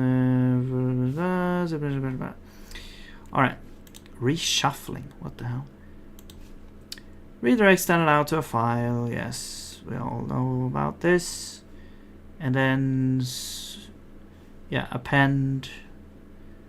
Okay, so 1 append standard out, or 2 does that. What is ampersand? What is this? Redirect both standard. Okay, so this means both. Okay. This operator is functional. What does that mean? That it works, or what? Okay, so M to N. M is a file descriptor which tells false to 1 if not expected. Okay. N is a file name. File descriptor M is directed to N. Right. And if you have ampersand, it's a file descriptor. Ah. But it's only if it's on the right side of the of the greater than, you have to have ampersand. You can't have a file name here. Then you have to cat it. Okay, I don't like that inconsistency. It's like, yeah, if it's on this side, also if it's ampersand, that means 1 and 2. That's weird. Okay, I shouldn't bash on bash. Redirect the standard out 1 line at a time. Log file equals script log. Echo. This statement sent to the log file. Okay. Yes. Oh, I see. This is just a variable. Yeah. Okay. This statement's echo to a standard will not appear in log file. This redirection commands automatically reset after each line. Right. So yeah, they only affect this command here. In fact, this doesn't really make sense because you could have the same line, a pipeline, right? You could have another pipe that, well, if you redirect standard out, maybe that doesn't make sense to have a pipe. I don't know. Anyway, redirect the standard 1 line at a time. Same thing here. Yeah. Okay, so 2. Let's see if I understand this now. So you're redirecting standard into standard out. Yeah. Error message gets sent to the same place as standard output. Okay. Yes, redirects file descriptor I to J. All output of file pointed to by I gets sent to file pointed to by J. Right. I mean, I would think of them more as pipes and not files, but just to kind of clarify that. And then we get 1 standard out into J. Yeah, it's the same thing, except it's just implicitly standard out. Okay, accept input from a file. Companion command to greater than and of the user combination with grep search word file name. Yeah, so I've used this before. So does this mean that the file name gets put into standard in? Okay. Or the file with the file name gets streamed into this. What the hell is this? Open file name for reading and writing. And assign file descriptor J to it. Okay. I didn't know you could do this. This is pretty cool. Do you have to have like these square brackets here, or is that just to confuse us? Yeah, it's just to confuse us. So actually you don't put those there. You say this. So exec. Okay, so I don't really understand what exec means. They haven't gone through exec yet. But I guess it does this. It like opens file and assigns file descriptor 3. Okay. So first we write this to file. So file now only has these things. And then we open this as a pipe here. And then we can kind of read from that file descriptor, right? Read only 4 characters. Okay, and then we write a decimal point. Where does this read go? To stand it out, or okay, and then we echo. I don't know what echo n does. Whatever, and we write a decimal point. I guess no, maybe not new line or something. And then we do that into. Wait. Is this just changing the position of the pipe or something? Maybe it doesn't go anywhere. And we write a dot. So we overwrite this byte here. And then we close this. But this closes like the output. I guess that's how you close the thing. And then we cat it, and then we get this. Okay, well that doesn't actually make sense. Now it makes a lot more sense. Like I didn't understand what this ampersand meant, but now I understand that it usually means like the file descriptor. Because you could have a file name,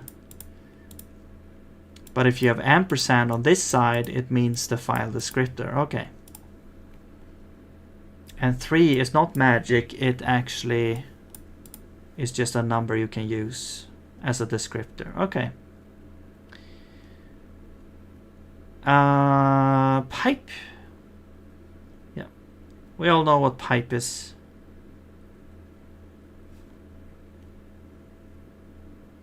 What the hell is happening here? Command.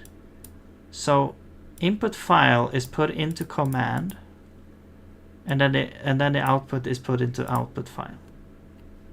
Or the equivalent. See, this is where this doesn't really make sense to me. What the hell is this? This is non-standard.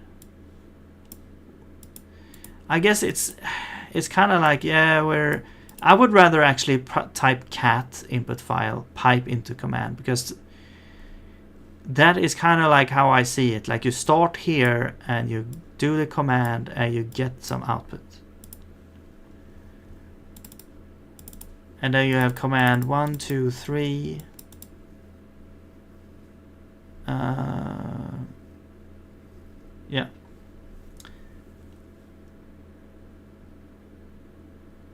I mean, it is good for me to actually learn this because I'm supposed to replace bash, right? So I kind of have to go through, even though I don't want to learn this. I have to learn how this works so that I can do it maybe even better, because I don't know, maybe we can redesign this these things, or maybe not. I'm not sure actually. Now that I can see more of the whole picture, maybe we can come up with another scheme that works.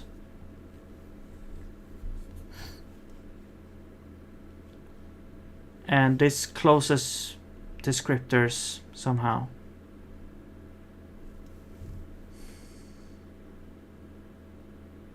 Like, this is what I don't understand. It says here that it closes 3 for grep but not for ls. But what? Why is it? So this, what does this do? Do you have to have it like before ls or what? Also, here it's closed as well, but this is output. I have no idea. Okay, so in the end, like, why is this an error here? Can we have it before? Bad file descriptor.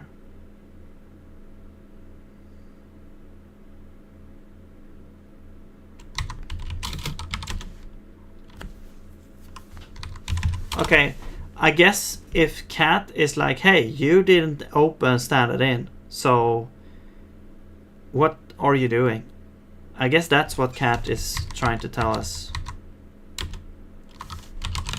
Okay, so maybe it's just correct.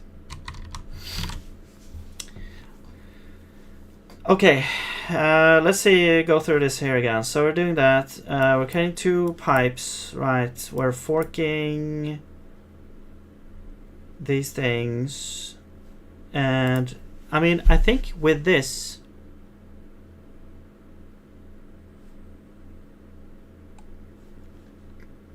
so this one is the start of the pipeline, and this one is the middle one, and then you are the last fork, the last. So this is the first one here, this is the second one, and this is the third one here. And then we wait for the last one to complete, to close.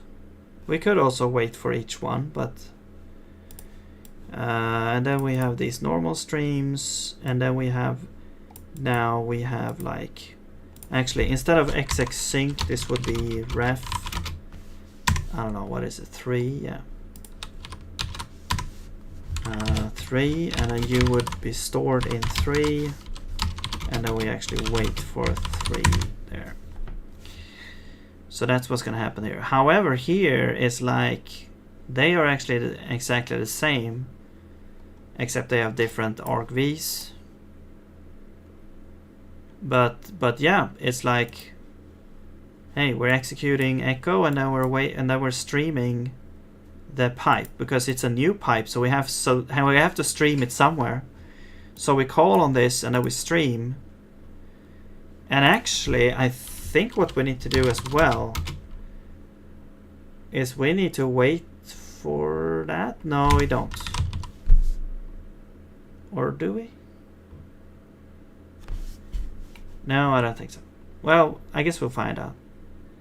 But this actually streams now S1, which is this one, which is ref 0, which is this pipe here. So it streams into standard in of the next one, of the cat. Yeah. However, are these pipes are never like connected? Or they will be connected here actually. They will be, yeah, they're connected here.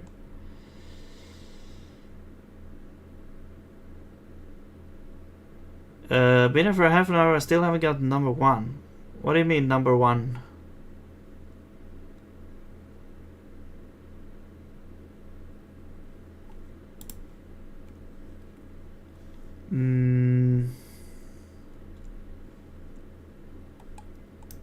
So what is happening here is like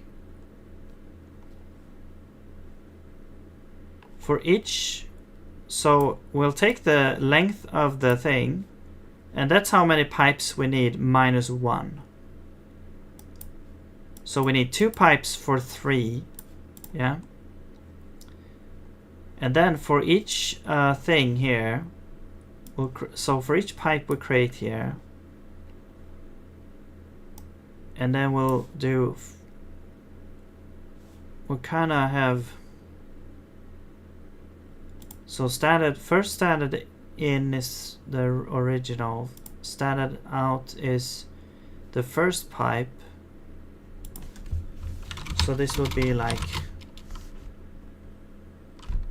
original first pipe, so pipe 0, and then this is like the original standard, and this is now P0, P1, 2. So this is kind of how it's gonna be. So I'm just looking at a pattern here. If let's say we had another one, we would have like fork 6, you would be 1, you would be 2, you would be 1, you would be 2, right? So that's the pattern.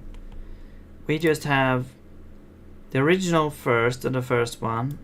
So the first one is different, and then the second one is like, okay, well the first is gonna be the input there, yeah. And then the last one is gonna be this, which is like the last thing here. So actually this is gonna be P0, and then here is like P n minus 1, where n is the nth process here, and then this is n, and then the last one we get P n minus 1 again, and then we get 1 and 2. Okay, so we got these 3 patterns here, right? And then we have these, which should all be the same. And then the last one is the one that is different. So I think with this setup here, we probably have this pattern down. And we can just implement it.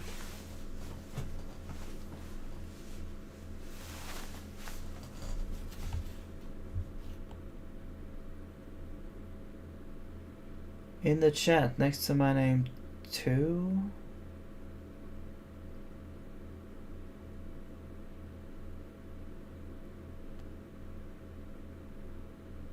A place where everything in your dreams can come true. What is your dream? I'm walking on a road where the wind blows everything away where I'm walking.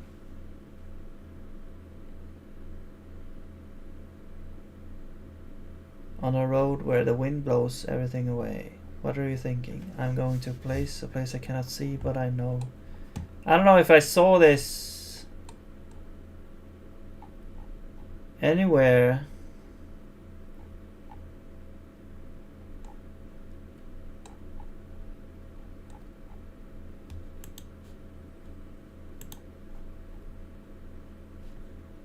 Is it a riddle?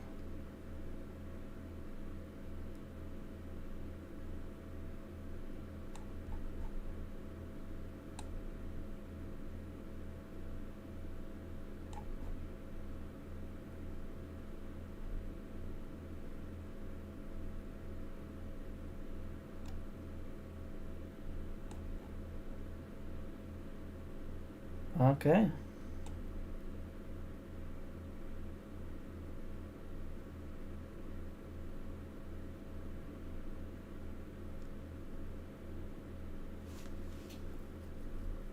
Number 1, 2.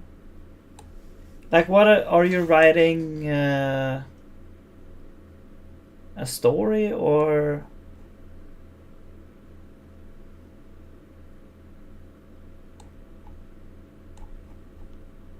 Yeah, I was like, is it some kind of riddle? Like, is it a puzzle that needs to be solved?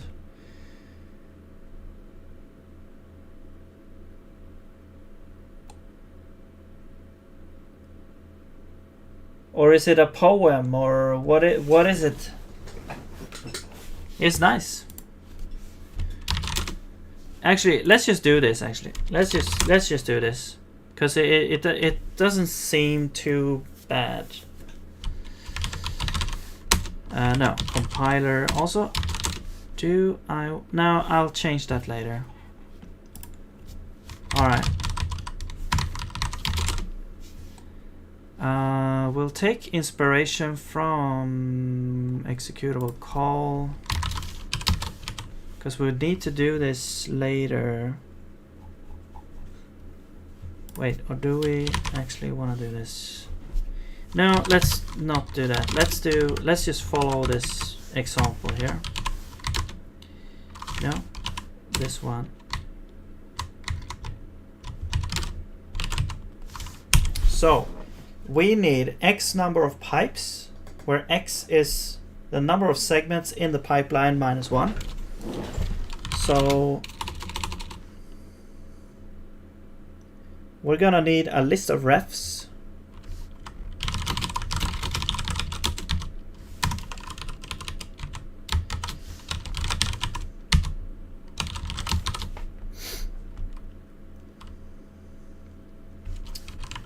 Which are going to be locations, which are going to be stages, length minus 1.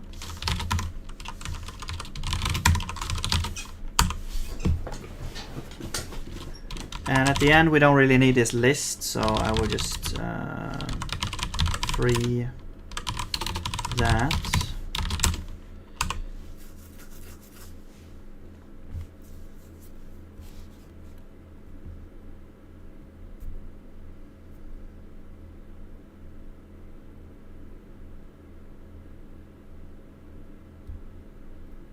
Oh, sorry. Nightbot got mad. I've never seen that before. I mean, yeah, Nightbot is new. Someone told me to add Nightbot.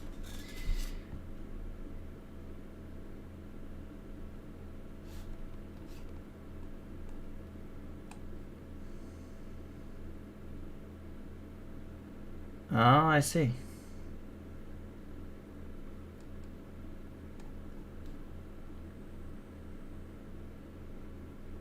Interesting.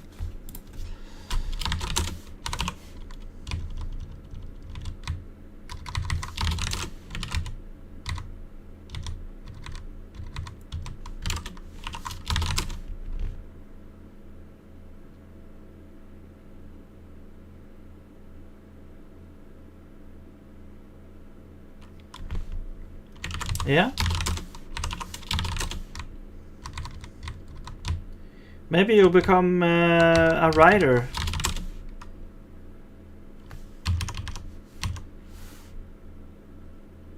Unused function parameter function.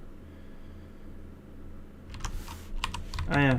So now we have the refs in a list, and we need to create them. So I will loop through the refs,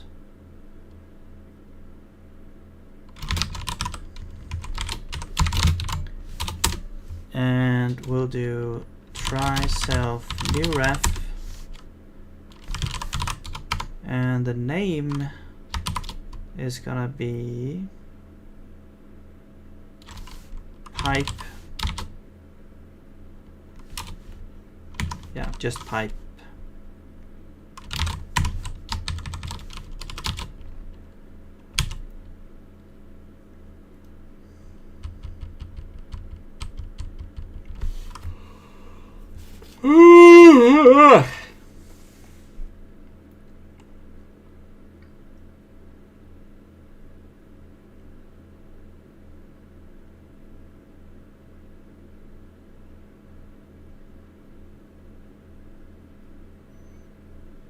Yo, Penguin.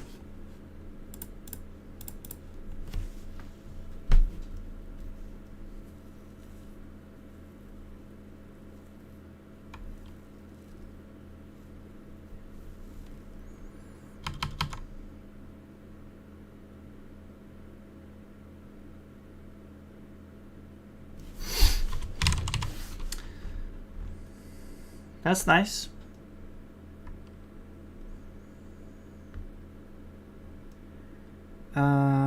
Ref, and then we need to set the ref.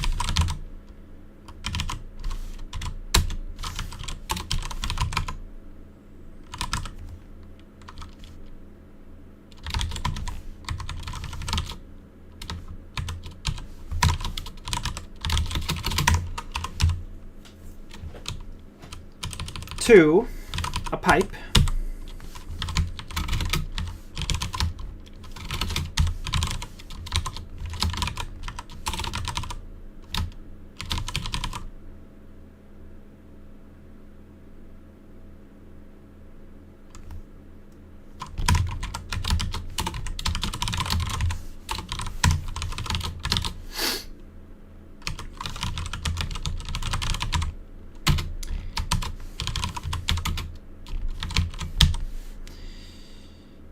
And these should all be defaults.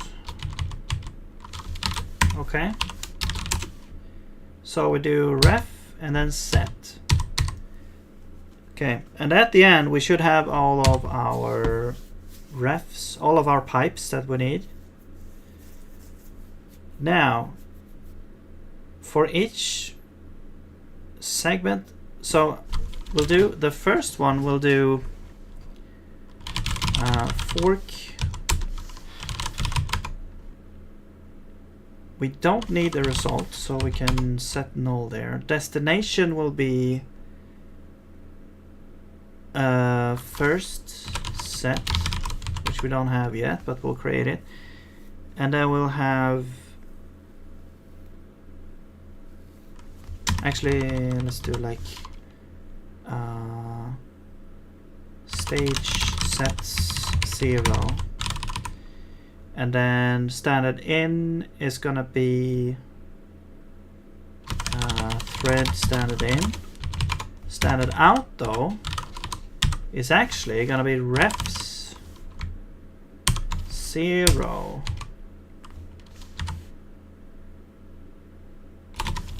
which is a location, which is what we need here. Yeah. And then standard is just thread standard. But we don't have redirection yet, so this is gonna be what do you mean? Second place? Is it like how many messages you have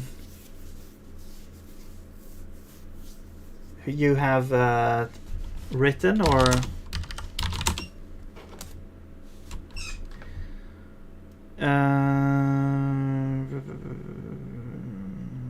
right, so we're forking the first one. We need to create these sets now. So let's create a bunch of sets.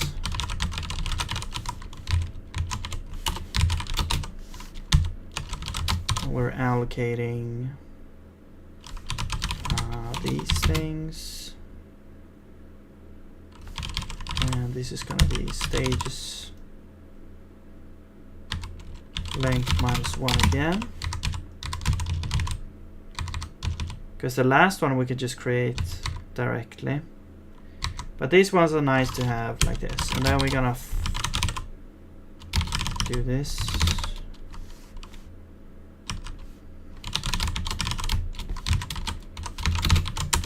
And we're going to say stage set is equal to try self add instructions set. There we go. So now we have a bunch of sets and we can access. So this is the first one. Okay, now we'll loop through the refs, I think. I guess we'll skip the first one. So we'll get the previous ref,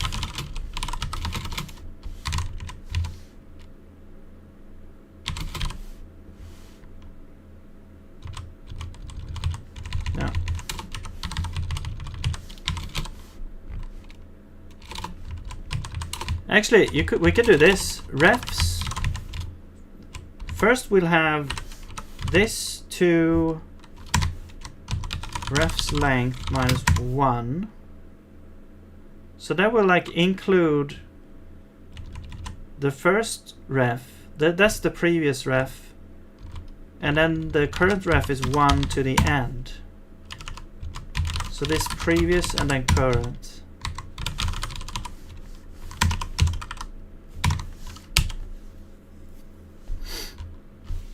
So this, if we have 3 refs, let's say, this would go from 0 to 2.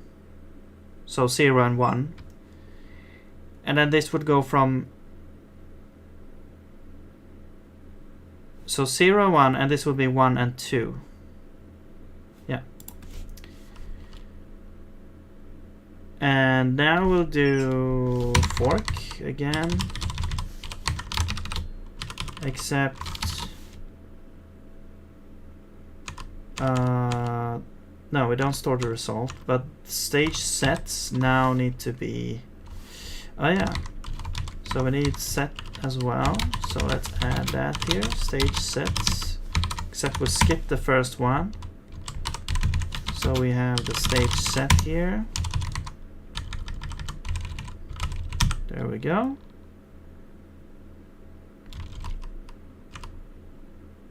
And standard in is gonna actually be now previous,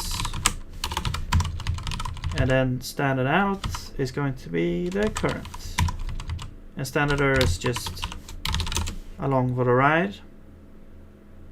There we go. Now we've got all of these things, and now we have to create a ref for the last fork. Last fork ref, new ref, pipeline last, I guess, and then we do self fork.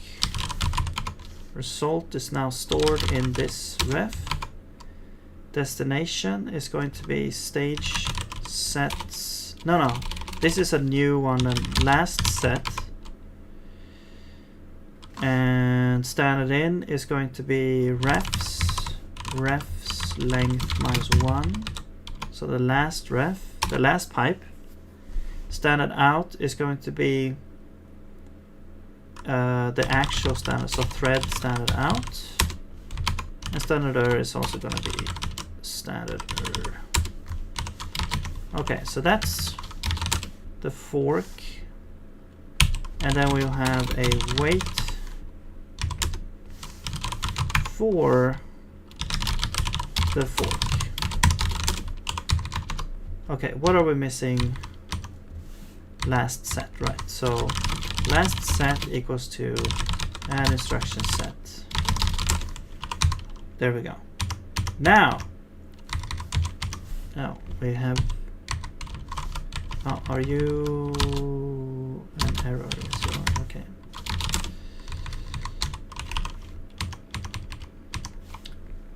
And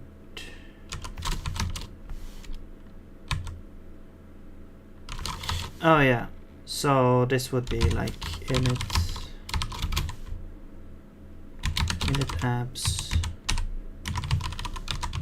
0.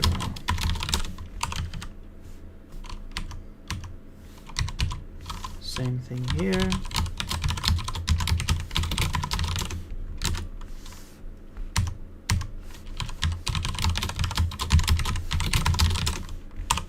Okay. Oh.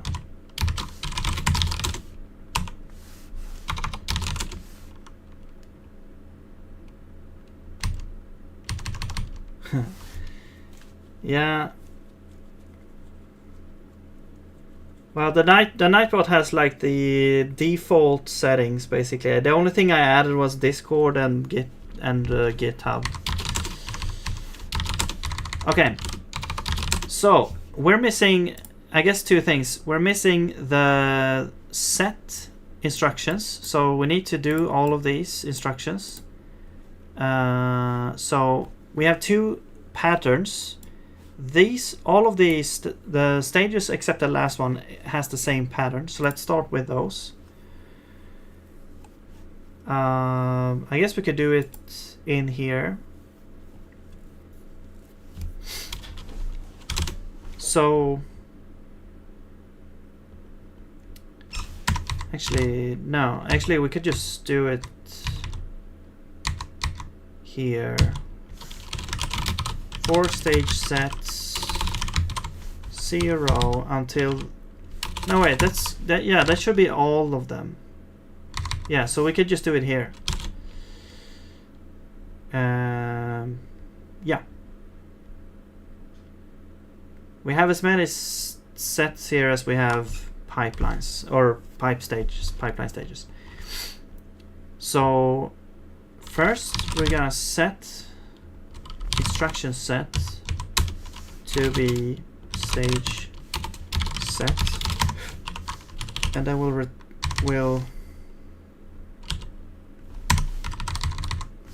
also take like original instruction set is going to be self current instruction set,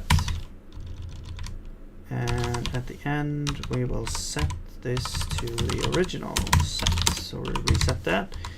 But in here we set it to the stage set, and then we add these things. So push the executable thing and then exec. So basically this is kind of like an executable call. However, it's a little bit different. So yeah, we need to do these things.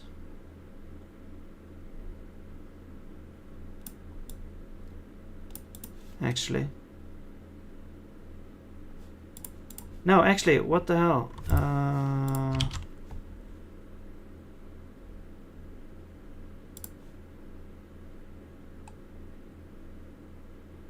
No, yeah. So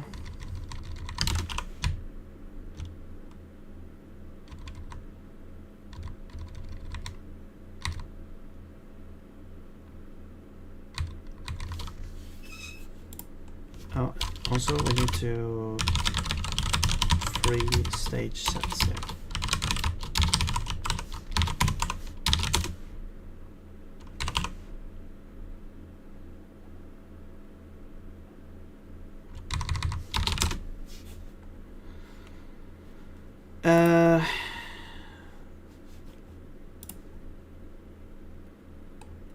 What is happening? So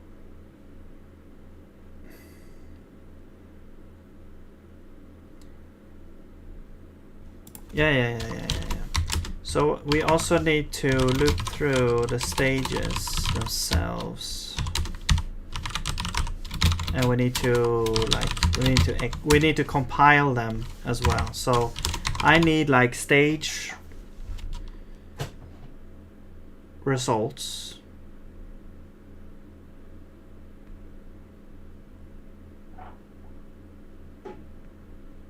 I think actually we'll compile them in the new instruction set. Yeah. So we'll create the stage result. It's gonna be compile expression, and the expression is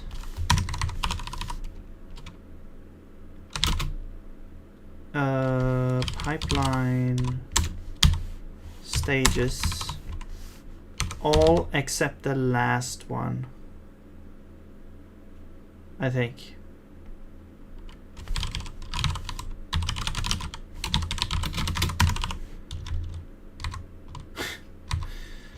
Man, there's so much going on here. So we'll compile that. That is going to be a stage expression that we get up here. Alright, because it doesn't have to be an executable. It doesn't have to look like this. It can be anything. So the expression is compiled in here. However,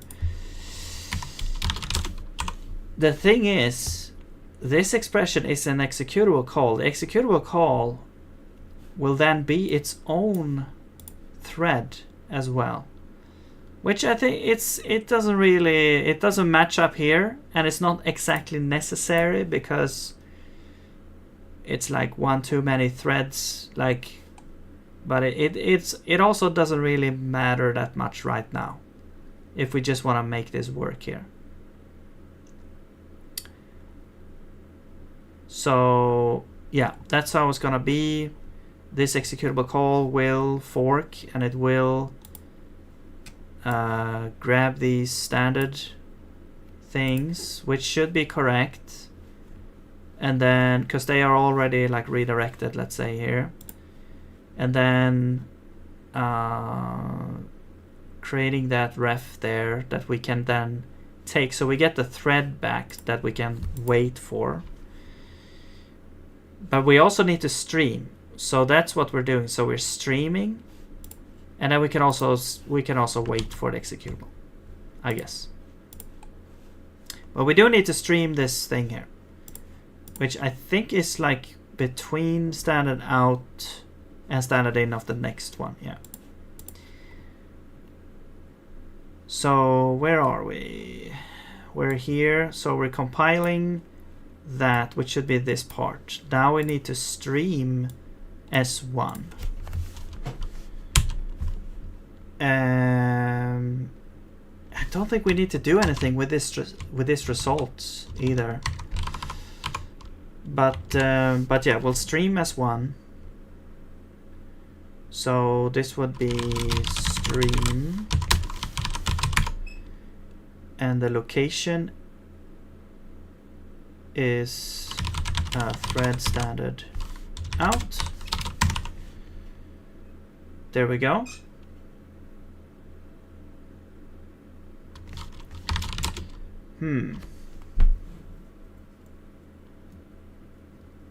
Yeah, so I mean, yeah, now we have these things. I don't think we need to do anything with this result here. We could wait for it, but maybe we should. Maybe we should actually. Let's do wait for this result here. Actually, you need to be a location? Oh.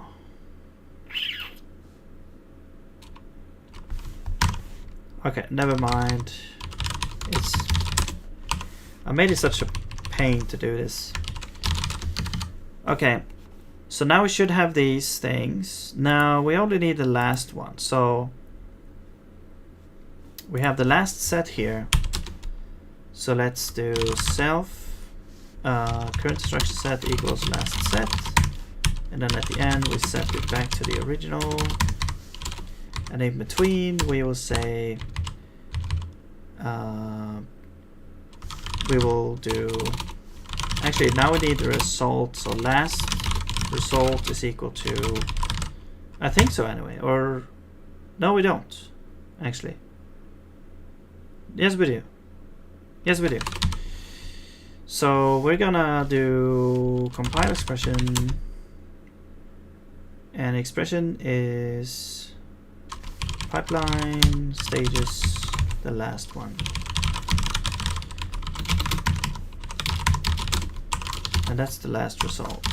I'm just gonna check what we are doing with compile statements,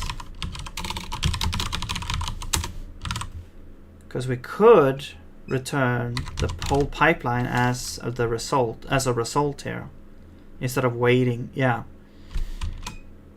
we'll just do this actually.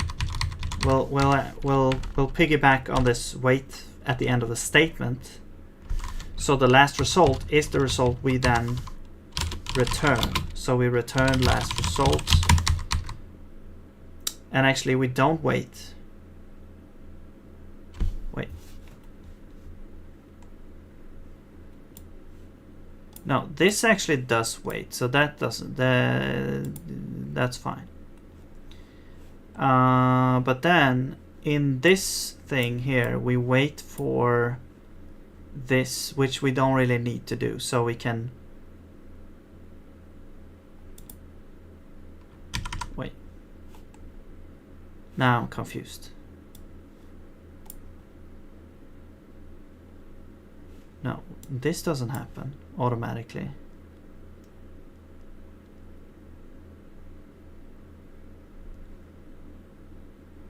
Or does it? Yes, it does. I think. Now I'm confusing myself. Yes, it does. We do wait for it because it's in its own thread, so it doesn't. Okay.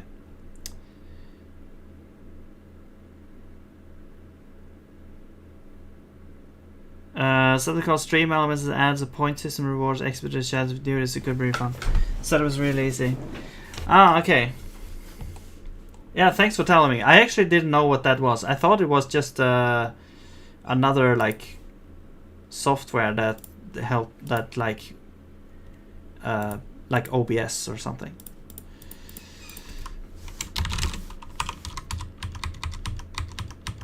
Yeah, I might look into that. All right. Blast results. So we don't really need to do anything with this either. We want to return last fork ref. So that is what we want to wait for. We want to wait for this last fork here. This fork here. We're waiting for this, but we're actually returning it and waiting for it later. And you are what? You are a location. So we'll do from location.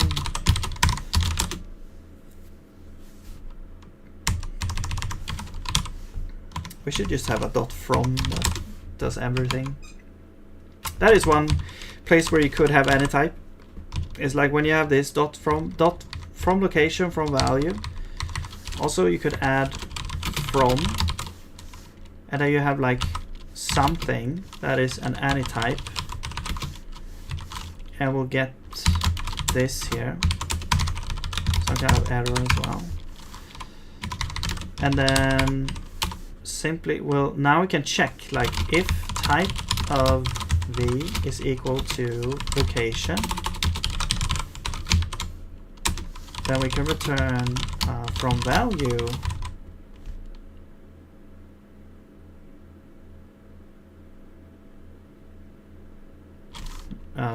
v, no, from location. Okay. Otherwise, we could it could be a value that we'll do from value. And if we get here, we can say compiler error and say that type name or invalid or unsupported result type name of type of v. So now we have that function, and we can say dot from instead.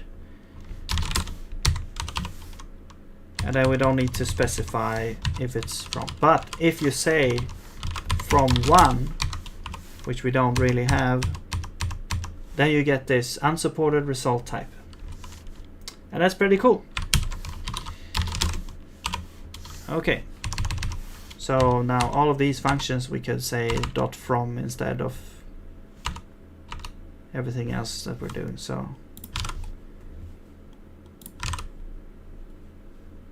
anything that can be converted will be converted correctly.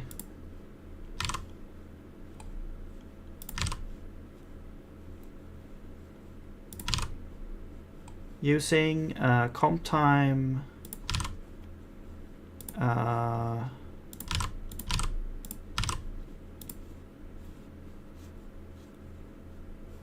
magic, basically. Oh, except for this here. Yeah, because the value is like, okay, well, what is void? It won't actually understand this. Yeah. So whenever you have this, whenever you have like an unknown type that you're trying, like an anonymous thing, you have to kind of say, yeah. But then you're a value, so that's fine. So it doesn't work for everything, but it does work for a lot of cases. So these ones we have to say .value or from value, because, or you could also say value. You could also do this, but I think it's nicer that we do this, so you don't have to actually know, or you don't have to specify the type using that.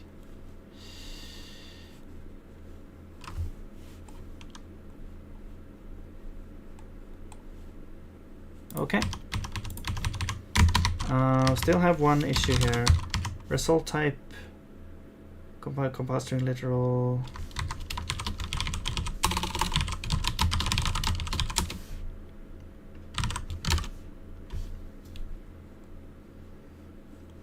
Oh, so this would be also from value.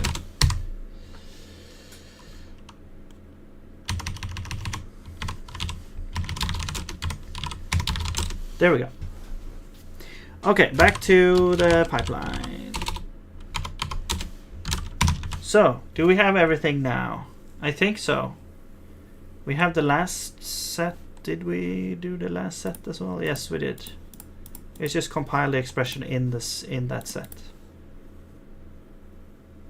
and then use the wait for the result. Okay, cool. So great. Now let's see if this maybe works. Should we I'm gonna do this first. Oh no.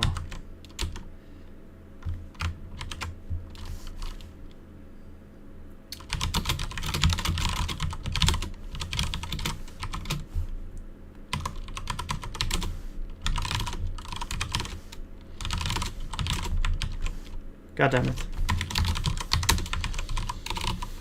Okay, what is happening? Yeah, this is a very simple example as well. I'm gonna do debug here. Here we can see all these, well, it's not all the instructions actually. You can see more of them.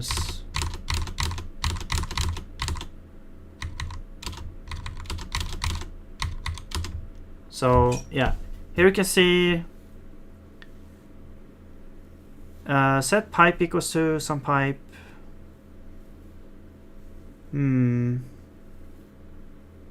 Actually, okay, the pipes should be connected as well to where they should be. Hang on.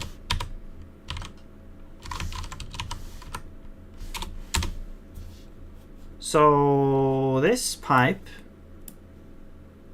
is connected here to, well, it's connected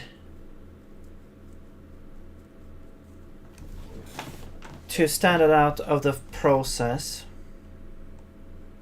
Like when we execute it, it's gonna connect to standard out.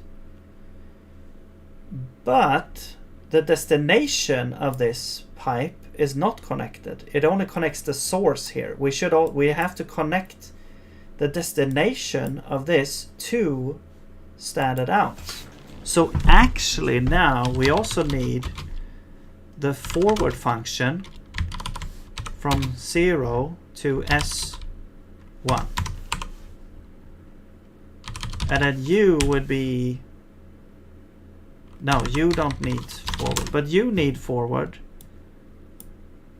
No, wait, you don't actually, no, wait, no, you're gonna be, the source is gonna be connected here. Destination is connected here.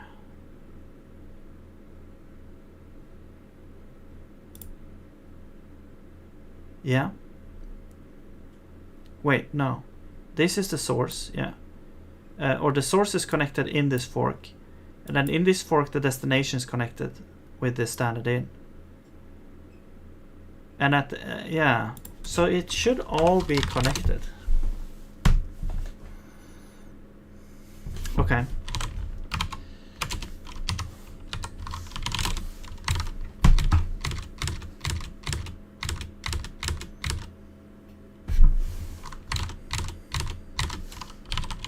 Whoops.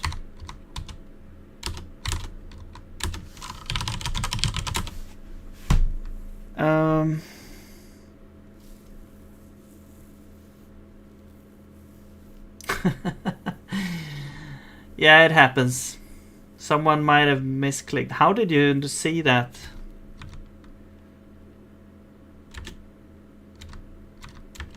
I mean, they might have misclicked when they clicked like. Okay, so here's the fourth thread, which looks okay.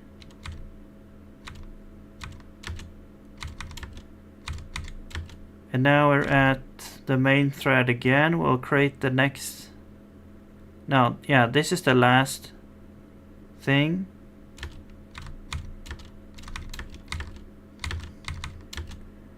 And now we're forking into creating the executable.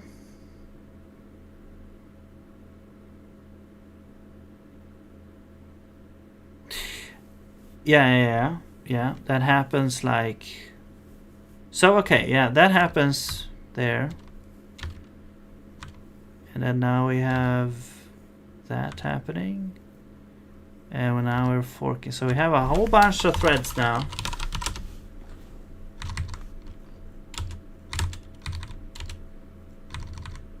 We're at thread 4, which now should wait to, yeah, it should stream there. You're preparing to launch that. You are the last thread creating a ref. And now we're waiting for the last thread there.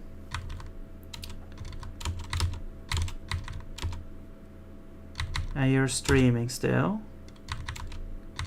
And you're executing. Great. And you're forking there. And now you're doing that.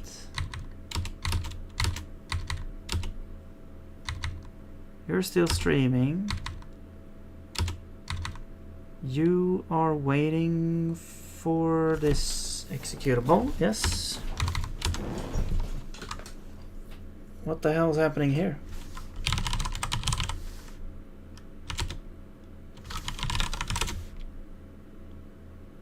Six two. Oh, this thread just ends here.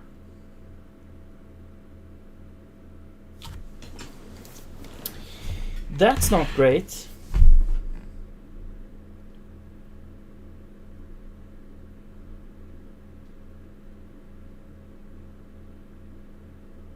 Yeah, this thread, it should actually wait for this thread, or this thing here. It should wait for this, yeah. Okay, so it just ends, which means the main process now just ends because of that. And now we're on thread 4, which is still streaming there. You're waiting for the process. Now you're executing. And we're waiting for that. You end. Okay. 4 ends as well. And now we're waiting for this thing, which apparently does not. Oh, so I think what happened is, like, when the main process ended, it might have turned off the other threads as well. Yeah, this is only thread left. Okay.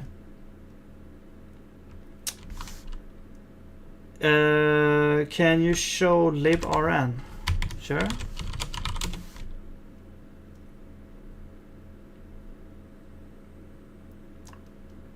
Yeah, so I know there's a like a typo, or yeah, the language changed from when this was written. So you have to add, if you want to run this, you have to add this type here, and then it should work if you're trying to run this file. Yeah.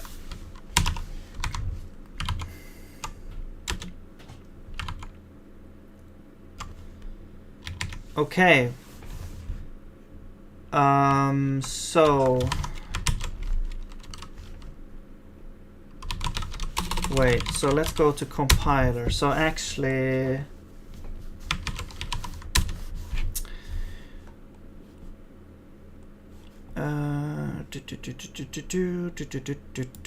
so here we actually do need to wait, because these are kind of, they are, because this is kind of like a weight, and this is kind of like a weight as well. But we should add the weights as well. We should really do that, I think. So let's go to compile pipeline. And when we do the sets with stream, we should get the result. And then we check if the result is waitable.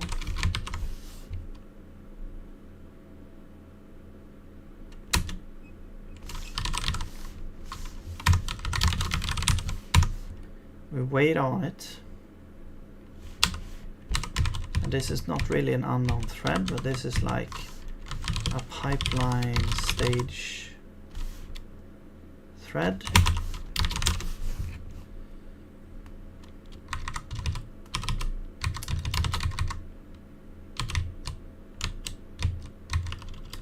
And source.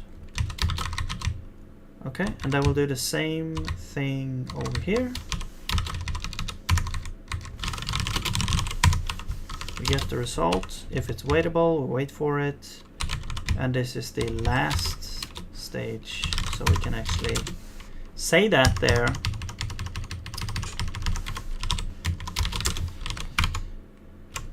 All right, let's see this again.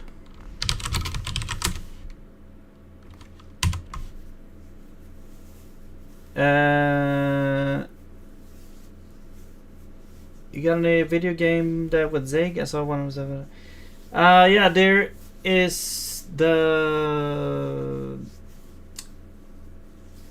I mean, it's kind of weird. Like I don't have a series that actually starts from scratch, because I made like a tiny like game engine that I use to develop in. But you could, if you want to look at more from scratch, I have the series where Kottefolket you can look at. Let me see if I can find a playlist for you there.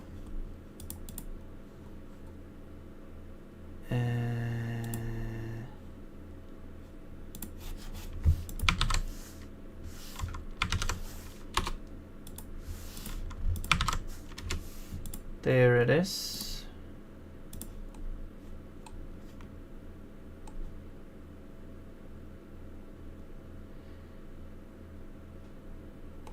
Yeah, piano.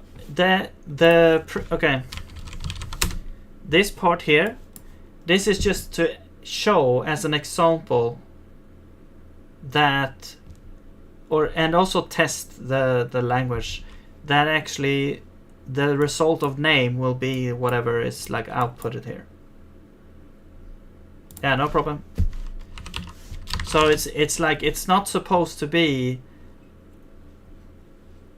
the way to do things. It's more like just testing things out to see what works and what doesn't work. Like this should really be this. I mean, if you're gonna do it seriously, this would be the way to do it, not this.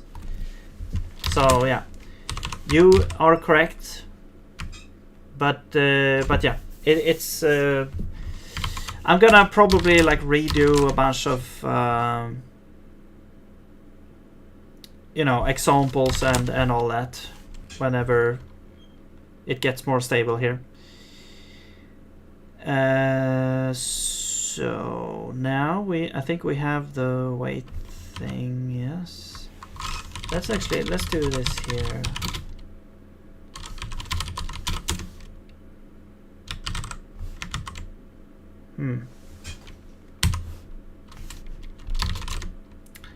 Okay. I guess we'll try this again.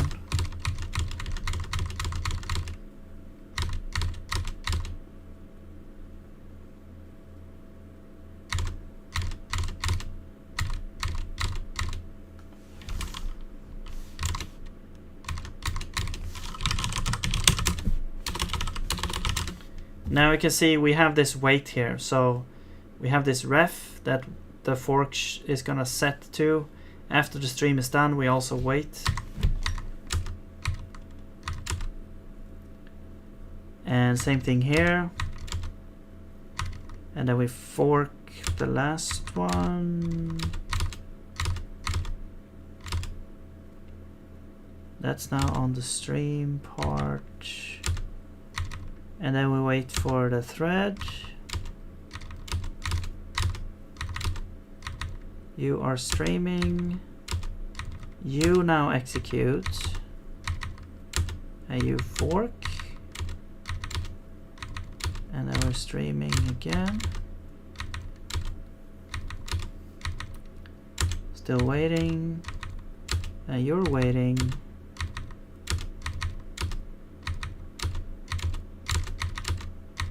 Still streaming. Still waiting. Where did thread 6 go?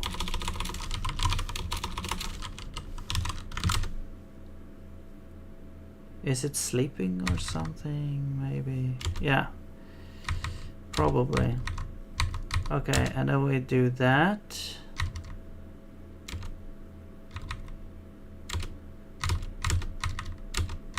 Oops.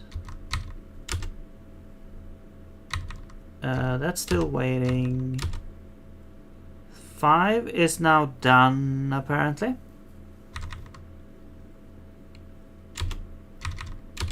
And 7 is waiting.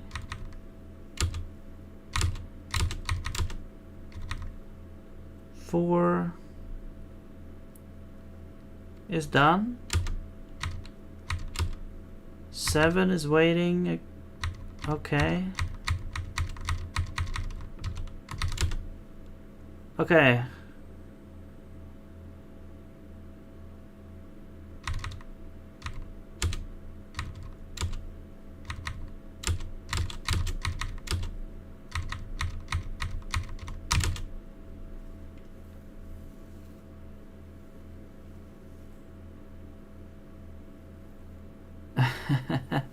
No, you do that.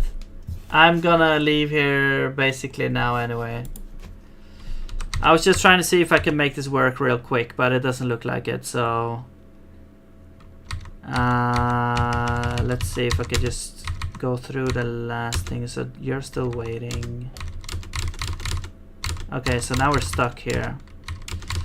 Interesting. So we can see that, okay, well, thread 6 is basically sleeping, I guess, and is waiting for 7. 0 is waiting for 6. Which I should have it outputted here. But for some reason 7, this doesn't complete here. This executable does not close for some reason. Where did the stream go? Maybe... Are we not streaming like the last one?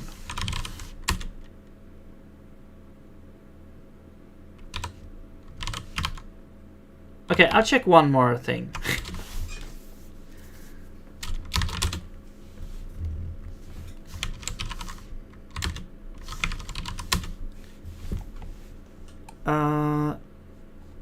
So we have 0 and 1. 0 is streamed there, 1 should be streamed there. So they should be streamed, but the last... What if we're not... What if we're missing this one? Then we never stream this. Ah, we got a problem there. Okay. Okay, so maybe we should actually create... Do we have to create a fork for each pipe instead? But okay. We could do that. We could just create a fork for each pipe. Yeah.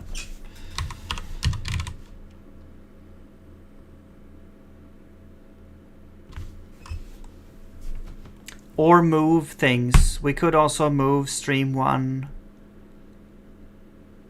here.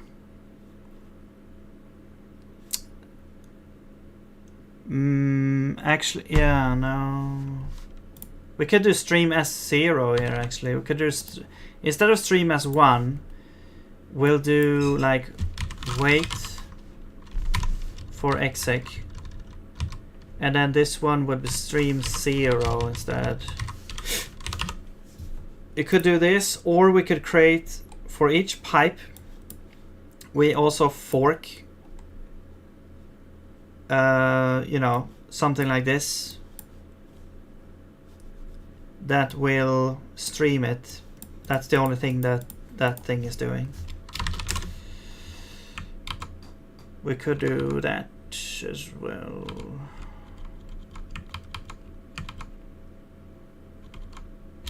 But we also need multiple sources for standard error, so standard error won't actually work properly until we have multiple sources actually. So yeah, so actually, okay, let's do this.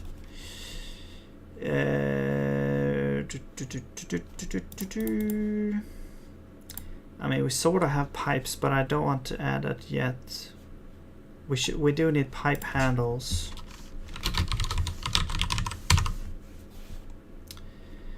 And then instructions. Actually, we have like wait, fork,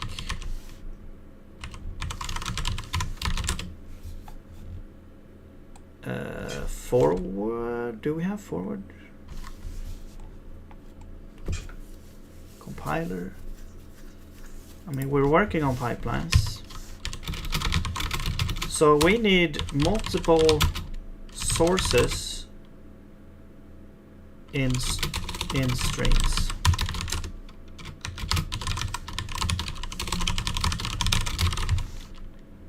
Standard error usually connects many sources. All right, but that's gonna be it for this time. So yeah, have a nice day. Thank you very much. Look up your thing, and I'll see you later. Bye bye.